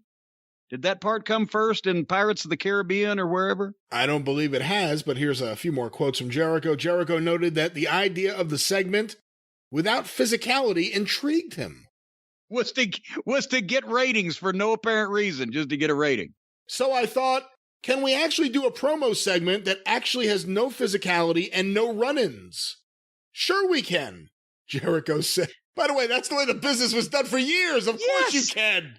The whole idea is to do those and then don't. Not do those all the time. Don't do those and then do it. Not to do those all the time and then don't. Even Max at first was like, well, should I punch this guy? Punch this guy? No physicality. It's just right down to business. As Pat Patterson used to say, we know that we have the match next week. The match is made. There's no reason to fight until then. You just tell each other how much you're going to fight each other, how much you hate each other, and what you're going to do to each other, which builds up the anticipation and the desire to see this match. And I think we've done a great job of doing that. End quote. And people hear stuff that smart people say, but they don't process it properly. Pat Patterson was exactly correct. If this was a big main event title match or even a tag team match, and especially if the guys involved had not basically run over each other with cars, tried to end their careers, and then humiliated the other guy by flushing his head and doing all the stuff they did to each other. And there's 10 of them. And you have all 10 guys standing in the ring with their own microphones and no authority, announcer, guy running the show, anybody to keep it non-physical. They put the cart before the horse. Can you imagine? You can see Austin and Rock having a face-to-face in the middle of the ring, prefacing their pay-per-view match without getting in a fight. I don't think you can see it the same way with the same people if Austin has hospitalized and nearly sodomized The Rock 3 weeks ago, and then you put them in the ring face to face and they're just talking. You see are we following a shooting with a stabbing? Are we then following murder and arson with pickpocketing and mopery? Yeah, it shouldn't be we don't touch each other after we flush our head down the toilet. It should be we don't touch each other until I finally get my chance to try to flush your head down the toilet. There you go. By the way, nobody ever gets charged with mopery anymore. That's a shame. That's a wonderful charge to put on somebody just to fuck with them. Also, gawking. And by the way, I won the other day on the show. I told you, I bet you that the word parley, that smells of Chris Jericho. And I was 100% right. There you go. He was at home. He was watching TV. Maybe enjoying an adult beverage or two.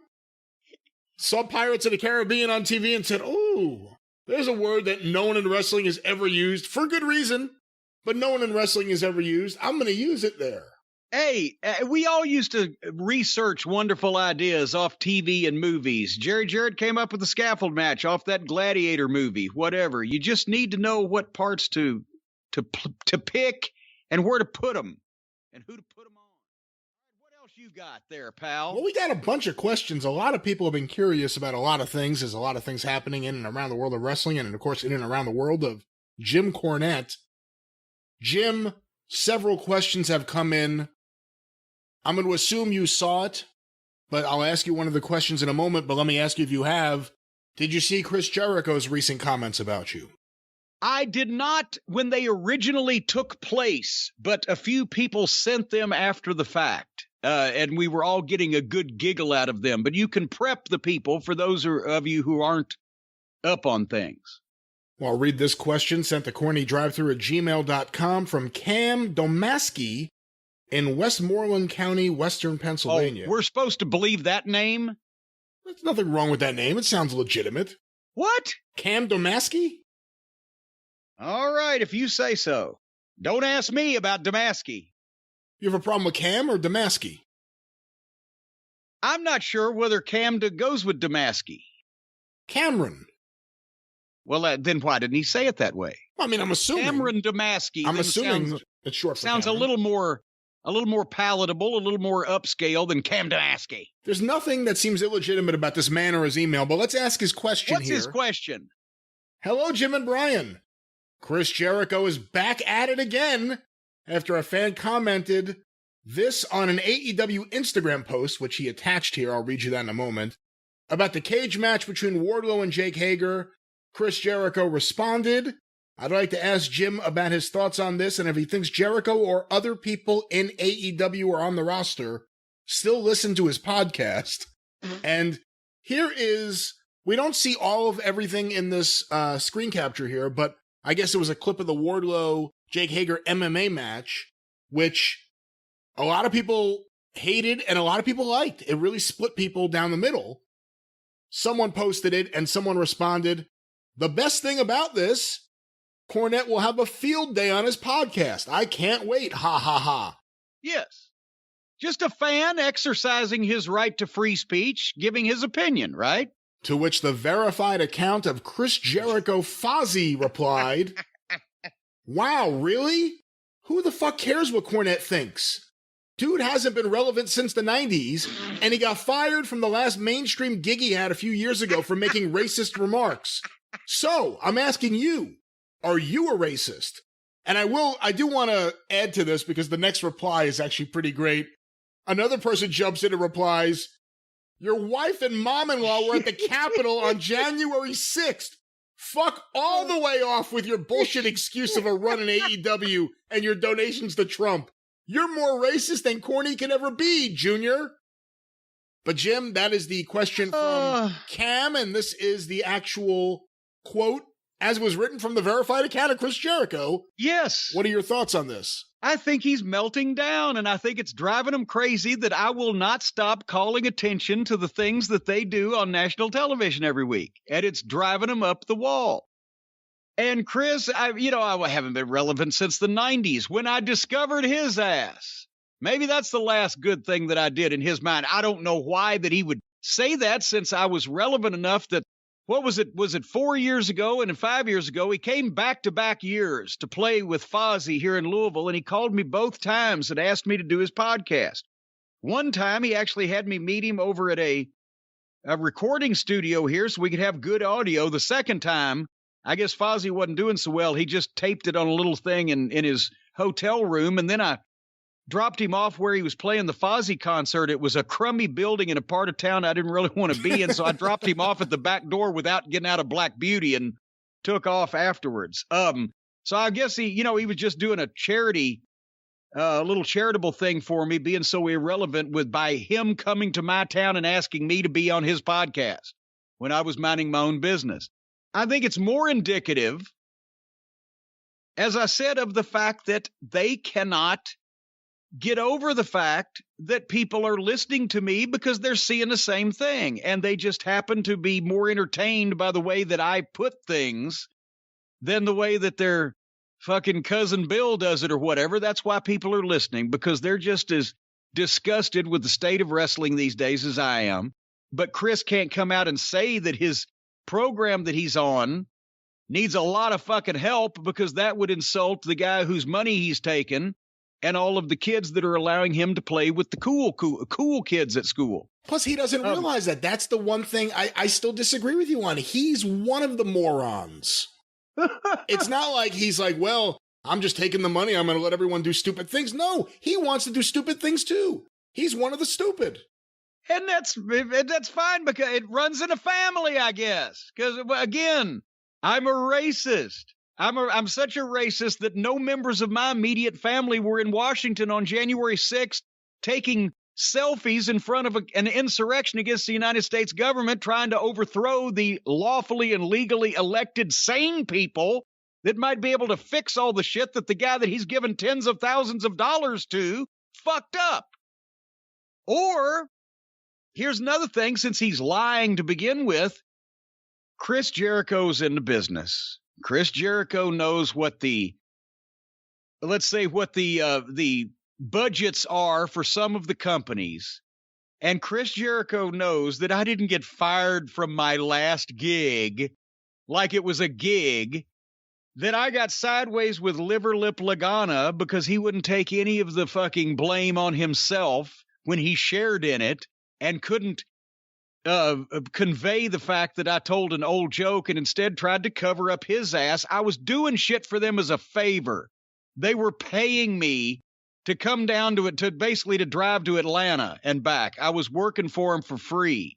It was a minute amount of money, not for the NWA, honestly. I was making more money than anybody in the NWA except Nick Aldis, but it was still a minute amount of money per show, for which I did two. And that's the gig that I supposedly lost. So never try to do anybody any favors. But see, Jericho knows that. He knows it was a negligible amount of my money or anybody's money in this instance. And he knows that it wasn't a goddamn full-time job, like I'm suddenly the fucking lead announcer on Raw. But no, we've put an end to that. He's trying to paint in as ridiculously slanted a light as possible any way, any reason that people can doubt what I say. That's what it's been a year since they came up with the last big round trying to get me canceled. I'm a pervert and have, malfeasanced my office in OVW, and Stacy's such a horrible person. They made that up about a year ago. Hot tub. And that didn't work because it was all bullshit and everybody figured it out, except for the people that don't want to know the truth because they want to hate me. The more that they can say that I'm a miserable person and I'm a racist and I'm a sexist and I'm a pervert and I fucking, just have horrible, horrible grooming habits, that in their mind discounts my opinion. And that in their mind discounts people listening to me when I'm telling the truth about the stupid bullshit that these guys do. So they can try all they want, but people have seen through it, because guess what? I don't get canceled because there's no reason to cancel shit. And you can't cancel it anyway. You can't cancel me unless you put me in jail. Because I do my own thing. I don't work for anybody. And I don't give a fuck what anybody else thinks. So otherwise than putting me in Alcatraz, you're not going to cancel me. Here's an idea. Put on a better fucking program that I don't have to fucking tear apart piece by piece every week. Yeah. Maybe that might work. Yeah. And you heard the newest one, right? When we talked about the Forbes, well, you told me this. We talked about the Forbes article on Tony and his land of misfit toys and his human action figures. And in the picture, even though Brandy's been off TV for 9 months now, they just had a baby, she had to be in the picture. And so I said, oh, Jesus Christ, it looks like she's so big, she's smuggling a watermelon under her dress. Well, then you called me yesterday. You said, well, people are mad at you again. I said, what now? Well, you said that Brandy looked like she was smuggling a watermelon under her dress. And I said, well, what is the pregnant woman lobby now mad at me because pregnant women are fat and obese? And, I'm sorry, pregnancy, I've been medical phobic all my life. And pregnancy to me looks painful and uncomfortable. So it skeeves me out. I don't know where all these naked pictures of pregnant people have come into fashion over the last few years, where everybody gets pregnant has to have a naked picture put out on the internet. It looks uncomfortable to me. I'd rather not go through all of that. For the record, I didn't say people were upset. I said someone's trying to stir people up. Well, yeah. Well, but the same people, the people that are mad because more people listen to me and more people watch our shit and more people know who I am than they are. And I'm right about them when I speak about them. So they try to stir up other people. But anyway, you said, no, it's not because of the pregnancy people. It's because it's racist. I said, how is calling a pregnant woman fat racist? And then I realized Brandy was black. And I forgot about that because it wasn't important and it wasn't germane to the fucking conversation. But who's more racist? A person who actually forgets the race of the person that they're speaking about and just comments on their giant bulbous stomach? Or a person who hears someone reference a tasty, popular, juicy fruit or vegetable? I'm not actually sure which one is which. It's a fruit. Is it okay that a tasty, juicy fruit and immediately attaches a racist connotation to it when it's talking about the fact that most pregnant women are fat and bulbous and look uncomfortable and potentially painful. Especially when the person doing the accusing is the person well, I was who did a promo in blackface. Yeah. Well, okay, I forgot about that one. But the uncool ghoul is so desperate for attention. The podcasting's weirdest YouTuber is so well, if I just he actually put a clip, just like a clip of our show. See how that works out for you in the long run, since this shit's copyrighted, pal. But put a clip of our show of me saying that just to put an inflammatory headline on it. Because then you say, I need the money. I need the money. What else am I going to do? I read on Wikipedia. You have money. I've got to pay my managers. I have to pay up my portion of the rent to mom and dad from the basement. I don't think his parents. I could have been a star. I could have been a contender. But anyway. I'll pay you $300 to talk to me on Skype. But anyway, so the same thing with Jericho's comments. There's got to be something wrong with him. We've got to be able to figure out something wrong with him why people shouldn't listen to him. No, I'm just actually telling the observable truth about what's going on. It's shitty wrestling. And that's what I do these days, since I don't need to work anymore, is I talk about what they've done to my business and how they've made it shitty wrestling. And every time, I wish one thing. I wish if they were going to insist that I have made horrible remarks about poor Cody and Brandy's baby, I wish they'd have waited till I got the new JimCornette.com up and my brand new web store for Cornette's Collectibles, because every time that they make up another one of these fictitious controversies to try to get me canceled, it bumps my income up. But I couldn't take advantage of this one, weak as it was, because my merchandise is not even on sale because I'm so busy I can't bother to sell my own merchandise. And by the way, we would wait a few months until they put the belt on the baby. When they put the belt on the baby, JimCornette.com is going to be online, brother, because I'm going to get another. Hey, last summer, to be honest with you, when I turned out to be a pervert, that was a 6-figure boost in my income. So I'm interested to see if they can top that one. What else they can make up next will probably allow me to retire on a comfortable basis. But anyway, and back to Jericho. Jericho's tweet. And in terms of the relevancy thing, I mean, the thing that still to this day makes me laugh, everyone's entitled to their opinion. And I won't even talk about numbers or audience size or which podcast is more successful, which the answer is obvious. I won't even say anything else about someone else's numbers. But the relevancy thing gets me because you could say he's not relevant, Chris, and the Bucks can say that and tell themselves he's not relevant, and Kenny could say that. Unfortunately, the guy who signs your checks may think a little differently. That must suck. What the fuck also, what do you have to do to be relevant? I have audio clips that we record on Skype that have nearly as many views on YouTube as their television program. What do you want a boy to do? I'm trying to retire over here. I got the Monroe brothers doing stonework out in the yard. I got things to keep an eye on. So how much more relevant do I need to be? I ain't got time to be this relevant. Jim Cornette's not relevant, so I'm going to reply to this random person I've never seen before and let him know that. What? It's hitting, as Dennis Condrey used to say, looks like we struck a nerve. We keep striking a nerve, and they can't come back with facts. And they certainly can't come back with witty repartee, so they just have to fucking try to make shit up to fire up the sad little folks that believe all of their bullshit. I saw this. A few people have sent it in, and then, remarkably, you tweeted about it as well.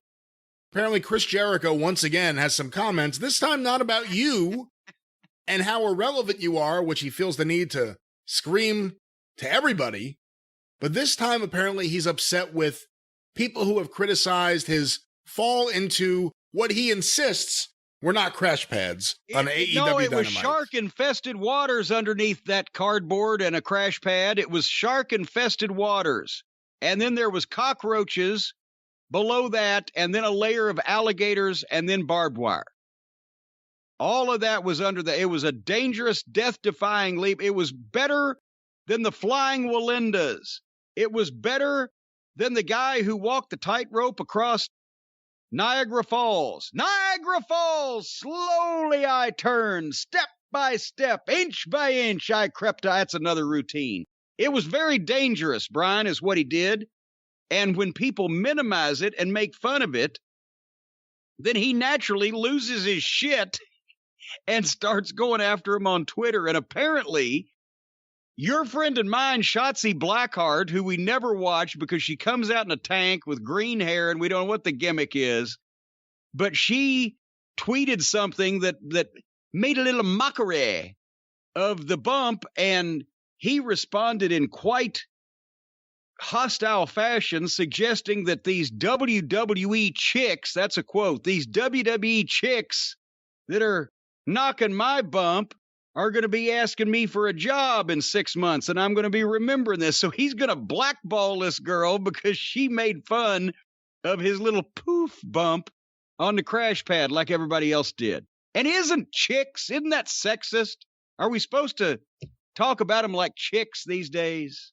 He's a rock and roll star, so he's not a rock and roll star. Give me a break. Well, in his mind he is. So that's why he uses all you little chickies. All the little kids and kidettes out there. Asking us for a job anyways, and I'll remember that. Fuck you. If Tony wants her, Tony will sign her. What are you going to do, rip her to Tony? He's been watching her. He sees what she could do. Hey, he's going to put the bad mouth to Shotzi. Your time is kind of running out. Just behave yourself. But he's so touchy, isn't he? About everything. These criticisms. Because he knows they're all fucking true. But Because he knows that they're all true, he'd quit trying to stir it up. Anyway, what was your question? Well, the question related to, and I wasn't too aware of the Shotzi part of it, and I'm looking at it now, some chick, okay. I guess he got upset about people criticizing the fall. I have a quote here that apparently comes from his Saturday night special live stream, otherwise known as It's Saturday and I don't want to watch TV with my family, so I'm on fucking YouTube talking to you. Here's a quote. I'm not even going to address the criticism for it. It was taking the bump off the top of the cage at Blood and Guts. It was terrifying because I've never done anything like that before. It was not a crash pad that I fell on. There were cardboard boxes that were basically set up across the board. What? You fall on them. What? And I guess the cardboard kind of softens the blow. Wait, no, hold on. Put the brakes on there. Screech. Air raid siren. Yeah, those aren't brakes. We saw not only the video, but somebody just tweeted out the still frame. The cardboard was there were sheets of cardboard that were made to look like the metal rampway, but there was an obvious inflatable crash pad underneath the cardboard sheets. It wasn't the old take a bump in the cardboard boxes and that'll cushion you, which is old as the hills, and Cactus Jack has done that 5,000 times. But it wasn't that. It was a crash pad with cardboard painted to look like the metal sheets on top of it. Let's just get that straight. Well, let's go back to Chris Jericho's quote here. Where did we leave off? Okay, here we go. It was not a crash pad that I fell on. There were cardboard boxes that were basically set up across the board. You fall on them, and, I guess, the cardboard kind of softens the blow. The piece of plywood over the top that was not even as thick as this book, and I was scared. That wasn't plywood. It was flapping in the breeze. Remember? Yeah, but how much time do you think he spends at Home Depot? I really was. Back to being scared. I really was. Because I didn't know what to expect. You know what I mean? What's this going to be like? Then I hit. It was hard. I mean, I really did. The elbow injury is legit. Just so you guys know, it's not a work. It came from that because I hit the side of the stage and then my head missed the back by just a little bit. If you see it, there's a bunch of spotlights and stuff. People that bagged on it can really fuck their ass because it was dangerous. Really fuck their ass? Is that a common phrase? Every ordinary day phrase, something you find around the house, they can fuck their ass. I don't think so, but I'm gonna make a wish. Chris, go fuck your ass. If it'll keep you off Wednesday nights, go fuck your ass. What about just get fucked? That works too. It's not as unwieldy as they. It was scary. I was saying prayers before. Uh-huh. I was a little bit worried because you never know. It was a legit 15-foot drop. Nesty plunge. You can't see behind you, and you hope for the best. It was something that I thought about all day. No one had to convince me to do it because I knew it was right for the story. But like I said, people that didn't respect the bump really aren't fans. Well, that again. Oh, that's one of his go-to things now. If you don't like what he did, you're not a fan. If you don't like it because it was so obvious that I was standing there, obvious when I was pushed that I was taking the bump on purpose, and obvious when I fell that it was a prepared landing area for me to do this pre-choreographed bump that looked phony as shit in every instance. But if you don't like that, you're not a fan. I wasn't a fan of the bump, no, because it looked like shit and was phony. It was, and it may very well. And here's the thing. I wouldn't have taken the bump either. You know why? Because it looked phony. Doing that looked phony regardless of how they did it. If you're going to fucking do something like that, take that hip toss off the goddamn top of the cage like old Mick did, or at least drop from the height into a regular ring like I did. But don't fucking cry how dangerous it was when you actually did a movie special effect. Then I've got to fucking be scared and afraid for the health of every stuntman in Hollywood. People in the business that were kind of bagging on it should know better. Because it's not something you would really want anybody to do because it's dangerous. and it can affect you for your life if it goes wrong. I didn't want anybody to do it because it looked phony. You're focusing on how it looked. He's focusing on the danger he felt before he did it. Okay, well, here's the thing. If you're going to do something that's dangerous, God damn it, the most important thing is it looks good.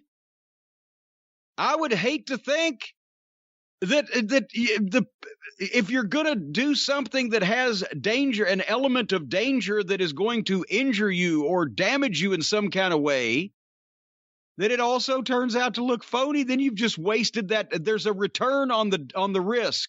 If you do something that looks really fucking wow and good for the business and holy shit and people will remember. And if you do something that's phony and lackluster and it's also dangerous, I think you've just shit the bed. Well, that's the story of an angry young man from somewhere in Canada who now torments the United States from Tampa. Chris Jericho. Let's get another question here, Jim. He went from being the Winnipeg Wonder to the Tampa Torment. Our next question sent to CornyDriveThru at gmail.com from Name Redacted. Name Redacted? That's right. He sent a link. I have not read this. Let's see. This link is to an archive post from Chris Jericho. It is him responding to online critics of his match from King of the Ring 2002. I would love you to read this to Mr. James Cornette so that we may hear his thoughts. Now, this is not recent. This is from that time period. Let me see. Is there a date? He said archived or whatever. June 24th, 2002. It's on the Wayback Machine, which archives classic website material. Well, that's good to know. So, Mr. Peabody, go ahead and read this thing. June 24th, 2002. Let's see if this rings familiar with modern-day Chris Jericho. The headline, Hello, Jagovs. All right, I've had it. You want a war? Now you've got one. I'm suffering from a bout of insomnia, so I decided to go on the web and check out the reviews of the King of the Ring from tonight, more specifically on the PW Torch website. After reading what all of you smarks, and believe me, you are all still marks, had to say about my match in the show, I am furious. Everybody has the right to... Wait a minute, this is the night of the King of the Ring. The night of the King of the Ring. He's in his hotel room looking up his reviews on the websites for people to put his match over. Instead of, I don't know, eating and sleeping? He wants people to validate his high opinions of himself. But anyway, we continue. Everybody has the right to an opinion, and here's mine. I'm sick of all you holier-than-thou pompous jackasses. That's it. That's all. Baby goes to sleep now. What the baby goes to sleep now? I had one of my best matches of the year tonight with RVD. Wait a minute, I thought he was going to sleep. There's more? There's more. Baby goes to sleep is not the closer. Isn't that something? Like wrestling nowadays, you do the finisher, then you kick out and keep going for another 5 paragraphs. Another 10 minutes.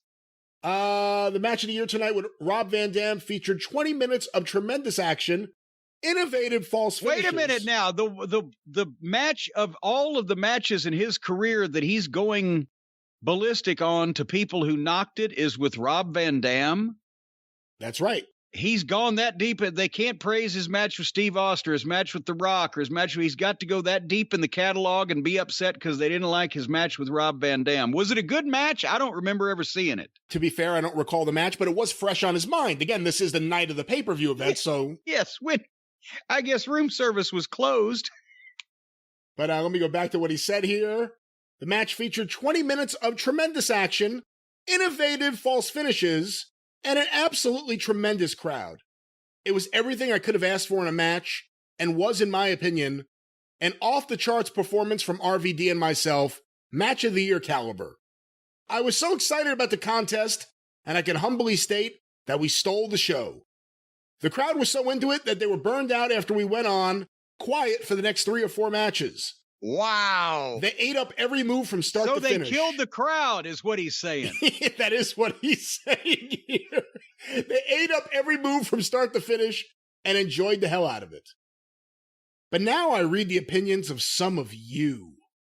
Many of you state that the match was very good or excellent. I agree. But many others are saying that the match was slow and predictable, with one jackass even saying it was one of the worst matches of my career. How could you honestly say that? What the hell do you people want? What is it that you are looking for? We go out there and bust our asses to entertain you, and if the Columbus fans were quiet, they sure as hell weren't during my match. They were entertained. And your thoughts were that bad? Well, if you didn't like my match tonight, then you were out of luck if you're a Jericho fan, because it was the best you're gonna get, jerky. That was CJ at his finest. Oh my God, this is how he writes about himself. Oh my God, he's talking in the third person now about himself. Wrestling at its finest. A great 4.5-star performance with a tremendous build, a great crowd, and an awesome match. If you didn't like it, then stop watching me and stop watching the WWE and take up bowling, because you will never like anything we give you. Boy, it's that again. If you don't like this, you're not a fan. If you don't like this, stop watching. At least he didn't say, go fuck your ass. I'm the first one to admit when my performance is not up to snuff. He's continuing. Or something was bad, and I'm the most self-critical person on the WWE roster. But tonight's performance was me at my finest. Didn't like it? Then get the F out and good riddance to you. For all of you that enjoyed my match, I say thanks. For those that didn't, he's not even trying to be a heel, because he's sucking up to the people who liked it instead of saying, yeah, because I'm great. He's not being a heel. He's being a whiny baby. For those that didn't like it, I don't care, because I'm through with you. I'm now finished with the internet, and I'm finished with this site, because I hate what you marks are doing. You've spoiled it for me. Your negativity is ridiculous. You all come off like a bunch of bitter know-it-alls who won't be happy with anything we give you. Nothing is ever good enough, and quite frankly, I'm over it. You are the same people that are saying that Attack of the Clones is boring, analyzing every little detail instead of allowing yourselves to be entertained by its magic. It appears he's put some thought into this. Yeah, by the way, I wouldn't be holding up Attack of the Clones as the comparison to a great piece of art that your match is. That was... I haven't seen it, to be honest. It seems that some of you wish the wrestling business would dry up and die, because some of you dislike everything we do. Is it always good? No, but we are killing ourselves to try and entertain you, and if you don't respect that, then kiss my ass. I want the business to be around forever, and I'm doing my part to keep it great, and I did that tonight no matter what any of you think. A lot of the boys pandered to you on their website, asking for your input and your thoughts, and I used to be one of them. Guess what? I'm not anymore. Think what you want. I don't care. Do what you want. I don't care. Respond how you want to as well, because I won't be reading. I don't give a damn about what you think anymore. One of the best wrestlers in the world and one of the performers in the best match of the night and match of the year candidate from King of the Ring, Chris Jericho. That's how he signed it. Wow. Let me read that sign off one more time, because it was so clunky, I almost fucked it up. Instead of sincerely or best wishes, one of the best wrestlers in the world and one of the performers in the best match of the night and match of the year candidate from King of the Ring, Chris Jericho. Woo! Go to bed. What was it? Go to bed, baby. Baby's going to bed.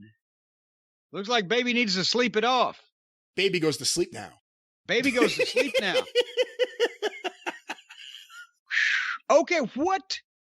Do you have any magic website that you can pop up a review of that match from the time to see what anybody said about it, so we have something to go on? Because this is it's not a Hogan and Andre in my memory, or Flair and Steamboat. I will look for a moment to see if I can find it. Like I said, I don't remember the match or any reviews of it, but let me see what I can find. King of the Ring 2002, eh? Well, obviously, this was a match that literally revolutionized the entire in-ring performance aspect of professional wrestling, something that nobody who ever saw it could possibly ever put out of their mind, something that had such an impact on some people that they weren't able to fully process even the greatness that they were beholding in front of their eyes from the greatest wrestler in the history of the world and the perpetrator of the best match of all time at King of the Ring,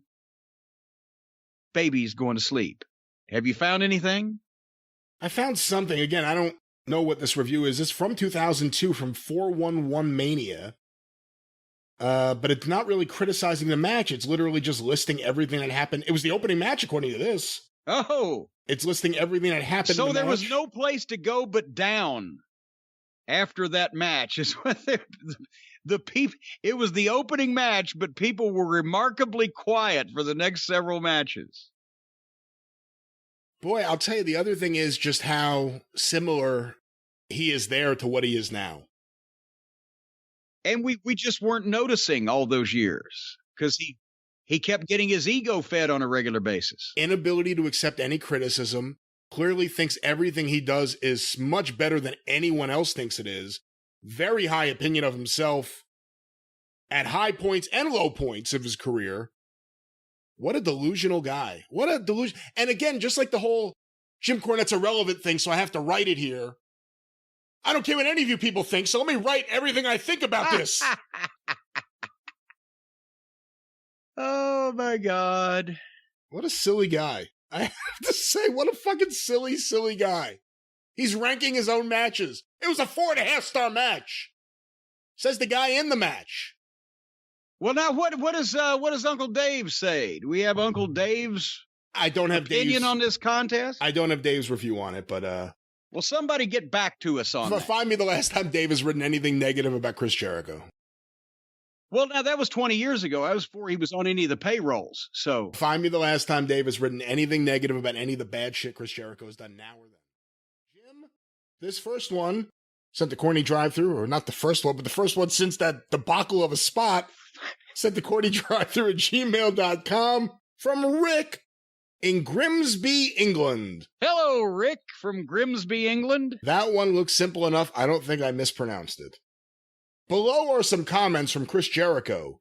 Oh, geez. Basically saying if Vince Neil bothered to get in shape, his performance would improve. Is this the pot calling the kettle?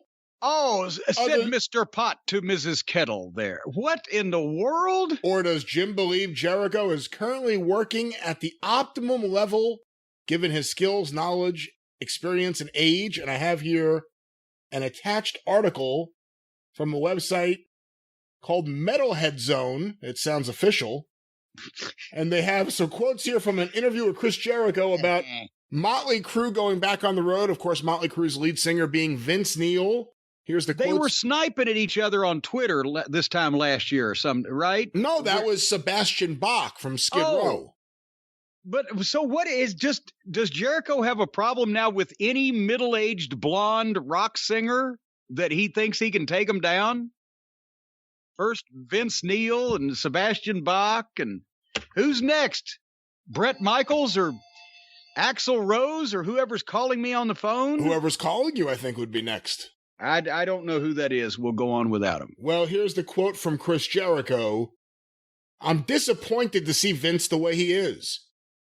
Because I think if he lost some weight and did some training and came out there and was in some semblance of shape, A, his voice would sound better just from that alone, and B, people would go, holy shit, did you see Vince Neil?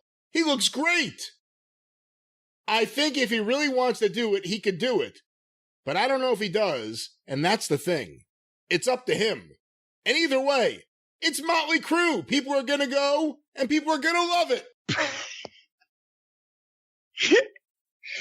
I don't know that people want old rock and roll stars to look in great physical condition like they're drinking milk and doing sit-ups. I think they want them to look like they've been floating in the river for 3 days, like Chris looks like now.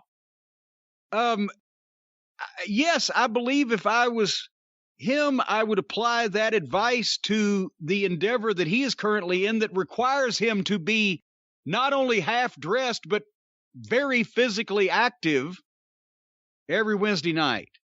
And yes, he's 50 years old. But Nick Bockwinkel was 50 years old too. So everybody ages differently, but for heaven's sake, with what other people are saying about Chris's current performances, totally independent of anything that we talk about, I wouldn't be saying that. That's like me telling people, hey, you ought to cut down on the cheeseburgers. Do you think Vince Neil gets on the phone and calls Sebastian Bach like, hey, Sebastian, I know we've never really gotten along and talked, but can you believe this fucking guy? Who the fuck is he? So it was Sebastian Bach that Jericho was trying to get one over on when he released that video of him singing a cappella that time. Remember? A cappella, oh, a cappella. Yeah. No, when he was doing the thing where it was some heavy metal song that he would, with no music and just on his camera phone, was screaming or screeching, I will sing in this fake voice. yes, in this fake voice, I'll sing this over the top. And then he actually said, how was that? Not bad, huh? Yes, it was exactly that. It was bad. I don't think that Robert Plant is not currently shaking in his boots from Chris Jericho, Vince Neil, or Sebastian Bach, but I would think that Chris would lighten up on the telling rock stars in his same age group, you need to get in shape. I love it so much. The Sebastian Bach one is my favorite because he's not known for backing down, and he didn't. And he went the other way. Instead of not, he just started challenging. He was like, hey, shrimp, fight me, whatever he was saying. The guy had just been the world champion in AEW, and he has this guy challenging him to fight on Twitter. Sebastian Bach. But there it is, Chris Jericho. The question is, what rock star will he critique next? Perhaps he's out of touch with what's happening in music. Well, you know, it's so sad when music passes people by that were never actually in it to begin with. It's sad. A popular topic we have not gotten to. I'll read this question here. This was sent to CornyDriveThru at gmail.com from Justin in West Virginia. Maybe he knows Stephen P. New. It's a small state. I wanted to hear Jim's opinion on what Chris Jericho said on Instagram about beating MJF and the Inner Circle in the feud with beating MJF and the Inner Circle Pinnacle feud. And I have a quote here, and in a way it's good that we haven't gotten to this until now because we're now several weeks away from this feud. Maybe the way you see it has changed. No, I think I still saw it exactly the same way, but go ahead. From Chris Jericho's Instagram, Jericho versus MJF was the longest storyline of my career, and one of the best. The angle started in September of 2020, and it ended last night at one of the greatest pay-per-views of all time, with the good guy making the bad guy tap out. Oh my God. The angle between the Inner Circle and the Pinnacle was full of twists and turns, comedy, tragedy, friendship, betrayal, blood, bubbly, and genuine animosity. But overall, I feel it was brilliant. Oh, I'm sure he does. By the way, there probably was some genuine animosity in there, but go ahead. I feel it was a brilliant, expertly told tale that was one of the best in the business from the last 20 years. Oh, for God. I hope all of you enjoyed watching this pro wrestling magnum opus as much as we did telling it. On to the next challenge. Hashtag AEW All Out. Where do I fucking start? First of all, are you out of your fucking mind? This is wrong on so many levels. And I've just heard this. I've never heard this comment before. I just heard this for the first time, and I'm trying to process this. In any situation, how would this... He's a babyface now, so he can't say I'm being a heel by being a fucking egotistical prick about my handiwork, but he's a babyface, so he shouldn't be coming off like that, and that's the way he's coming off. Also, he's actually putting himself in the movie star role and the movie reviewer role. It's like if Siskel and Ebert starred in a major motion picture or a sitcom, and then reviewed it and gave themselves both glowing reviews. He did that before. Remember we read that post from like 2002 where he gave himself like 4 stars for a match? Well, yes. But I figured it's after a show. He's alone in his hotel room. He's bored and he's stroking himself. Figuratively, possibly literally. Some things never change. Some things never change, apparently. Except he wasn't sitting in a hotel room alone after a show. This is weeks after the fact. And then what? Doesn't that drag MJF down with him? Because now he's not only told everybody, yeah, I'm a phony piece of shit that loves the smell of my own farts, and I planned this whole thing out because of my genius to entertain all of you plebeians out there, as Bobby Heenan would say. It drags MJF down too. Oh, and by the way, the guy that was doing it all with me, he's just as phony as a football bat, just like I am. And we did this all to fool you and get a rise out of you. So he's coming off like a heel when he's a babyface.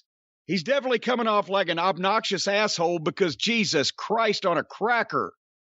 Even if you liked the thing, it wasn't the greatest wrestling angle of the last 20 years. He's burying the guy he was in it with as being a fake and a phony, contradicting what airs and is talked about on their very own television program. All so that the fans will go, oh, Chris, your angle was so good and you're so smart and you're so cool. Why would you do something like that? If you're insecure, you may want the reaction that you would hope it would get. Well, I don't think it got that reaction. I think that everybody's better off that it's over with, especially MJF, so he doesn't get flushed down the toilet anymore. Jericho just said, hey, this is the greatest angle of wrestling of the last 20 years that involved me flushing a heel's fucking head down the toilet. Now that I would have bought that it was the best angle of the last 20 years in wrestling that involved the overweight, overage babyface flushing the heel down a toilet. Because it was also the only one of those. That's insufferable. He's delusional. I mean, that's the problem. The problem is Jericho has awful ideas. He's convinced they're all great. Nothing will change his mind. And Tony Khan is a massive Jericho fan. So he gives him more slack than he would almost anyone. And therein lies the problem. Can you imagine Steve Austin saying the same thing after a pay-per-view? Can you imagine even Mick Foley blowing himself to that extent, even though Mick likes to give out compliments and talk, positively and good about everything. Oh, positive, good. But can you imagine any major star in wrestling, except for some MJF? That sounds like a thing that he would probably say as a prick heel to make people think that he was more obnoxious and self-centered than he is already. But can you think of any major wrestling star of the last 20 years saying something like that in public about the shit that they were themselves in? Even if they did want to expose the business. I'm sure there has to be someone that I'm not thinking of, but Jericho specifically does it a little more than most, because I can think of instances where he's done something and he's acting one way, and then he's on his podcast talking to the person he's doing it with. It's like, why don't you save that interview for, a year down the road, 2 years down the road? I know you're desperate for some numbers, but come on. Nah, come on, Brian. Don't say something like that. Having those guys on the show is not going to give him any numbers. Well, I just think he's fucking nuts. I think he's delusional. He does the worst shit and he thinks it's great. But there's also no one there to stop him. Or is he trying to talk everybody else into it? Does he know that it did nothing for MJF except delay him in his path to get over, and it was all about Jeribloat, but now he's trying to say that so that other people out there will go, oh, well, shit, apparently everybody liked it, so I must have been the only one. You think that's it? Do you think Jericho, based on everything you've seen, and you know the guy very well, or, you did in the past? No, I did in the past. You did in the past. Before he, lost all of his marbles, but go ahead. But also based on what you've seen since then, do you think he really believes, do you think he knows that this did no good for MJF? That's a hard question, because if you have any experience in the wrestling business, you would almost have to know that. And Jericho's got a lot of experience in the wrestling business. However, there is that blind spot that many people have when it comes to their own shit. So, as Jackie Fargo used to say, it might be a pick 'em. I don't know. Could go either way. All right, and that's the Chris Jericho portion of the show. Jim, let's get another question here. And this one is one that has become a popular topic. Several people have sent this in. It is, let me go to one of the questions here, because like I said, several have sent in questions. This was sent to CornyDriveThru at gmail.com from Guy in Louisville. Salutations. Wait a minute, just a guy in Louisville, or that's his name? Guy DePasquale, perhaps? It's just Guy. I don't know about Guy DePasquale. Guy Caballero? Very good. Guy Caballero, you're really on a roll here. Well, let's see if Joe Flaherty here has any questions. Salutations, Jim and Brian. Wanted to get your thoughts on Jericho's comments that MJF's reference to Lex Luger in his promo against Sting got, quote, reverse heat. And he goes on a little bit more there, but there is a quote here, and I'll read this. Jim, apparently Chris Jericho was on the sports media with Richard Deitsch, or Deitsch, I really don't know, podcast. That's the name, Richard D-E-I-T-S-C-H, Deitsch, or Deitsch, one or the other. Deitsch, he must be a German fellow. Deitsch from Deutschland. He should call himself Richard Deitsch Clay. That may work, but let's get his question here, or let's get his quote. You heard that? Okay, good. I heard that one, unfortunately. Here is Chris Jericho's quote from that show. People at this point know that this is show business. There is only so deep you can go. I think that, for example, there was a line a few weeks ago that MJF used about Lex Luger being in a wheelchair to Sting. I don't think that gets heat. I think it makes people feel uncomfortable. I think it makes people feel bad, and you don't want that. So there's a fine line between using real-life issues and going too inside baseball, where it's like, I don't know what this guy is talking about, but it just doesn't feel right. To me, that is the fine line of a pro wrestling promo. If there's something in the universe that people know, then you can use it because it's been on the show or whatever. If it's something behind the scenes like, well, your dad was a drunk, and it's like, where did that come from? His dad's a drunk? Well, that sucks. My dad was a drunk too. I don't want to watch this show anymore. Wait a minute. Before you go on, because I know there's more, but let me just interject a few points of order. Number one, then why did they have Adam Page be a fucking drunk for the last year? Trying to get sympathy. Good point. When people are going to say, well, my dad was a drunk, so I don't want to watch this fucking guy. I don't want to watch this show anymore, coming from Chris Jericho. Or is this television program that he is referencing not the all-time leader, the king, the undisputed champion in all pro wrestling television programs throughout history, of referring to inside shit that they don't even explain on their own television program? You got to watch YouTube. You got to watch the Hardly Boys comedy show on YouTube. You got to research this stuff. It's easy to Google it, and you know why these people are mad, that type of thing. And now he's just saying, if it's something behind the scenes, then where did that come from? If that's what 15 of those things come out in every one of their programs. Actually, they used to. They're a little bit better these days, since some of these EVPs and creative geniuses have supposedly had their power pulled back. But anyway, that's the... And also, I'll say this one thing, and then you can continue with more of Chris's babbling.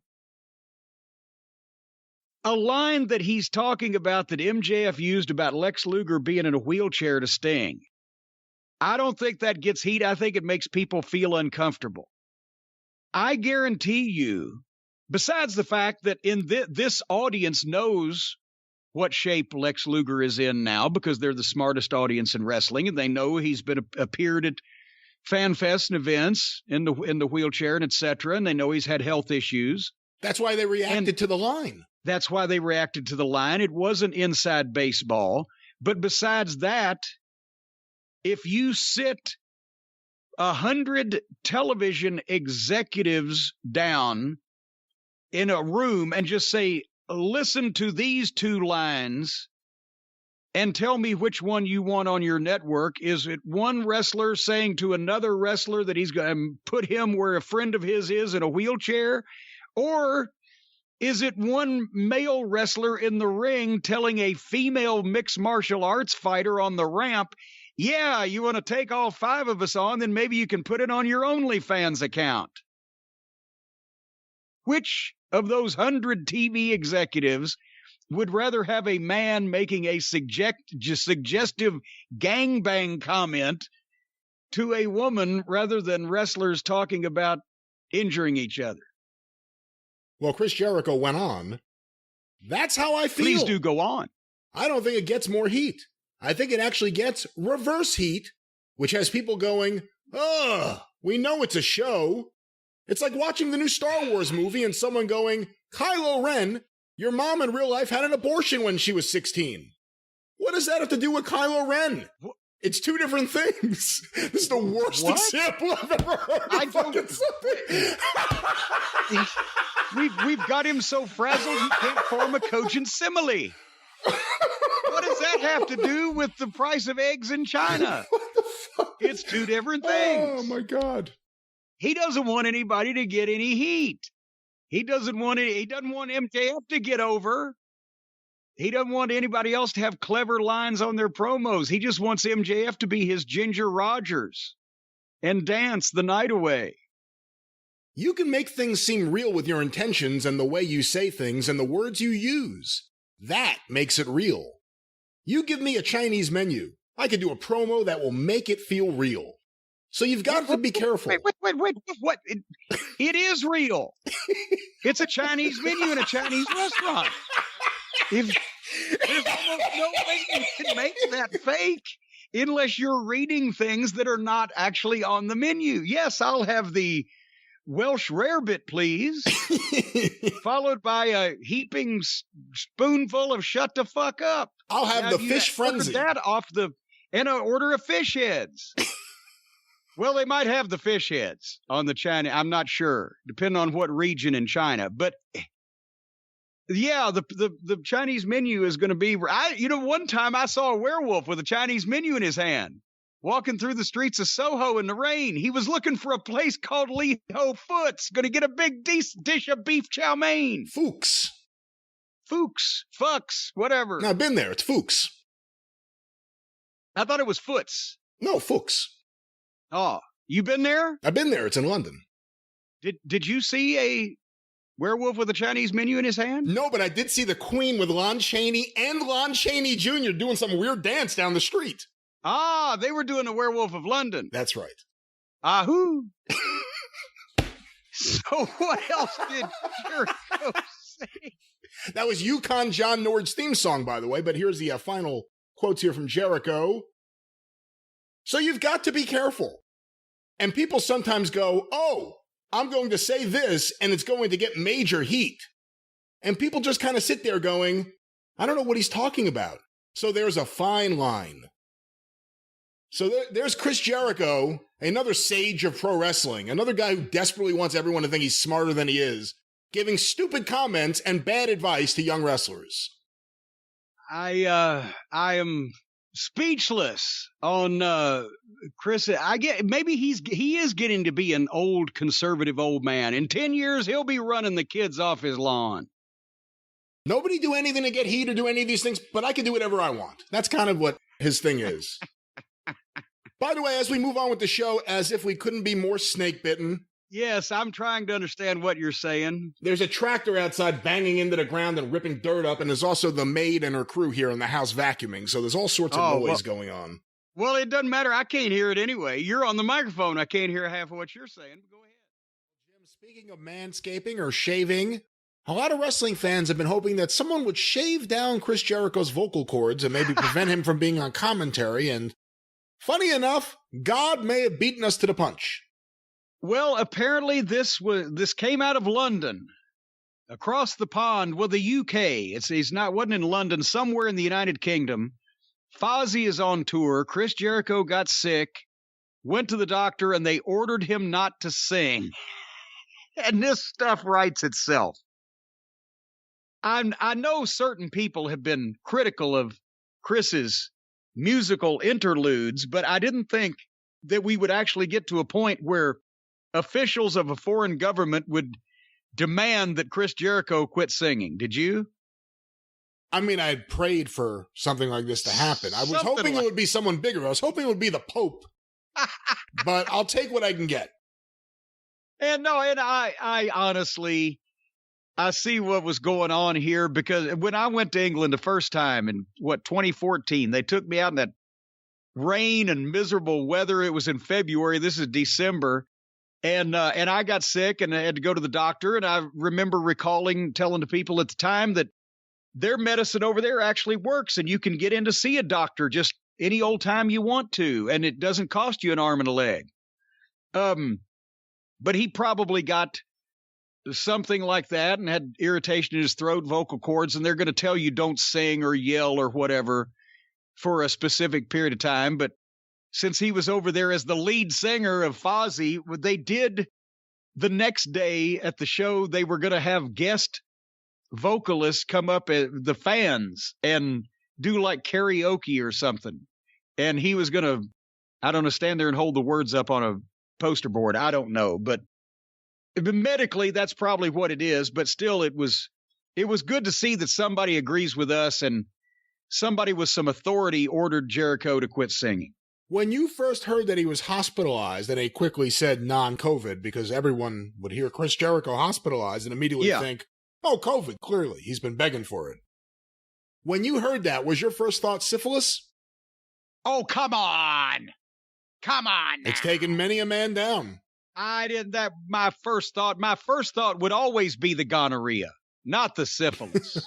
Fair enough. Or maybe just, a little fucking crotch rot. You never know. What do you do for that? Use cornstarch or do you use baby powder? What do you use for crotch rot? I don't suffer from crotch rot, I'll have you know. I thought you were talking from experience. I know. I got the Manscaped folks on my side. I don't suffer from crotch rot. That's from people that don't fucking take care of their swampy areas. Well, let's go back to what I said earlier. Speaking of rot, let's talk about audio rot. Will this do what everyone has been begging for? Will this keep Chris Jericho off commentary for a considerable period of time, if not forever? I don't think so.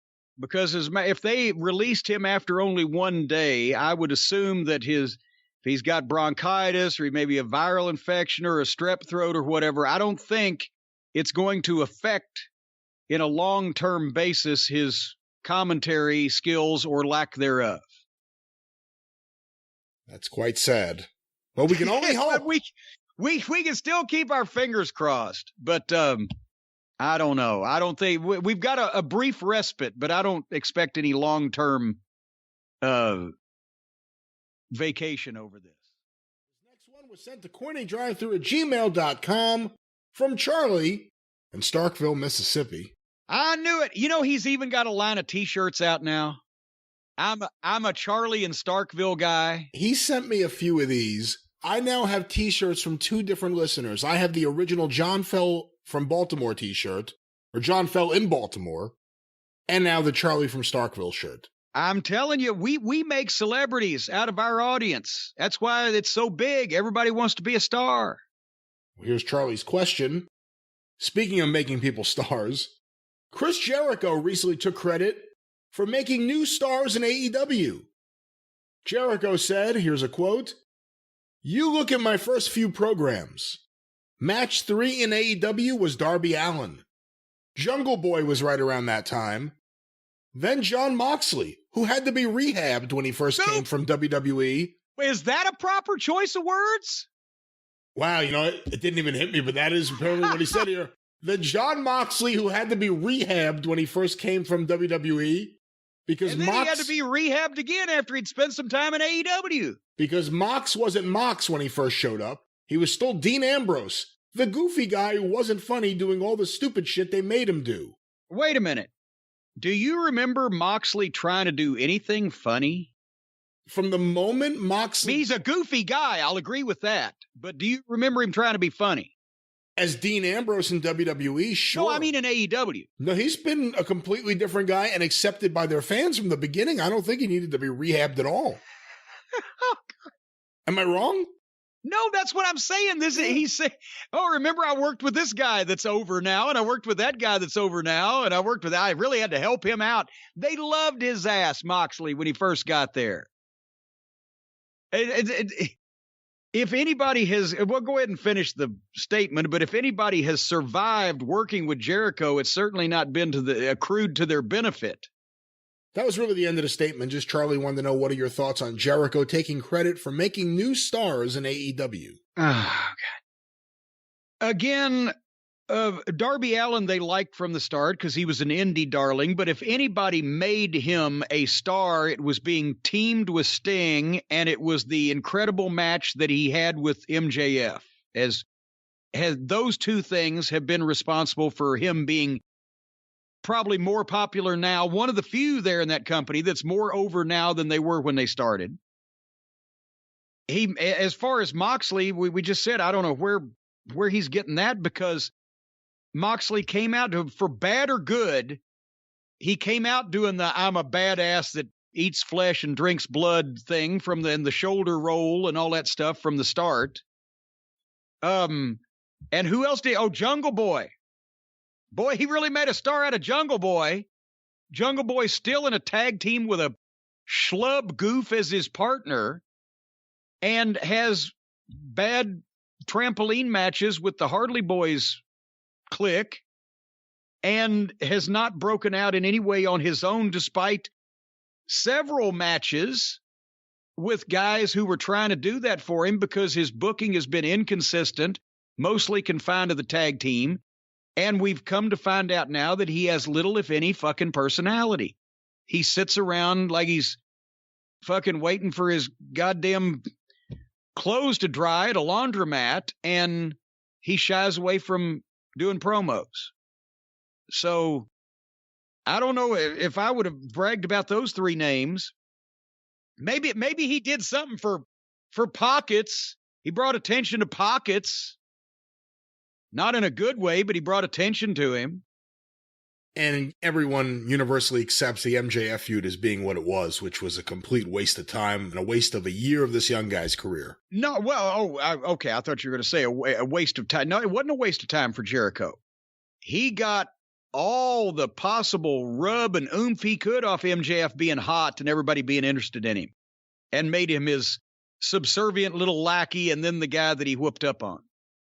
All right, well, that's Chris Jericho's comments on making new stars in AEW. And, another place where you can't make new stars just in the ring also. They have to be booked that way. If you go in and have the greatest match since the Christians ate the lions in ancient Rome, and the guy that you have it with the next week ain't on television, nowhere to be found, and then he's getting beat by the mascot 2 weeks later on YouTube, you didn't make a star anyway. But go ahead, Brian, with where you were.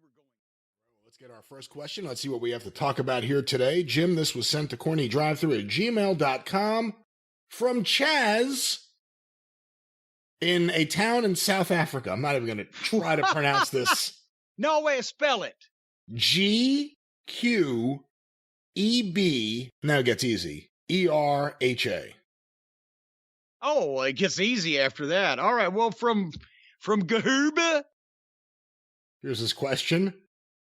I'm an avid listener of the show for the last 2 years, and I'd like to say thank you for all the insight and laughs during the dumpster fire that was 2020 and 2021. Especially for us here in Gabertha, South Africa. Gabertha. I'd love to hear you and... Don't pronounce it correctly. Pronounce the man's hometown correctly. Gabertha. I'd love to hear you and Jim attempt saying my city's name. My question relates to recent comments made by Chris Jericho in an interview, and I'd like to hear your thoughts. Here's Chris Jericho comparing himself to The Undertaker. Oh, boy.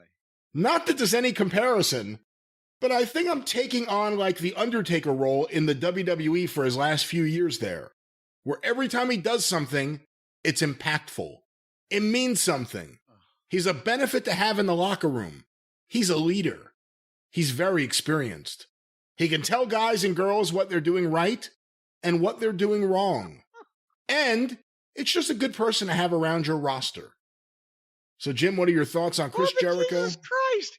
So he says, not that there's any comparison, but I'll compare myself anyway. And then he says all good, true things about The Undertaker, but by inference, would that be the proper term? Inference? Hold on. I think so. Let me look that up. Hold on one second. Indisposed, indulge, inextinguishable, initiate. Wait a minute. FGHI. I've gone too far. Hold on. Infiltrate, infidelity, infidel, infest. All those people that are always saying, I could listen to Jim Cornette read a dictionary. Well, here you go. Here you go, ladies and gentlemen. Infer, to conclude from evidence, to lead to as a result or conclusion. Inference, the act or process of inferring.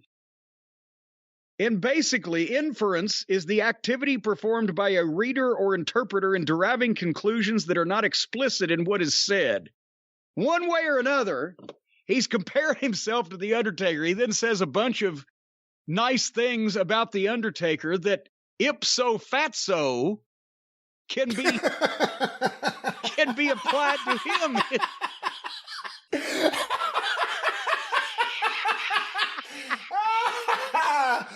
Oh, I'm going to remember that one. It can be applied to himself as well. I think he's not, at the very least, showing a wide variety of humbleness and lovableness. He's not a humble and lovable shoeshine boy. He just said that, yeah, no, I got news for you. I have seen about 25 things, pretty easily 25 things that happened on AEW television that if The Undertaker had been in the locker room, he would have shut that shit down. And Jericho just stood by and let the parade go past. Ipso fatso, I don't compare Chris Jericho to The Undertaker. Well, first of all, you raise an important question. We've seen GFY and The Influencer. Do you think Jericho's going to go after Ipso fatso next? May have to get Stephen P. New. But again, how egregiously fucking egotistical can you be he did the obligatory, no, there's no comparison, then made all the comparisons that he thinks he's in that position that The Undertaker genuinely, truthfully was in as this authority figure that will fucking keep everybody straight. And obviously he ain't doing that job because nobody's keeping any of that shit straight. So, but it's nice that he considers himself in that same genre. Yeah, that he thinks the things that he's doing are impactful. Yes. The problem is he wants to give people advice. As much as anyone actually wants to get his advice, he wants to give the advice. And, and again, a couple of years ago, we said at least there's one guy there that's had experience at a major league level, that's done big time television, that has worked for a major company for so long, he can help these guys. He can break them of these bad habits. He can fucking try to teach them what the wrestling business is and not what they think it is with the fucking stunt show and the bullshit. And within 6 months, he's out on the football field with the kids. It's like the Uncle Dave principle. He doesn't have any principles, and whether they take his advice or not, he could give it in a legitimate way and try to teach them like JR did until they made fun of him and he just quit. But instead, he's, hello, fellow kids. I'm one of the cool kids. Look at me. I'm young because I'm out here fucking around on a football field. So it's not that he made them more professional. They made him less professional, and he went along with it just to be considered one of the fucking trendsetters, the influencer, GFY. He was trying to hang on to them, not the other way around. Oh, clinging for dear life, clinched like grim death. Jim, our Our next question is one that several people have sent in on Twitter and via email to CornyDriveThru@gmail.com. Did you see a recent tweet from Chris Jericho after the Ring of Honor pay-per-view about Tony Khan? I did not. Here's a Chris Jericho tweet, 11:49 p.m., April 1st, 2022. Prediction: Tony Khan is going to take over both the sports entertainment and pro wrestling business in North America within the next 5 years. So let it be written, so let it be done. What are your thoughts on Jericho's prediction? So let it be written, so let it be done. Did he get that from Marvel Comics? Is that something that Odin would have said? I don't know. Right when he gave Thor and everybody their marching orders? What, is he worried about his contract and he's trying to start sucking up now? He's going to take over so he's going to beat Vince. He's going to, Vince, who knows in 5 years if he'll be around, but he'll have either taken over the WWE or bypassed them at this point. Is this what he's saying? I guess so. I mean, he has Ring of Honor. Impact's a non-entity. Anything else really doesn't matter in the States. As New Japan is WWE. I guess he's saying that Tony and whatever his operation will be either be bigger than WWE or they're going to take over WWE. I'm not exactly sure. Okay, Chris, temper your enthusiasm for the taste of that asshole just a bit. I'm not calling Tony an asshole. I'm saying you've got obviously a fucking taste for his asshole because you're kissing it. That even if you're a supporter or you're pulling for AEW, or that's as Mama Cornette used to say, that's a long road to hoe. So I think you ought to gear that back just a little to something that's possible, foreseeable, doable. Like, you could say he'll be competitive, or he's going to make his mark or whatever. But no, he's going to take over the whole thing. He'll have Tony Khan. If Tony Khan was to take over the entire wrestling industry, what kind of stroke or attack would he have first if he's this fired up, wired up, hopped up and ready to go right now over what he's doing? I don't know. I don't know who his enemy will be at the time. You don't even have to have an enemy. You can melt down just from everybody loving you if you're doing too much. We've seen poor Tony's demeanor lately. He's a little harried as it is, so he's going to take over I'm sorry. It's just that no matter who you are or what your hope or aspiration is for Tony Khan's wrestling projects, that's ridiculous. That's a ridiculous statement made only to kiss the ass of your boss. Would you not agree? Oh, I completely agree. Because even if you think Tony could do something here and really take over, or really take the lead from WWE, putting it out there like that, putting it out there when you do it, I think a lot of wrestlers put stuff out there to, in their minds, please Tony. Whether it does or doesn't, or whether Tony sees through it or not is another story. But there are other wrestlers who do similar things. Well, I have the greatest boss. I love my boss. He's the best boss. Yeah, okay, give it a break. That's what I think. I'm going to try to find here some audio of Chris Jericho. Oh, seriously? Here's Chris Jericho. Let me go to this. What could he have had to say for himself after that abomination that he took part in? Let's go to this. I believe this is about the Anarchy in the Arena extravaganza. We had to record the whole thing in an empty stadium, obviously. Then last year was kind of a combination of the Stadium Stampede and then a live, the finish was in the live arena.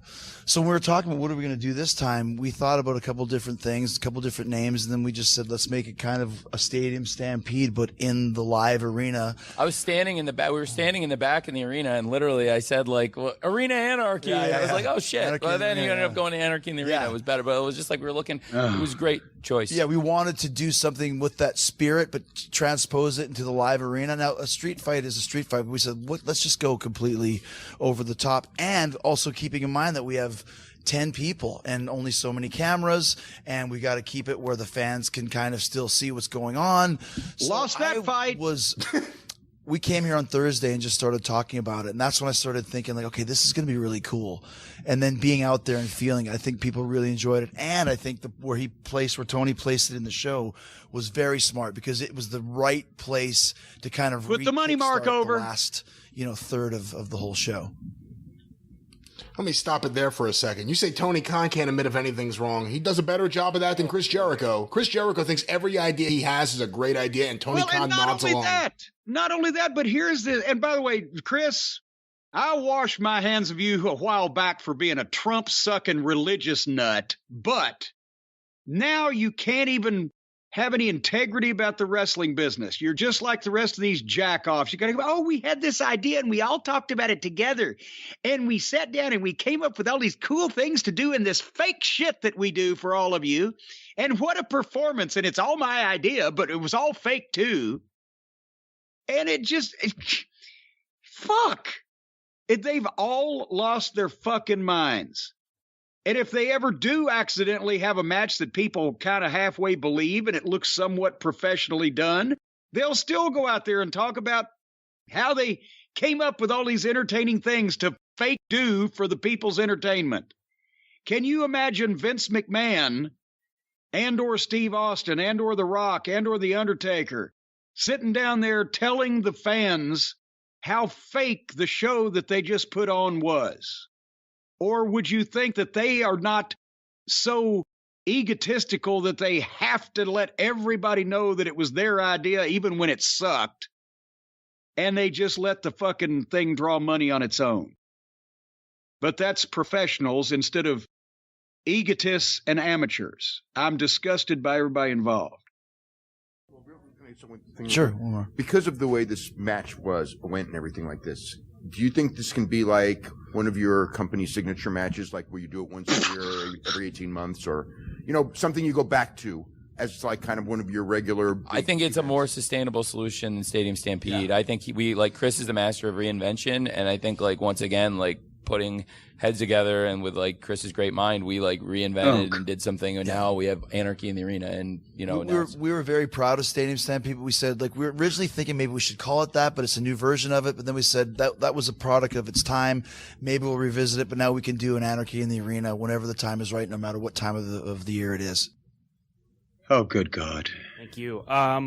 My favorite part of the match is the song playing through most of the match. That was his favorite part. Who is this fucking weasel speaking? I'm not exactly sure, but by the way, what journalist begins their question? But my favorite part was this. Yes, my favorite part of the coup of the government in El Salvador was when they came out and played the record. And then whose idea was to kill it? So I think when we were talking about it originally, we were kind of harkening back to New Jack when his music would play throughout his matches, which kind of took away the fact that there was just basically plunder and just garbage. Which took away the fact that it was a garbage match with nothing going on. Added some excitement to it. So we thought, okay, so if we can play the music for the first third of the match, that will kind of sustain it to where people see it's just kind of basic. Well, not the thing was basic, but just kind of until we get to some of these bigger moments. I think because no one's ever done that here in AEW or anywhere since then, it's kind of it kind of makes it seem different. It makes it different. And then I thought, well, this is great, and I'll be the party pooper who hates this song, and let's break the soundboard. So let's put a soundboard thing up there, and we'll break it. And that was my favorite part too. As soon as we hit the ground, it goes off, and I was telling Tony, I love wrestling. I still love oh my God moments like this. Yes, it's comic, but it's like the asshole heel just hates music, and it's I'm gonna smash this. No, we were all screaming, "Stop that fucking music! You did us a favor, you fucking die! I hope you die! Oh, you die, you motherfuckers! You don't love wrestling, you hate wrestling, you shit in wrestling's face." What else did he have to say? Let me go forward a little bit more, but there are his general thoughts on anarchy. I also like the idea that we're supposed to think Jericho's an old curmudgeon who hates music. That's how we were supposed to take that? I don't know what the fuck they're thinking about. And again, if they did get any simpleton that would believe their logic bereft, nonsensical fucking wrestling matches then they'll come out and spoil it for that one knucklehead by telling him it was all fake too. What in the world have we come to here where you go out and legitimately try to hurt yourself and other people and then tell everybody afterwards it was all a fucking bunch of bullshit? Jericho, I got another question later on from Brian Alvarez asking about Jericho's amazing ability to get things over and reinvent himself and his many ideas. Brian Alvarez. Yes. Hey, buddy.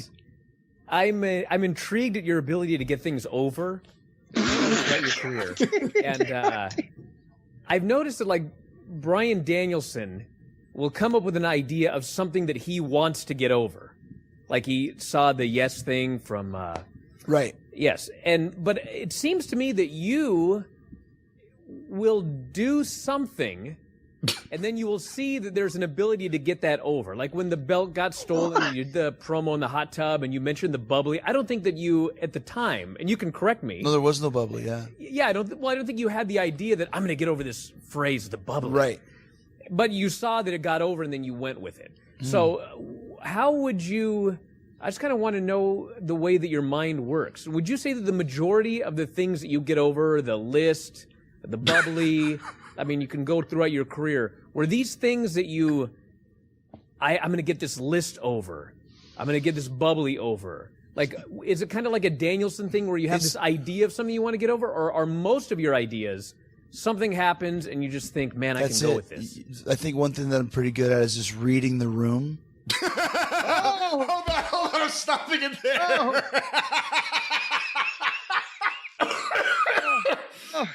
One of Jericho's top talents, reading the room. My God, I just can't.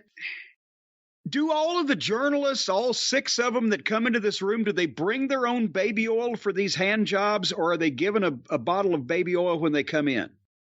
I will say, from watching this last night, it does appear that a lot of people are there as fans who have a place where they write about wrestling, as opposed to people who consider this something to be treated seriously. When you begin by saying what your favorite matches were, or I like this or that, I'm not exactly sure if that's how it's supposed to go, but it's not a hostile room. No, not at all, and especially not for Chris Jericho, but let's go back to his brilliant answer. Because I've had a lot of things like where, like, I thought, like, GFY, that's a good one. And then the same night, Mox came out and literally said, go fuck yourself. And it's like, well, that one's done. But no one was really getting into it. You're kind of swimming upstream.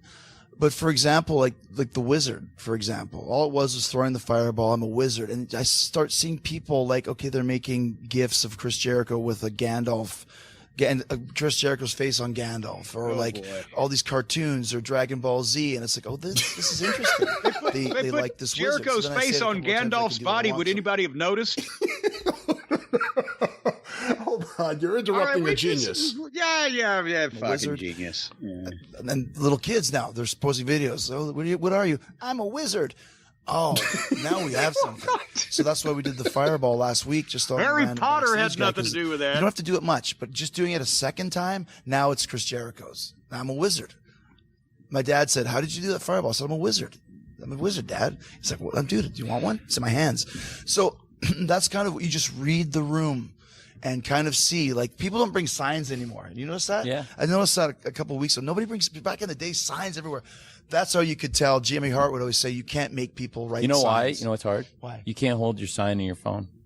Good call. Same time. That's a good point. Good point. Everyone's always got their phone in So their you hand. used to be able to read the signs. That is a good point. And now what you do is read social media.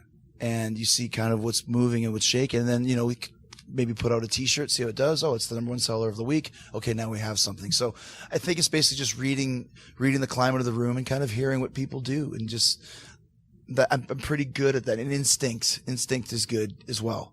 A lot of 32 years of doing this, I have a real kind of good feel as to what people are into or what they might be into. And most of the time I'm right. Not all the time, but most of the time I'm right. Even Jericho Appreciation Society, when I told Tony that one, he bid on it right away. And I was like, dude, he's like, this is He bid on it. I first said that. Huge outrage. Jericho Appreciation, that's terrible. It's terrible. I was like, okay, stop. I'm in charge. You should have called it Inner Circle 2.0. Right? No. I love That's it. terrible. And then here we are now, Jerry. And the sports entertainment. And the sports entertainment. I lean into sports entertainment as soon as you said it. Oh, what a genius. Right. What a genius. And it leaned so perfect into Bryan Danielson, Mox. Well, that was another thing, too. I'm sorry, I know you guys have been here a long time. No, it's great. So we were in Bridgeport, and Eddie Kingston and I had a face-to-face promo. And he was great because he came in there and said, I don't even know why I'm here. I don't want to talk. This is pro wrestling. You want sports entertainment? Go down the road. Huge reaction. Oh, that's interesting. They don't like sports entertaining. They don't like sports entertainer. Who knew? Who could have Call me figured trademark this guy. out? Let me ask you a weird question. Is sports entertainer trademarked? Nope. Is now. So that's kind of why I was like, it's perfect. And then like he just said with the Blackpool Combat Club, and then suddenly they're connected because of Eddie and Mox, and none of you guys saw it coming, which made me laugh so hard. All the smart minds in the room, nobody saw this. It's 5-on-3. It's 5-on-3. Okay, it's getting old. These guys got to do something. Blackpool Combat Club. Oh, it's getting old. They're going to do something. You never saw the connection that it was coming to a head? We came up with that 3 months prior. But it's like I said, it all connects. Yes, we plan everything out ahead of time, ladies and gentlemen, because we're all a bunch of fucking phonies.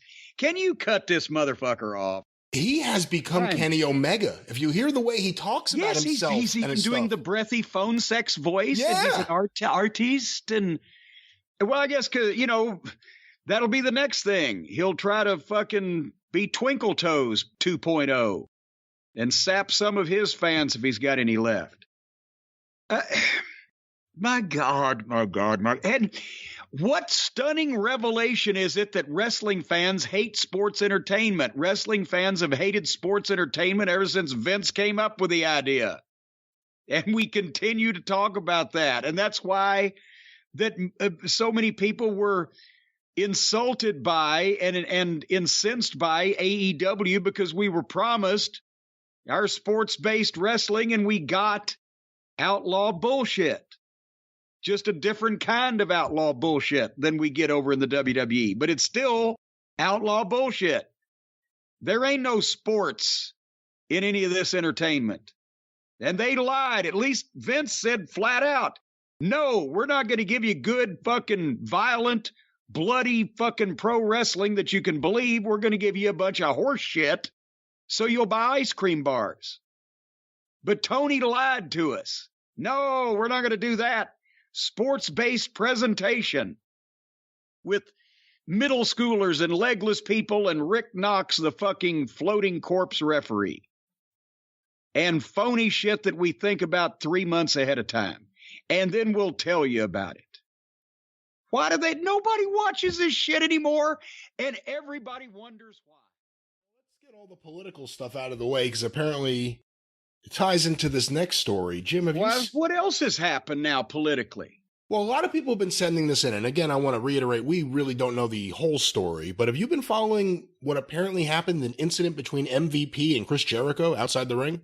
Oh, well, I haven't been following it because I keep hearing the same story. Basically, they crossed paths at a hotel somewhere recently when I guess both were in the same town for some reason, even though they're in separate companies. And there was a verbal altercation near the elevator. And the only other hint that I have heard was that potentially it was about social issues that were expressed by either person on Twitter. And I would think that specifically it was probably, since we know where poor Jericho's head is at, it was probably something goofy that he said that MVP took exception to, because I would have to imagine that they're about as far apart on the political spectrum as me and Jericho. What do you know about this? Well, I'll go into that, and you're right. We know where Jericho's head is at. We also know where his wife was at. So, I mean, we know where Jericho's coming from on this stuff. I wonder if they called her to testify before the commission. Or will she just be a bit player with no speaking part in the background of some of the insurrection video? But go ahead. So apparently some internet wrestling sleuths have tried to put together this story. The story came out that there was an incident in a hotel in Houston after an AEW show. I don't know. Does he live in that area? Because obviously he works for WWE and they're AEW. MVP, I think, is MVP not from, well, he was at one time from Florida, but I believe now he does or has at some point in the past lived in Texas. So, or perhaps he's multicultural and bi-coastal. The man's, he dresses well. I'm sure he's got some money. He's probably got a couple of homes. Nevertheless, they were there.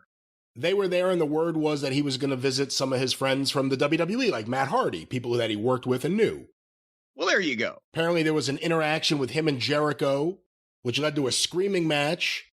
Some have said it was almost a physical altercation. Jericho went into the elevator and either yelled or just said, "I don't fight jobbers," which set off MVP. So we'll get back to that part of the story, because MVP apparently doesn't say that's the whole story. Well, but bad, just jobber. Now, in all seriousness, he was the manager for the WWF champ, one of the champions. He's a former Intercontinental champion, had a fairly decent career there himself. I wouldn't exactly put him in the Randy Mulkey category. So yeah, and it's easy to call and Jericho was the one getting in the elevator when the doors were closing, right?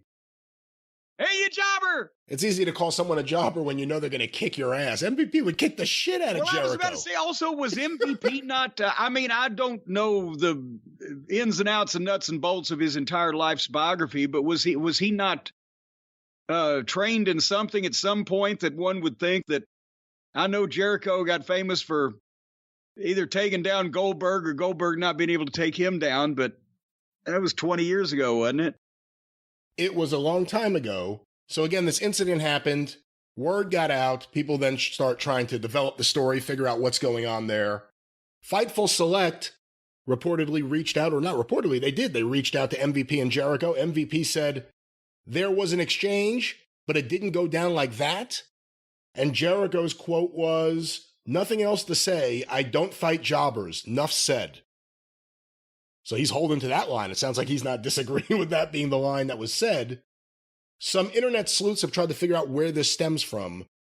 Apparently this tweet, November 4th, 2020, so again, election time, Chris Jericho said, "I'm not a political person, but is it strange to anybody else that for the first time ever, we have to wait a day, 2 days, 5 days, 10 days to find out who won the presidential race?" To which MVP replied, "Delete this." And then someone said, "Yeah, MVP, you tell him what to do. Don't let him have his own opinion." And MVP replied, "Misinformation or categorically false information is not an opinion. There are no such things as alternative facts. But hey, no reason to let the truth get in the way." Boom. And that's, here's the thing. Everybody that retweeted or spread that horse shit, if Chris was able to watch real news instead of living in his fucking Fox bubble, he would have known that everybody that paid attention had been saying that was going to take place for weeks and weeks. But it wasn't a surprise. But it was a surprise to them because their dipshit leader, and this is another thing came out in the commission hearings, was telling people, don't vote by mail. Go in person in a pandemic. And they didn't think he was doing himself any favors there either. So spreading I'm on MVP's side. Wait a minute, hold on here. Let me, I wasn't ready. I didn't think early enough in the program there I was going to have to give somebody a round of applause. But yes, it doesn't help when people that ought to fucking know better spread bullshit to the more gullible, weak-minded people who will easily believe it. Well, apparently after MVP made his statement, Chris Jericho blocked him on Twitter. So a lot of people were pointing to this specific interaction, if you want to call it that, and the subsequent blocking as being potentially part of what caused this. The word that came out was the argument they were having in the hotel in Houston was about social and political issues. You have to think it's all tied to this. You would think on the face of it, it's all tied to this. Well, is it all tied to this, or was this Twitter exchange a rehashing or a reprise, if you will, of something else that they maybe have discussed in person? And MVP has rolled his eyes at Mr. Jericho in the past. And, who knows? Because if you've got... I had somebody one time say to me, well, what do you expect from Jericho? He's a fucking rich white guy. But no, you can still have a brain, especially when you've been in a business that's showbiz for all of your adult life, and you ought to know a line of bullshit when you see it and hear it. But nevertheless. Let's also remind everyone, Chris Jericho has the option to return to Canada anytime he wants. In fact, some of us may pay for the transit. Actually, I don't know. It's awful hard to get into Canada. I don't know whether Chris could qualify these days. Well, he's a dual citizen, isn't he? Well, but that, they'll fuck with you anyway. Well, you've had bad experiences. It's not just me. Let me tell you something. I have, over the last 20 years, I have discussed this with a number of professional wrestlers. And these are guys that have made multiple trips to Japan and wrestled in the United Kingdom and been to, Germany. I mean, I just name countries, right? And I have been, as you know, twice in the last 10 years over across the pond to the United Kingdom. Hello, Kenny Mac. And everybody has universally told me that they have more trouble getting into Canada than they do any other country in the world. And whether it be the UK or Japan or Germany or Australia or wherever the fuck, it's a bigger pain in the ass. You go through more shit. You might get pulled or stalled or delayed or detained or generally made to feel uncomfortable trying to go to Canada than any other country that they've been to. And the Canadians they're not like, hey, who the fuck are you talking to? It's just their goddamn border people. And remember, they don't keep nasty people out, because remember, we've commented on a number of people that are in Canada that are like, well, how the fuck did he get there? If you're so worried about fucking spitting on the sidewalk. But go ahead. I was going to say, you said hello to Kenny Mac. Do you realize that right now there are more Macintoshes in wrestling than McMahons? How many Macintoshes are there? Well, if there's one, there's equal amount as there are McMahons. Well, you said more. I'm trying to... There has to be a second Macintosh. And, at Kenny McIntosh, I'll tell you what, he's what do they call it, dogging over there in the UK. He'll go around and spread his seed around and just inseminate everybody. He's a wild man. He'll kick Ric Flair's ass and partying. But so there may be more Macintoshes, but there's an equal number. The worm is turning. There's an equal number of Macintoshes and McMahons in wrestling and an equal number of McMahons and Jarretts in the executive positions in the WWE. Who would have ever thunk it? Well, I guess to end this segment, go get him next time, MVP. We're rooting for you. Yeah. Hey, if you need, we'll teach you a few things. We'll work out with you. We could be like Briscoe for Shawn Michaels the night before the Montreal match. We could go to get in the room with MVP and teach him a few things, how to take care of himself. Hey, listen, move one, go for the weave. That's it. It's over. It's all over then. Jim, I'm going to be honest, we have a couple questions I'm going to read here, sent to CornyDriveThru@gmail.com from Charlie in Starkville, Mississippi. He has good questions, and he's a published author. We could use the rub. He's an author. Here's his first question. Chris Jericho recently explained the concept of the wizard character he is currently portraying. Jericho said, quote, "The wizard, what is it? Nothing. What is it? Everything.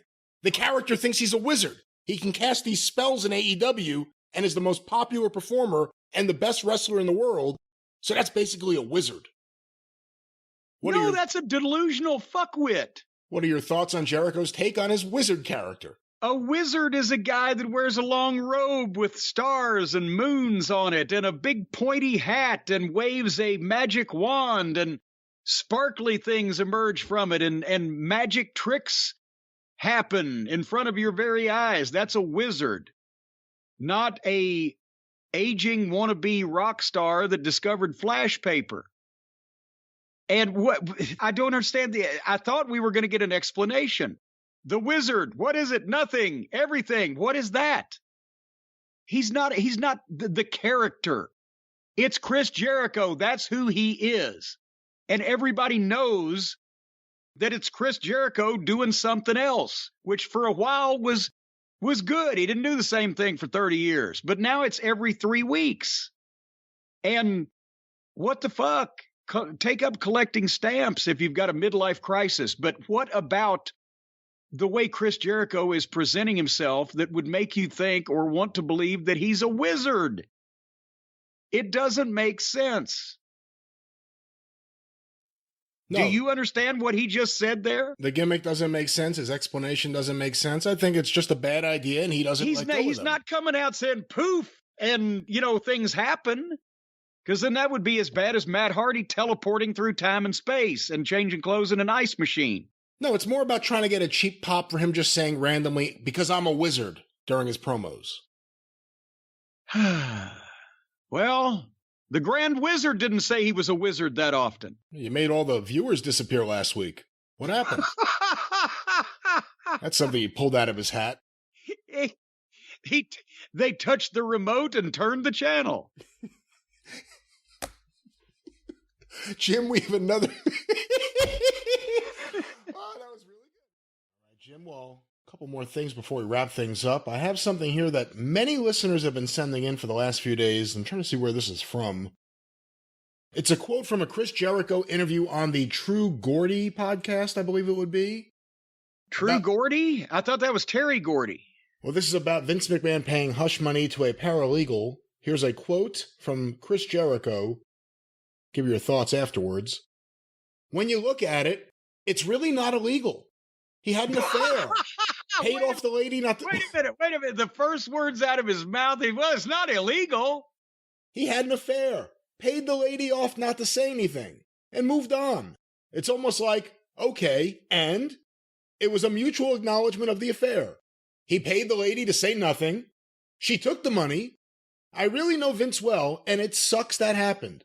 It sucks that he did it. But is anything really going to happen from it? I don't think so. Is it morally right? Absolutely not. Is it illegal? No. Is it something that is going to get him into real trouble? I don't think so. He doesn't think so? That's how it ends? I don't think so. So what are your thoughts on Chris Jericho's opining on the Vince McMahon scandals? What was this, before or after they came out with another $9 million worth of NDAs and several, including members of the roster, the talent roster, that Vince was, well, he said it sucks, but I think in this case, the other talent was doing the sucking. So this was before or after that? Or do we know? I do not know. So basically, Chris Jericho, now we found out that he's a religious nut and also in favor of the overthrow of the government of the United States. But Vince can basically use the steno pool as his own private whore house. And, well, it is not morally right, but it's not illegal. Somebody may be wanting a Hall of Fame induction and or one last run and trying not to close that door. Because it better happen soon. There's only so much Botox in the world. I was about to say, well, but hey, have you seen Mickey Rourke lately? He's had something else done. He's looking good. He and Chris could form a team. Again, I've said the same thing. I don't know how they're going to force Vince out. So I don't know how that bad outcome's going to happen because he's got the stock and everything stacked in his favor. But we can't say nothing's going to happen or this is not going to be a big deal or it's not going to affect anything. Chris is downplaying it because Chris still wants a place to go after Tony Khan has an Adderall-induced stroke or heart attack or whatever. But to downplay that in that way, no. And again, does Chris think it's okay just because it was the illegal paralegal, or is it okay now even though it was members of the roster that didn't necessarily want to fucking gobble Vince's goober, but did it on the thought that, well, I guess I better gobble this goober or elsewise I'm going to be selling him on a street corner.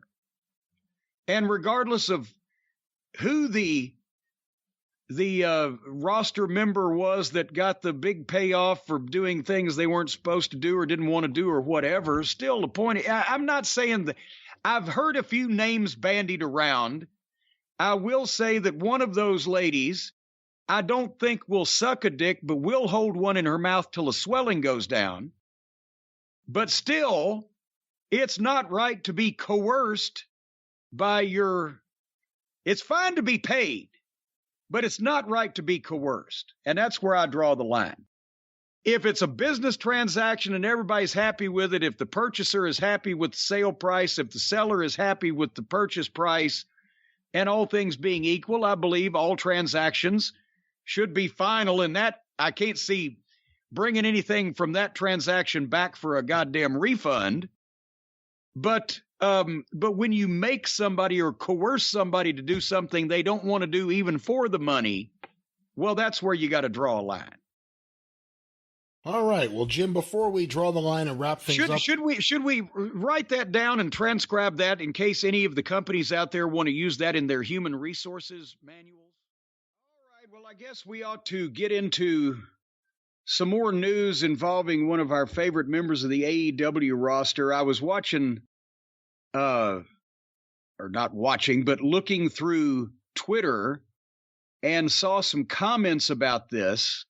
But I believe you have found the clip that's germane to this incident. I am not a regular listener of Chris Jericho's podcast. I'm sure he has some. I'm just not one of them. Who could be? Oof.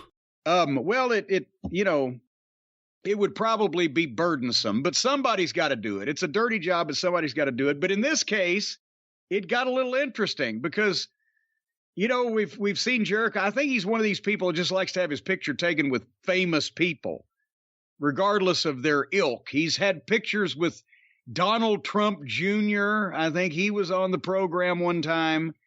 I think he was a big fan of one of the other right-wing lunatic rock stars like Ted Nugent or Kid Rock, one of those type of people. But he's had the other side of the coin on, a guy who didn't necessarily say some things that Chris Jericho might have wanted to hear recently. Old Governor Jesse Ventura, who's always been a different kind of fellow, and has his beliefs and doesn't mind mentioning them in public forums. And apparently, old Jericho got blistered by Jesse. Well, he wasn't blistering Jericho. He was blistering former President Pig shit, and Jericho had to sit there and listen to the truth for once. And I'm pretty sure that didn't fall very well with him, since his wife was vacationing in D.C. to celebrate the insurrection and attempted overthrow of our government, and he himself contributed money to a fucking criminal psychopath that tried to, again, overthrow democracy. And Jesse, apparently, from what I have heard, told Chris Jericho what he thought of the whole matter on Jericho's own show, and Chris sat there and nodded a lot. Have I summarized this appropriately here? I believe so. We'll play a little bit of audio so you could actually review it and hear the real thing as opposed to whatever you're reading. But it's interesting to note that Jesse Ventura, I believe, and Chris Jericho share the same agent. I mean, Jesse was the one who brought Barry Bloom into wrestling, and Barry Bloom is Jericho's agent, correct? Well, I haven't checked with him recently. I think at one time that was the case. And Barry Bloom, actually, like you said, Jesse brought him into wrestling at various points, was the guy who, over the past 25 years, who's represented, I would say, 80 or 90% of the major names getting major contracts in wrestling, or at least he did at one time. Especially, I know when Jim Ross was the head of talent relations for the WWF, he didn't look forward to speaking to Barry Bloom about a number of subjects. And when JR left that position, Barry Bloom became JR's agent. So he must be good. Let's now go. Here's a little bit of audio. Again, Chris Jericho speaking with the former governor of Minnesota, not just someone who's into politics, a former elected official, Jesse Ventura, on his little podcast. It's like right now, Chris. Do you know why I hate the Republican Party right now? And I'll say it blatantly on the air with you, why I hate them. Why? Because I took an oath to defend the Constitution against all enemies, foreign and domestic. And on January 6th, the Republicans attacked my Capitol against the Constitution, and I saw a Confederate flag get carried through my Capitol with their blessing, and no one, and I mean no one, to this day from the Republican Party has apologized for it. All I want's an apology. I want the Republican Party to tell Governor Jesse Ventura they are apologizing and are sorry that a Confederate flag got carried through his national capital. Right. I don't think that's too much to ask, but I don't think it'll ever be done, Chris. I'd hate to admit something, but I'll try to word this as best I can. If I would have been security that day, the dude with the flag, I often wonder if he'd be breathing today. Mm-hmm. Get my message? Yeah, sure, of course. Yeah. It takes a lot of ingredients to fix or build a car. That's how he inserts his hands, the fucking dick. Listen, that's hysterical, because that was the perfect opportunity for Jericho to say, listen, my wife was there, and I want to speak up for those people. He said nothing. Oh, well, remember all the people that were saying, well, I was there. It was just a tourist visit, just a protest, just everybody normally going about their business. It was fucking chaos. We've seen the video. There was your point, Chris. There was your time. You could have told Governor Jesse Ventura, who may not have been the greatest elected politician in the world, but he's been one, so he has more experience at it than you. He knows how this shit works. There was your time to say, no, it's all been misunderstood. There were voting irregularities. There was fraud committed. People were outraged. No, you sat there like a little bitch with your tail tucked between your legs when you heard the truth, just like every other Republican is doing right now, that they're hearing the truth from the people that were there in the January 6th commission under oath. Republicans, people that Trump appointed alike, saying he was unhinged, saying that he was a criminal, saying that he was trying to overthrow the government by illegal means. It's all been outed. And Chris, you had the chance and you couldn't say anything because you know why? Because there's nothing to say. But he could have called home and had his wife called and apologized to Jesse Ventura for being there. When she put up her vacation pictures on Facebook, here we are trying to help a fucking criminal psychopath overthrow the government. And we're all blonde. Jesse Ventura never met a conspiracy theory he didn't like. And even when he hears all this, like, that's nuts. He lost the election. It's too much for him. Anyway, so we'll keep an eye on, and maybe they can book that in AEW. Jericho versus Ventura. It would have name value. Oh, Barry Bloom would love to negotiate with Tony again. I'm sure he would. I would imagine that Tony, every time Barry Bloom sits down with Tony Khan, Barry has to bring an extra Brinks truck or two to carry off all the extra money, because that would literally be Einstein teaching a second grade math class. I'd pay money right now to hear Ventura talk with Linda McMahon. I'd pay money to sit there and listen to it. Our next question, sent to CornyDriveThru at gmail.com from Julian in Greenville, South Carolina. In a recent interview, Chris Jericho explained why death matches are good for wrestling and discussed the spot where he broke his nose. I find it ironic that Jericho's whole gimmick is making fun of pro wrestling and making it look fake, yet he thinks the death matches add credibility to the business. Wait a minute. Is that his comment was they add credibility? Well, no, that was the emailer saying that. But hold on, I have an article here from Fightful.com by Jeremy Lambert. Jeremy? And I guess he's referencing something else. This is from Comic Book.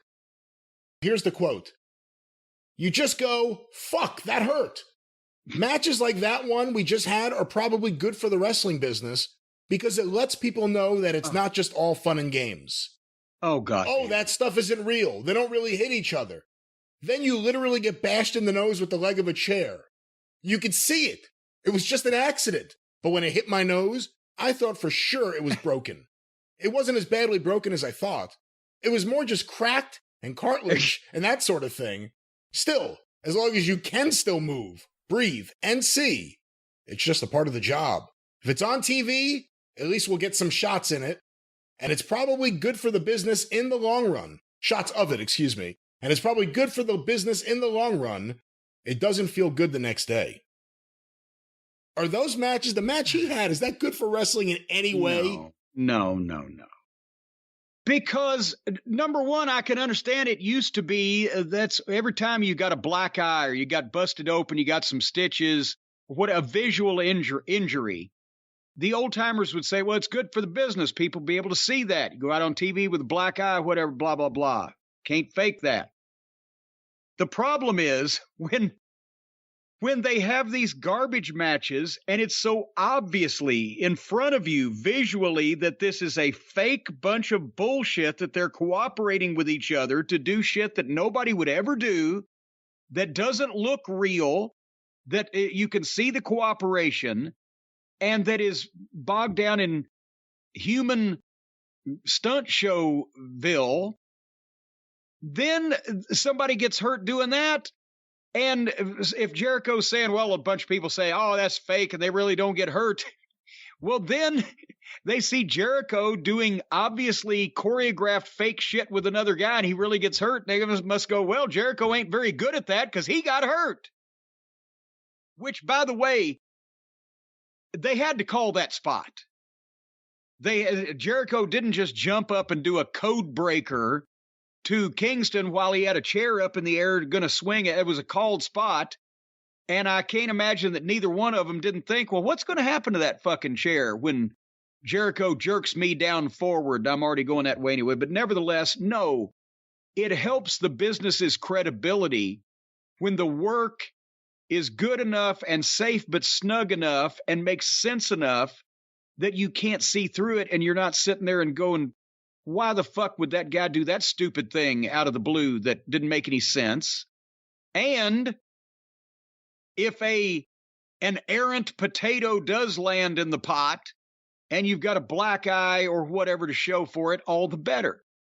But if you come out with a black eye or a swollen fucking testicle or cut from asshole to appetite off of barbed wire that you were rolling around in, it still looked like a fake match. You just weren't good enough to not get hurt doing fake shit.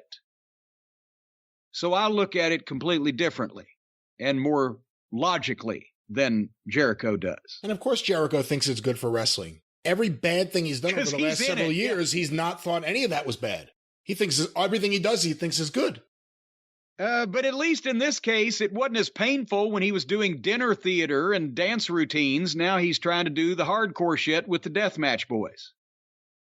Frank Sinatra doing G.G. Allen. All right, our next question, sent to CornyDriveThru@gmail.com, comes from a fella we don't hear from enough. Charlie in Starkville, Mississippi. Charlie, hope your dad's doing okay, by the way. Hi, Jim. Chris Jericho recently... Hi, Charlie. Hello, big boy. Hi, Jim. Chris Jericho recently talked about why he didn't change his entrance music from Judas when he turned heel. Jericho said Tony didn't want it. He wanted to keep the original song. What are your thoughts on Tony Khan wanting to keep Judas as Jericho's entrance music? I did see this comment in it, and where I saw it, it was fleshed out as Chris saying, I did want to take it away from him because I was going to be a heel, but Tony didn't want me to do it. My response is Chris didn't try hard then. Because you can't tell me that Tony Khan, who listens to all these other off-the-wall, half-cocked, half-baked creative suggestions from everybody in the world and does most of them, apparently. I don't see a lot of editing going on. If Chris Jericho tells Tony Khan, who's never been in this goddamn business before he started his own 3 years ago, and Jericho's got 25 years experience, and that apparently means a lot to Tony, even if it doesn't mean a lot to the other wrestlers in the locker room when people have experience. If Jericho said, no, it's my song, it's my gimmick, it's my character, however the phrase is, I'm going to be a heel. They like to sing along. It's going to make them happy. I want to take it away from them to be a heel. No, we're not going to play it. We're going to play something else. Tony would say, no, goddamn you, Chris Jericho. If you don't play that song that the people like, that they'll cheer for, even though you're a heel, just because you're trying to make my business better, I'm going to fine you or suspend you or fire you and you'll never work here in this town again. No. He didn't try very hard. He may have made a token attempt and told you, oh, no, let's keep it. And maybe Chris led him that way with the questioning to begin with. But no, there was no serious contemplation or request or demand made. No, we've got to do this differently if I'm going to be a heel, obviously, or it would have been done differently. So no, I don't buy that implausible story. I'm sorry. Yeah. It makes you wonder if, I don't think Jericho was too, I don't think he was too, yeah, exactly. I don't think Jericho, I don't think he wasn't on a mission. He wasn't too eager to drop the song.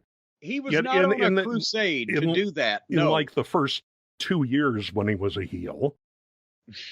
So I don't think he had a coming to Jesus or coming to Judas moment, I guess. Oh, I see what you did there. Yes. Oh, yes. Thank you. Yeah. Somehow I'm not quite buying it. I'll pass on that. But again, it comes down to the guys having input in their gimmicks and their matches and their promos and everything else has been what they've wanted in the WWE for so long that they haven't been able to attain.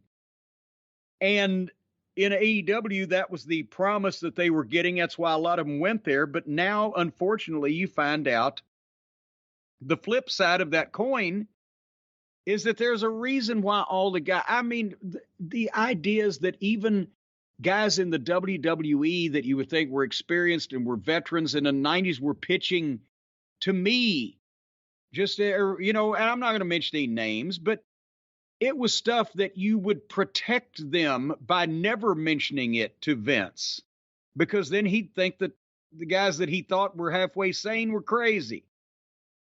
And or, the ideas that were obviously see-through, like, yeah, I'd like to be Vince McMahon's illegitimate child. Oh, that means you're going to get some TV time. Well, that's a happy byproduct. I hadn't really been thinking of that.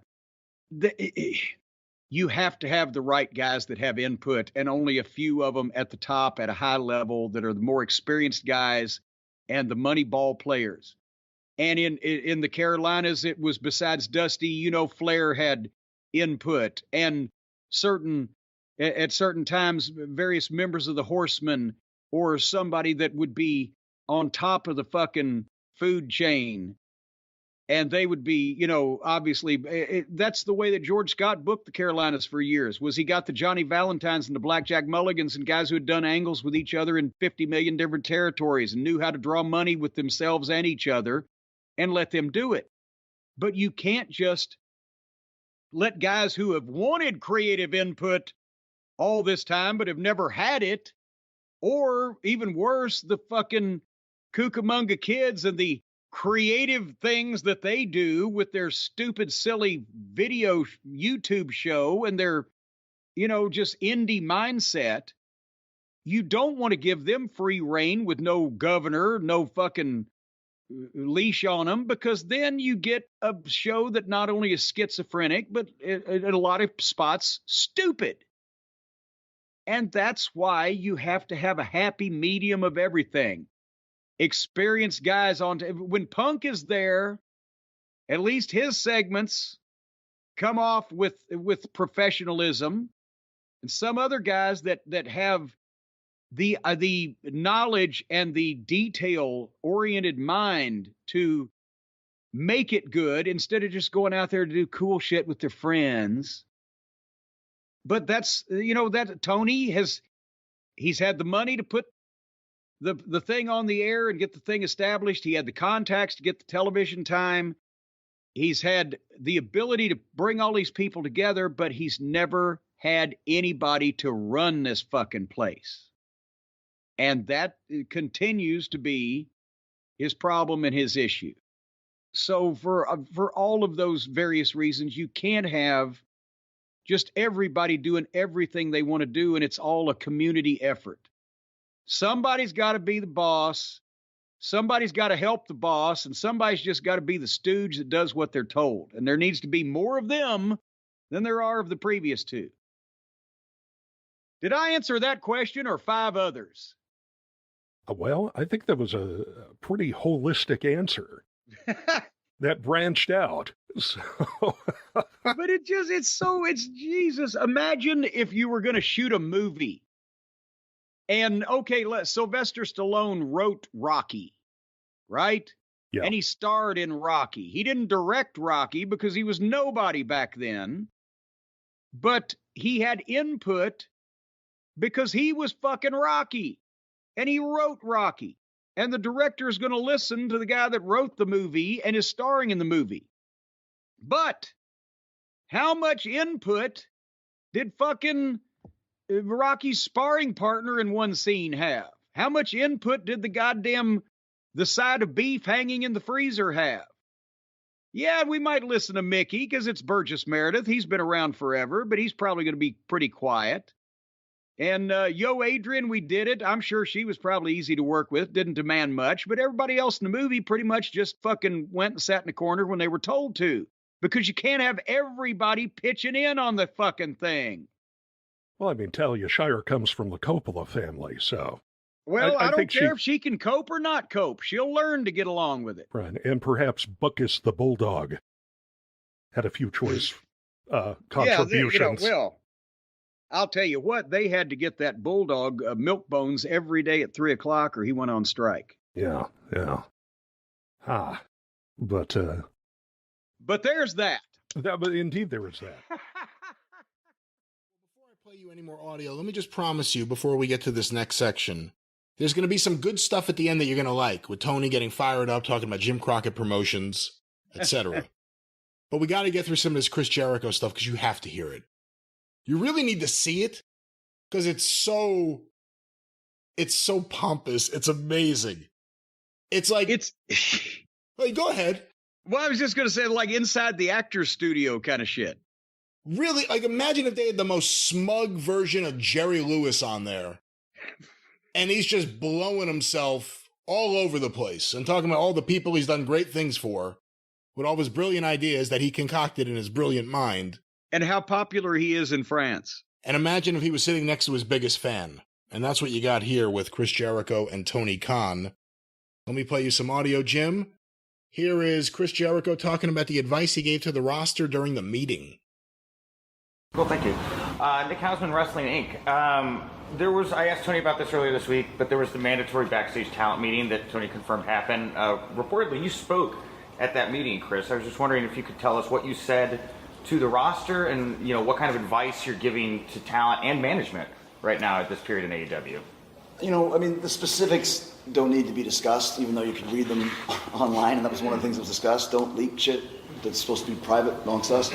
But I think that my message always is to remind people how special AEW is. And don't take that for granted, like swearing and that sort of thing. Like, all it takes is the wrong guy to see somebody say pussy or whatever the hell it is, and they're going to go, done. It happens. We know this. So I always want to remind guys that please don't. How many times has he said dipshit on TV? I was about to say, wasn't he the shit king of television? For a while there. He was trying to go with GFY until Moxley said, go fuck yourself on live TV. Yes. So this is the guy, watch your language, kids.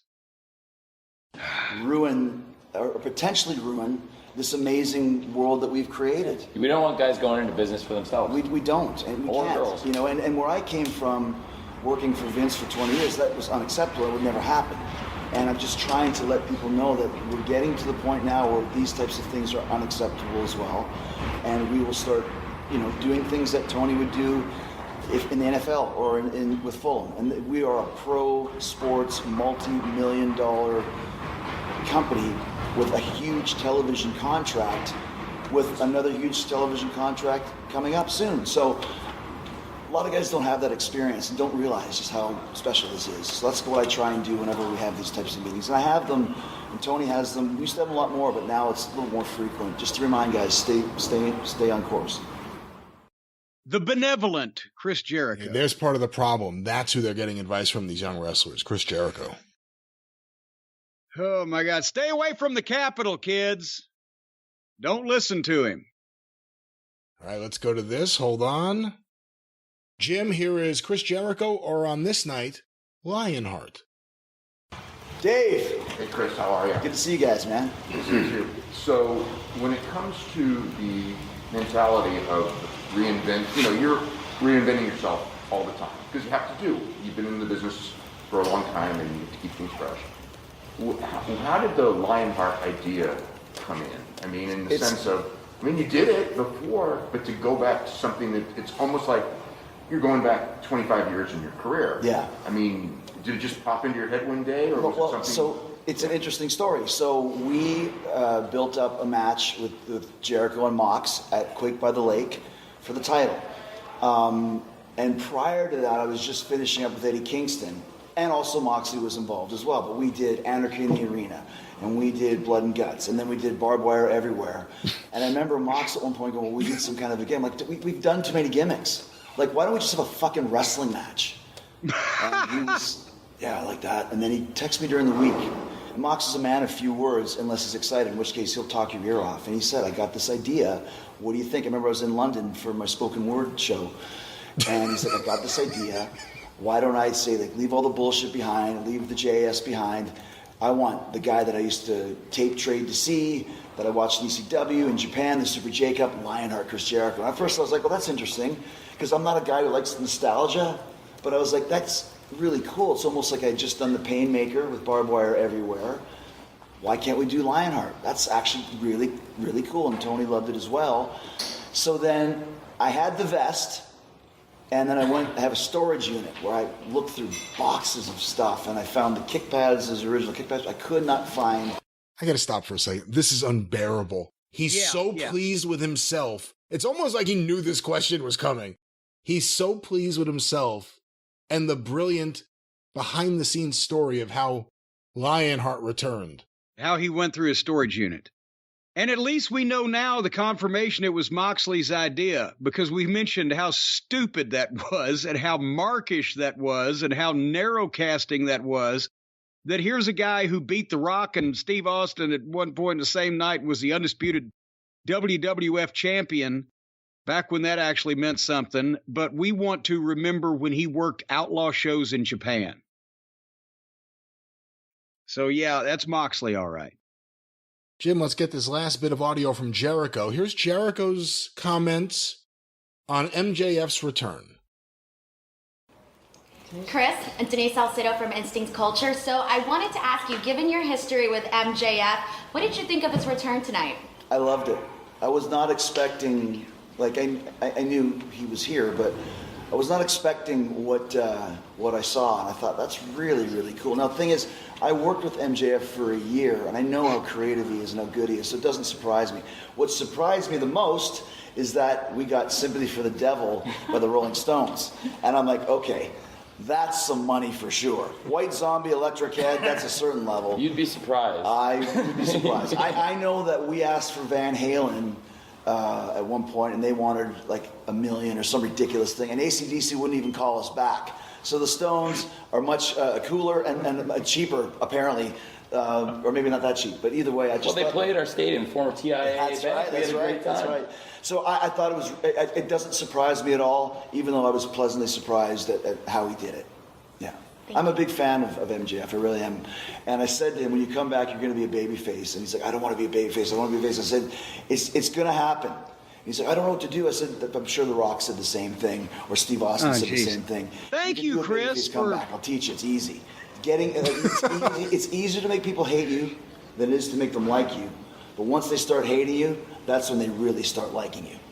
And he's almost at that point. That's my prediction. I think he'll be one of our top baby faces, whether he wants to be or not, very, very soon. Thank you, Chris, for trying to make somebody else in the company with talent look phony and fake and fucking kill their gimmick. Thank you very much for that. Really, what the fuck is that? MJF, for everything we know about the guy, does everything he can to protect his gimmick. And there's Jericho like, oh, he came to me. He was so concerned. How can I be a heel? Yeah. How can I do it? And he talked just like this. He talked just like, seriously. Because he was so excited to be in my presence because I was Lionheart. It's like a late era Liberace interview.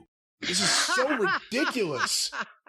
And you look at him and his forehead is all pulled back. I don't know what that is on top of his fucking head. And then he sits there and in the most pretentious way tries to talk like the master thespian speaking to Cannes. I mean, I really don't know. The Cannes Film Festival. That's where he is. It's so ridiculous and it's so preposterous. And the only thing that makes this concerning is the fact that Tony Khan's next to him and he's clearly the biggest fan Chris Jericho has in the entire world. He's nodding and he's smiling and it's like he's mooning. He's mooning. Because it's his, his living action figures, his whole collection there. He gets to show them off. Jim, before we wrap things up, we have gone a while here, but we have some breaking news I don't know how broken it is. It certainly isn't fixed, though. But, Jim, we have some news that's coming out. Fightful Select is reporting, this was sent by a few of the listeners to the Drive-Thru email. Jericho approached CM Punk, unhappy about the brawl-out fight Unhappy about the brawl-out fight as well as the nature of the scrum that had just taken place. Jericho told CM Punk that he was a cancer to the locker room and a detriment to the company. Those we've spoken to didn't recount CM Punk's reply verbatim, but said that he effectively told Jericho it wasn't his business and he needed to leave. Can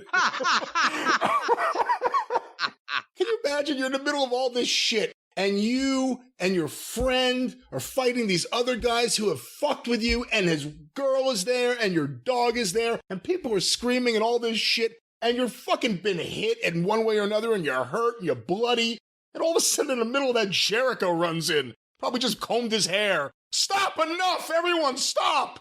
You're a cancer to the locker room, said Mr. Pot to Mr. Kettle. And I wish we got the exact quote, but I'm sure that Punk probably drew his fist back from one of the Bucks' face and took his other foot out of the other Bucks' ass and turned over to Jericho and said, "It's not any of your business, and I think you should go now." And then resumed ripping out carotid arteries. Thanks for showing up, Chris. Yeah, thank you. Where were you when we all needed you? Why didn't you run in with everyone else? Where were you, Chris? If he's worried about being a locker room leader, why wasn't he one of the people that went to Tony Khan and said, you've been hearing about this and you've been hearing about this and you've been warned that it's headed to a physical confrontation and there's going to be some type of showdown and you're frivolously ignoring this? Why didn't Chris step up and be a locker room leader by getting Tony to address the situation that he had been informed of over and over again? Because he wanted Punk gone. He never wanted Punk there to begin with. No, it couldn't be that. Couldn't be that. Why, they had a long series of matches back in the old WWF days, didn't they? They go way back. Yeah, how far back? That's a long time ago that you're talking about. Well, I'm sure some things stay with you. Can you imagine working a long series with Chris Jericho? And how I'm sure that was interesting discussions on how that would go even back then. And to be honest, that's kind of the end of Chris Jericho when he was Chris Jericho. That's kind of the end of that period right there. Well, he may be back on his period because he's firmly back I set you up in the seat here in control of the period he's having right now, ladies and gentlemen. You may want to use ExpressVPN for the next topic I want to ask you about. Several people have been emailing in and sending in things on Twitter. Did you see Chris Jericho on The Masked Singer? Yes. Have they revealed it's actually him yet? Because it's not like you can't tell from that voice and the first sing, I want to dance with you, or you want to dance with me, or what it sounded like when he was singing a cappella, a cappella, when he was singing a cappella the rock song for Sebastian Bach when they were having their Twitter war. It sounded just like that.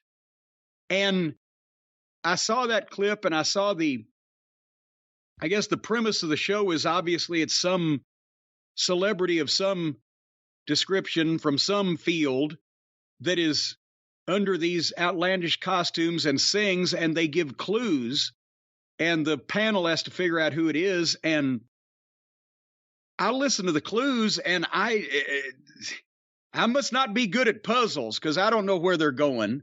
Clue one, he sings like shit. But it's obviously, I mean, that's his voice. That's some things you can just tell. And every wrestling fan spotted it immediately, but the panel was apparently completely bumfuzzled. But have they revealed him yet, or is this going on, an ongoing concern here? As soon as everyone heard that shitty voice, it revealed who it was. I don't know. But I mean, how are the eliminations, or when do they pop the hood and make the big reveal, or what? How does this show work? They're never going to guess it. Are those people going to guess the name Chris Jericho? No, they're probably, when they hear Chris Jericho, they're still going to say who?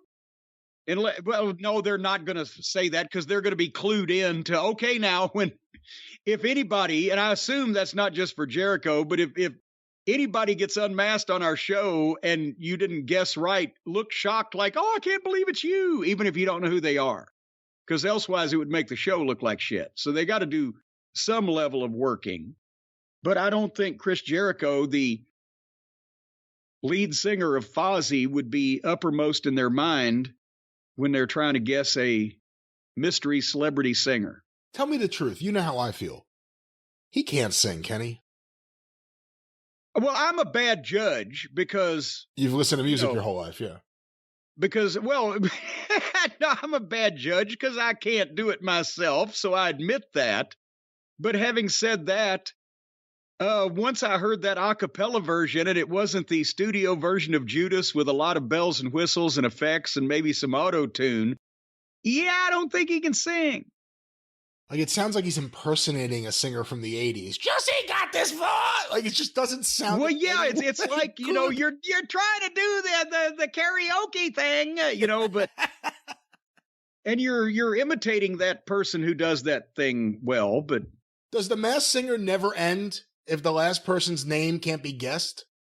Do they just sit there and keep guessing names until they finally get it? At some point, there's got to be a prize given of some description, right? If you stump the panel. Let's hope they give Fozzy a worldwide tour that lasts 7 years. Now, come on now. What do you want to do to the music business? That's your former occupation. Why now do you want to put the music business out of business? Bottom it out so we can build it back up, like Austin Theory. Well, there you go. That's my theory on what to do with the music business. That's it. Well, it's only a theory because it hasn't been proven. But you know who can save this whole thing, Brian Last? Chris Jericho. You are exactly correct. We need a steady, a calm, a serious, a balanced, focused, sharp, professional eye on this thing. That's what we need. And Chris Jericho, I believe, is the person who can provide a sober, rational viewpoint. Sober? A sober, rational viewpoint of a person well-reasoned, well-rationed. You know, there is no reason to think that Chris Jericho is one of these crazy conspiracy theory nutcases that would just say ridiculous shit out in public and expect people to take it as gospel. I think Chris Jericho will be the guy to right this ship as soon as he gets down from the spaceship. Because have you heard... I can't tell what you're transitioning to, and I'm dying to find out. Have you heard that Chris Jericho has recently stated in public that he believes he may have been the target of an alien abduction? No, I saw that I thought you know what? I thought you were transitioning to a spot. I just happened to say Jericho, and then I thought you were transitioning to him talking about the Olympics. I do not know this one, no. Okay, hold on here. I'm going to bring I couldn't print this out. This is a quote. Well, the headline was, quote, "I wasn't doing drugs or anything," unquote. Chris Jericho recalls suspicious incident which left him in a daze. And this is on Sportskeeda, whatever that may be. And the author of the article is Jayakrishna Desapapan. I swear to God. So we'll move on from that. And apparently this is it's a friendly news outlet. You can tell this because second paragraph, Jericho can act, sing, and wrestle exceptionally well. Right there, you know that this is not exactly journalism. He has shared several stories from his wrestling and acting career. However, his latest tale has made fans nervous about his health. This is a quote from Chris Jericho. I have had time displacement. It's when you can't account for a certain stretch of time. It's when you get like abducted. Or you black out because of vodka. Well, no, hold on now. Hold on now. Now, wait. Okay, let me hear more about his time displacement, please. Well, because there's some time to... He couldn't have been drinking because he was driving. See? The quote is, I've had time displacement. It's when you can't account for a certain stretch of time. It's when you get, like, abducted. I was driving home on a country road. Now, right there, it's never fucking Interstate 64. It's never in downtown fucking St. Louis next to the Arch. It's always in goddamn Broken Bow, Oklahoma on a country road, right? So here's his quote. I was driving home on a country road, and it should have taken me about an hour to get home. And instead of getting home at 2 a.m., now, wait a minute. Does Jericho not live in suburban Tampa, Florida? Well, he has many residents there. We don't know how many homes he has. Well, I don't know, Holmes. How many homes you got, Holmes? Boy, where is he going to be driving down a deserted country? Has he made an indie show somewhere in fucking Apopka? He's on a country road, and instead of getting home at 2 a.m., I got home at 5 a.m. I still don't know what happened. I wasn't drinking. I wasn't doing drugs or anything. There is just a big chunk of time missing. I should probably go to a hypnotist and see what happened. He's really lost it. This guy got drunk and watched Flight of the Navigator and thought that was his life. I've not seen that film, so I'll just laugh, ha ha ha, because I don't get it. But, okay, here's the thing now. You're supposed to get home at 2 a.m. You're driving down a lonely country road. I would assume you're alone, because if you weren't alone, then you could turn to the guy next to you and say, hey, where'd the last 3 hours go? How do I explain this to my wife? I was supposed to be home at 2. I got home at 5. It must have been alien abduction, of course. There's where I was going. Now, certainly, I know that especially in the advent of the cell phone era, that my wife, Stacy, always when I'm on a trip knows approximately what time I'm going to be home, and she gets updates. And yes, this was the middle of the night, but one would think that, the insurrectionist wife would be, at least as concerned about where the fuck he's at 2, 3, 4, 5 o'clock in the morning when he's overdue and he's driving out by himself. Could something have happened? She'd be at least as concerned about that as she was about trying to overthrow the fucking doofully and lawfully elected government on January 6th. So she wasn't calling around? She was like, where the fuck's Chris? He was supposed to be home 3 hours ago. It's pitch black. I don't know what could have happened to him. He won't answer his cell phone. He must be on a country road. A country road being abducted and anal probed by fucking the invaders. Roy Finnis found that fucking shortcut. And now Chris has gone through the same path. For all of you fans of the Quinn Martin production, The Invaders. So he can't account for 3 hours. And again, now, this is not... His close is, I should probably go to a hypnotist and see what happened.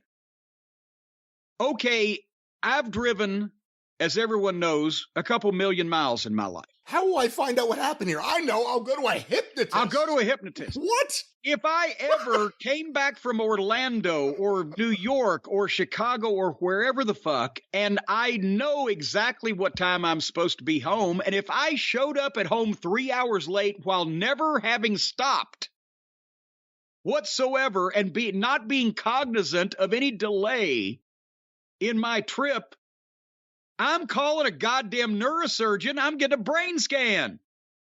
I'm not going to, I guess I'll probably go to a hypnotist and see if the Cartman's anal probe is still inside of me. Did you ever hear about what Dennis Rodman said to Carmen Electra when she caught him in bed with another woman? No, but I'd like to. They were married, and she walks in, and there's Rodman fucking some other girl. And she says, Dennis, who's this girl in my bed? And he says, what girl? And she says, the girl right there. And he actually said, she must have fallen out of the ceiling.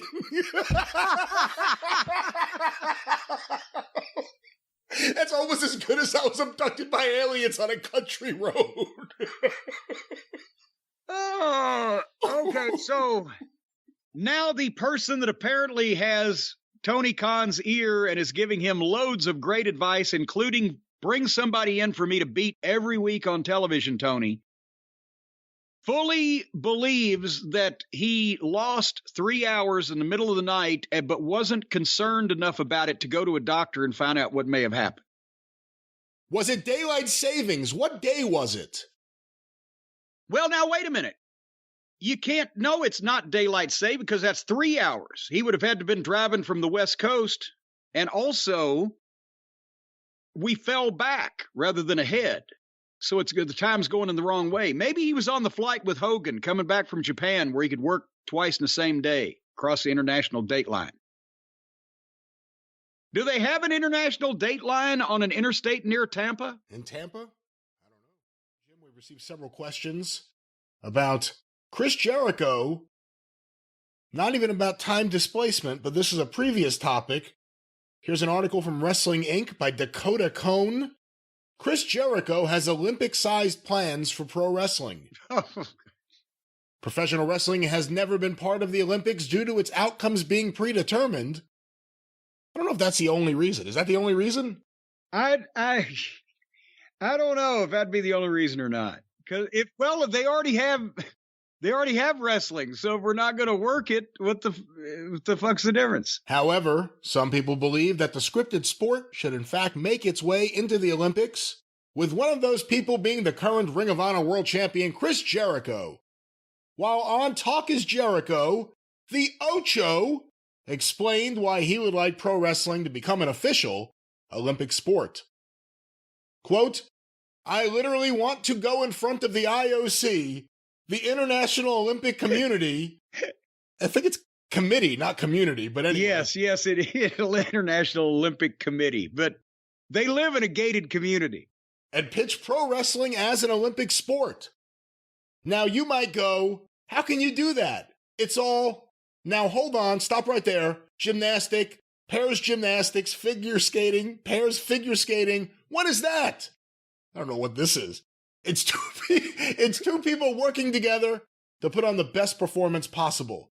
There is no way we could not do the same with pro wrestling.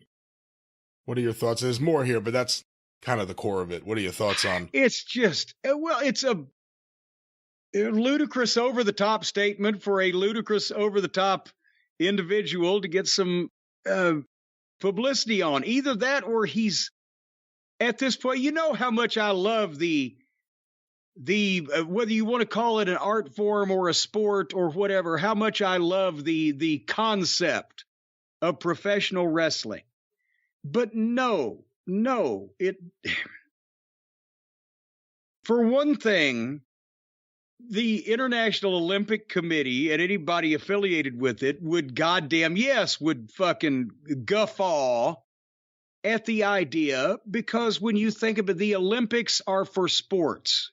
And in any sport, even the gymnastics, people are trying to win, right? So if there's a team gymnastics or a team event, all the people are on the same team. It's not people putting on a performance, but part of the performance is that they are in conflict with each other. I mean, it's a headline-grabbing statement made by a headline-grabbing individual, but if you break down any of the ways that it doesn't make any sense, yes, pro wrestling is a work. They already have wrestling, so why would they add more wrestling? Oh, you say, well, this isn't Olympic-style wrestling. This is professional wrestling. Well, again, then, okay, if it's a legitimate contest, then you could put it in the Olympics. Or if professional wrestling was, again, two people on the same team representing the United States or whatever country against some team from another country, but then you can't grade it like gymnastics because that's not what it is. That's just what some people think it is. Do you get Les Thatcher to come in from Cincinnati and 2 or 3 other wrestling training experts from around the world to come and judge a wrestling performance that is given totally, completely off the wall and out of context of the rest of the Olympic Games. So what is a 10 then? Like you don't see them call any spots. And that's the thing. And then what is the judging criteria? Mine would be, how good can you make this match without ever showing obvious cooperation? But there's never been a 10. There's never been a match you couldn't see through if you were looking close enough. But it's just ridiculous. And then the whole concept of a lot of the guys in the business now wanting people to grade the wrestlers on their performance instead of the stats they used to use back in the old days, which was how big was the house and how many people were there. It's only because they know that the days have gone where they're ever going to draw a big crowd. So they want some type of positive feedback for their work from the small group of people that now watch it because they appreciate the art form rather than the large group of people that used to watch it because they want to see their favorite one win. So why don't Jericho take, bad lip syncing to the Olympics and try that one out? Jim, we have a few Chris Jericho themed questions that have been sent in. Oh boy. This one sent to CornyDriveThru at gmail.com is from Jesse in Memphis. On a recent episode of Talk is Jericho, Chris Jericho was asked about the decision to bring Colt Cabana back and if it had anything to do with CM Punk.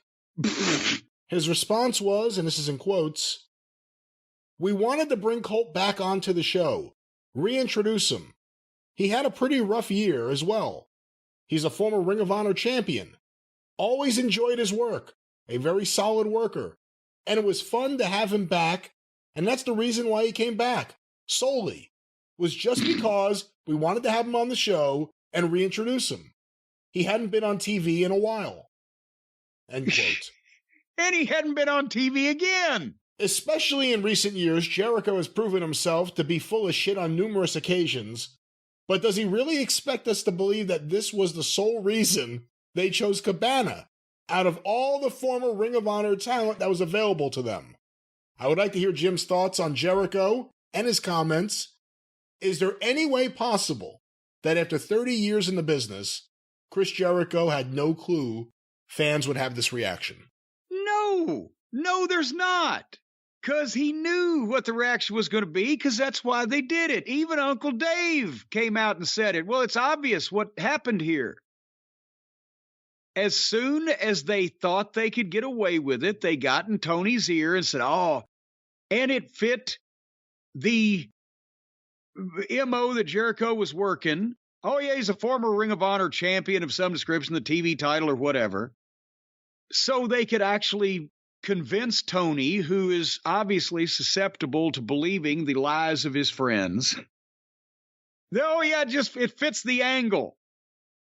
And they brought him back specifically to give Punk the finger, which we talked about at the time. Why would you do that to a guy that is known to not take public disrespect well and has a real good case for a lawsuit? Why you want to poke the bear? And the answer is because it's not their money. It's Tony Khan's money.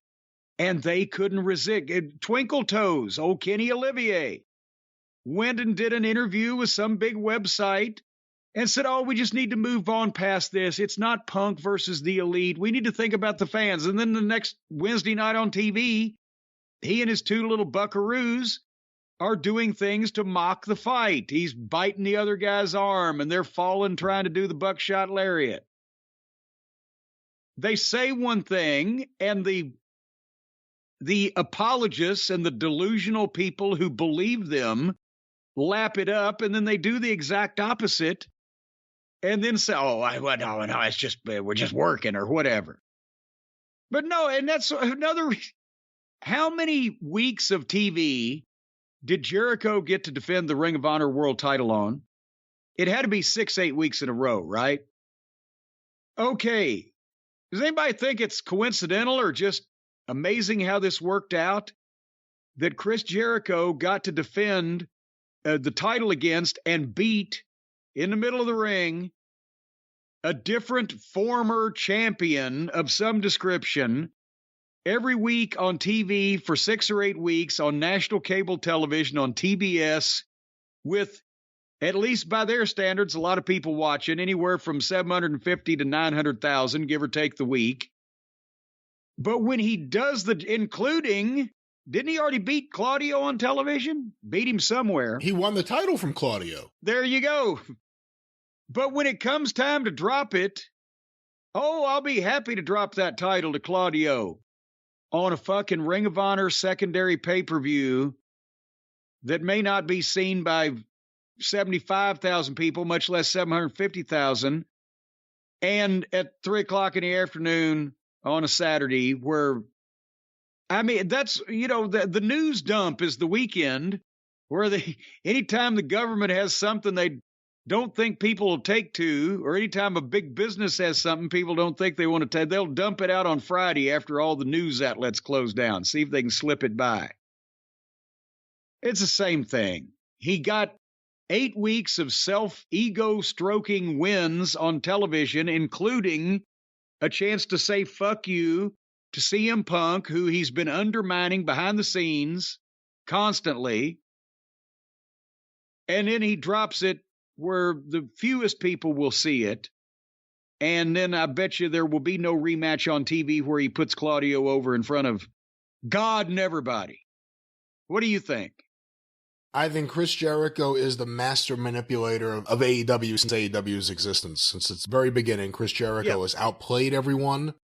And again, if you're a Chris Jericho fan, what I'm saying isn't a negative thing. He's outplayed everyone. He's got Tony wrapped around his finger. You should hear about this new contract he's got. It's the most ridiculous thing in wrestling history that you only get if you have the owner wrapped around your finger.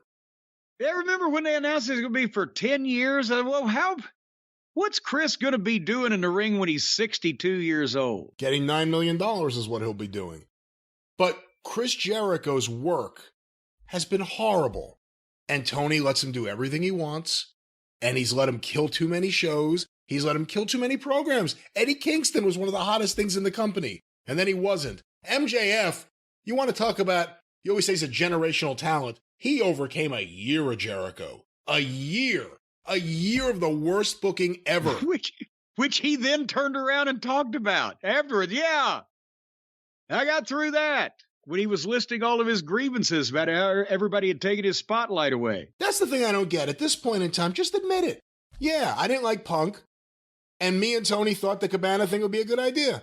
I was talking to Tony. We decided to do it. I don't like Punk. That's all you got to say instead of, oh, no, it's just he hasn't been on TV and he had a rough year and no one was clamoring for him. I mean, just keep going if you're going to list the reasons why he was on that show all of a sudden. Well, and then what's been preventing him from being on the show since then? Because it wouldn't be funny anymore. Well, there it is. Once again, the wrestling genius himself, Chris Jericho, the many comments, thoughts, opinions, and various other missteps that we've talked about here on the show. But Jim, before we wrap things up, any final comments about Chris Jericho and this omnibus? Well, when I think of this omnibus on the mind of Chris Jericho, I'm reminded of the immortal words of Bullet Bob Armstrong. This is like a case of mind over matter. I don't mind, and he don't matter. Well, there it is. I couldn't have said it any better myself. And there it is with the Omnibus, the mind of Chris Jericho. Of course, there'll be more Omnibuses this season in the regular podcast feed, as well as on the official Jim Cornette YouTube channel. Just go to YouTube and search for Jim Cornette. It'll come right up. Check out the clips, the full episodes, and of course, the Omnibus collections, all with the very popular Travis Heckel artwork, the official Jim Cornette YouTube channel.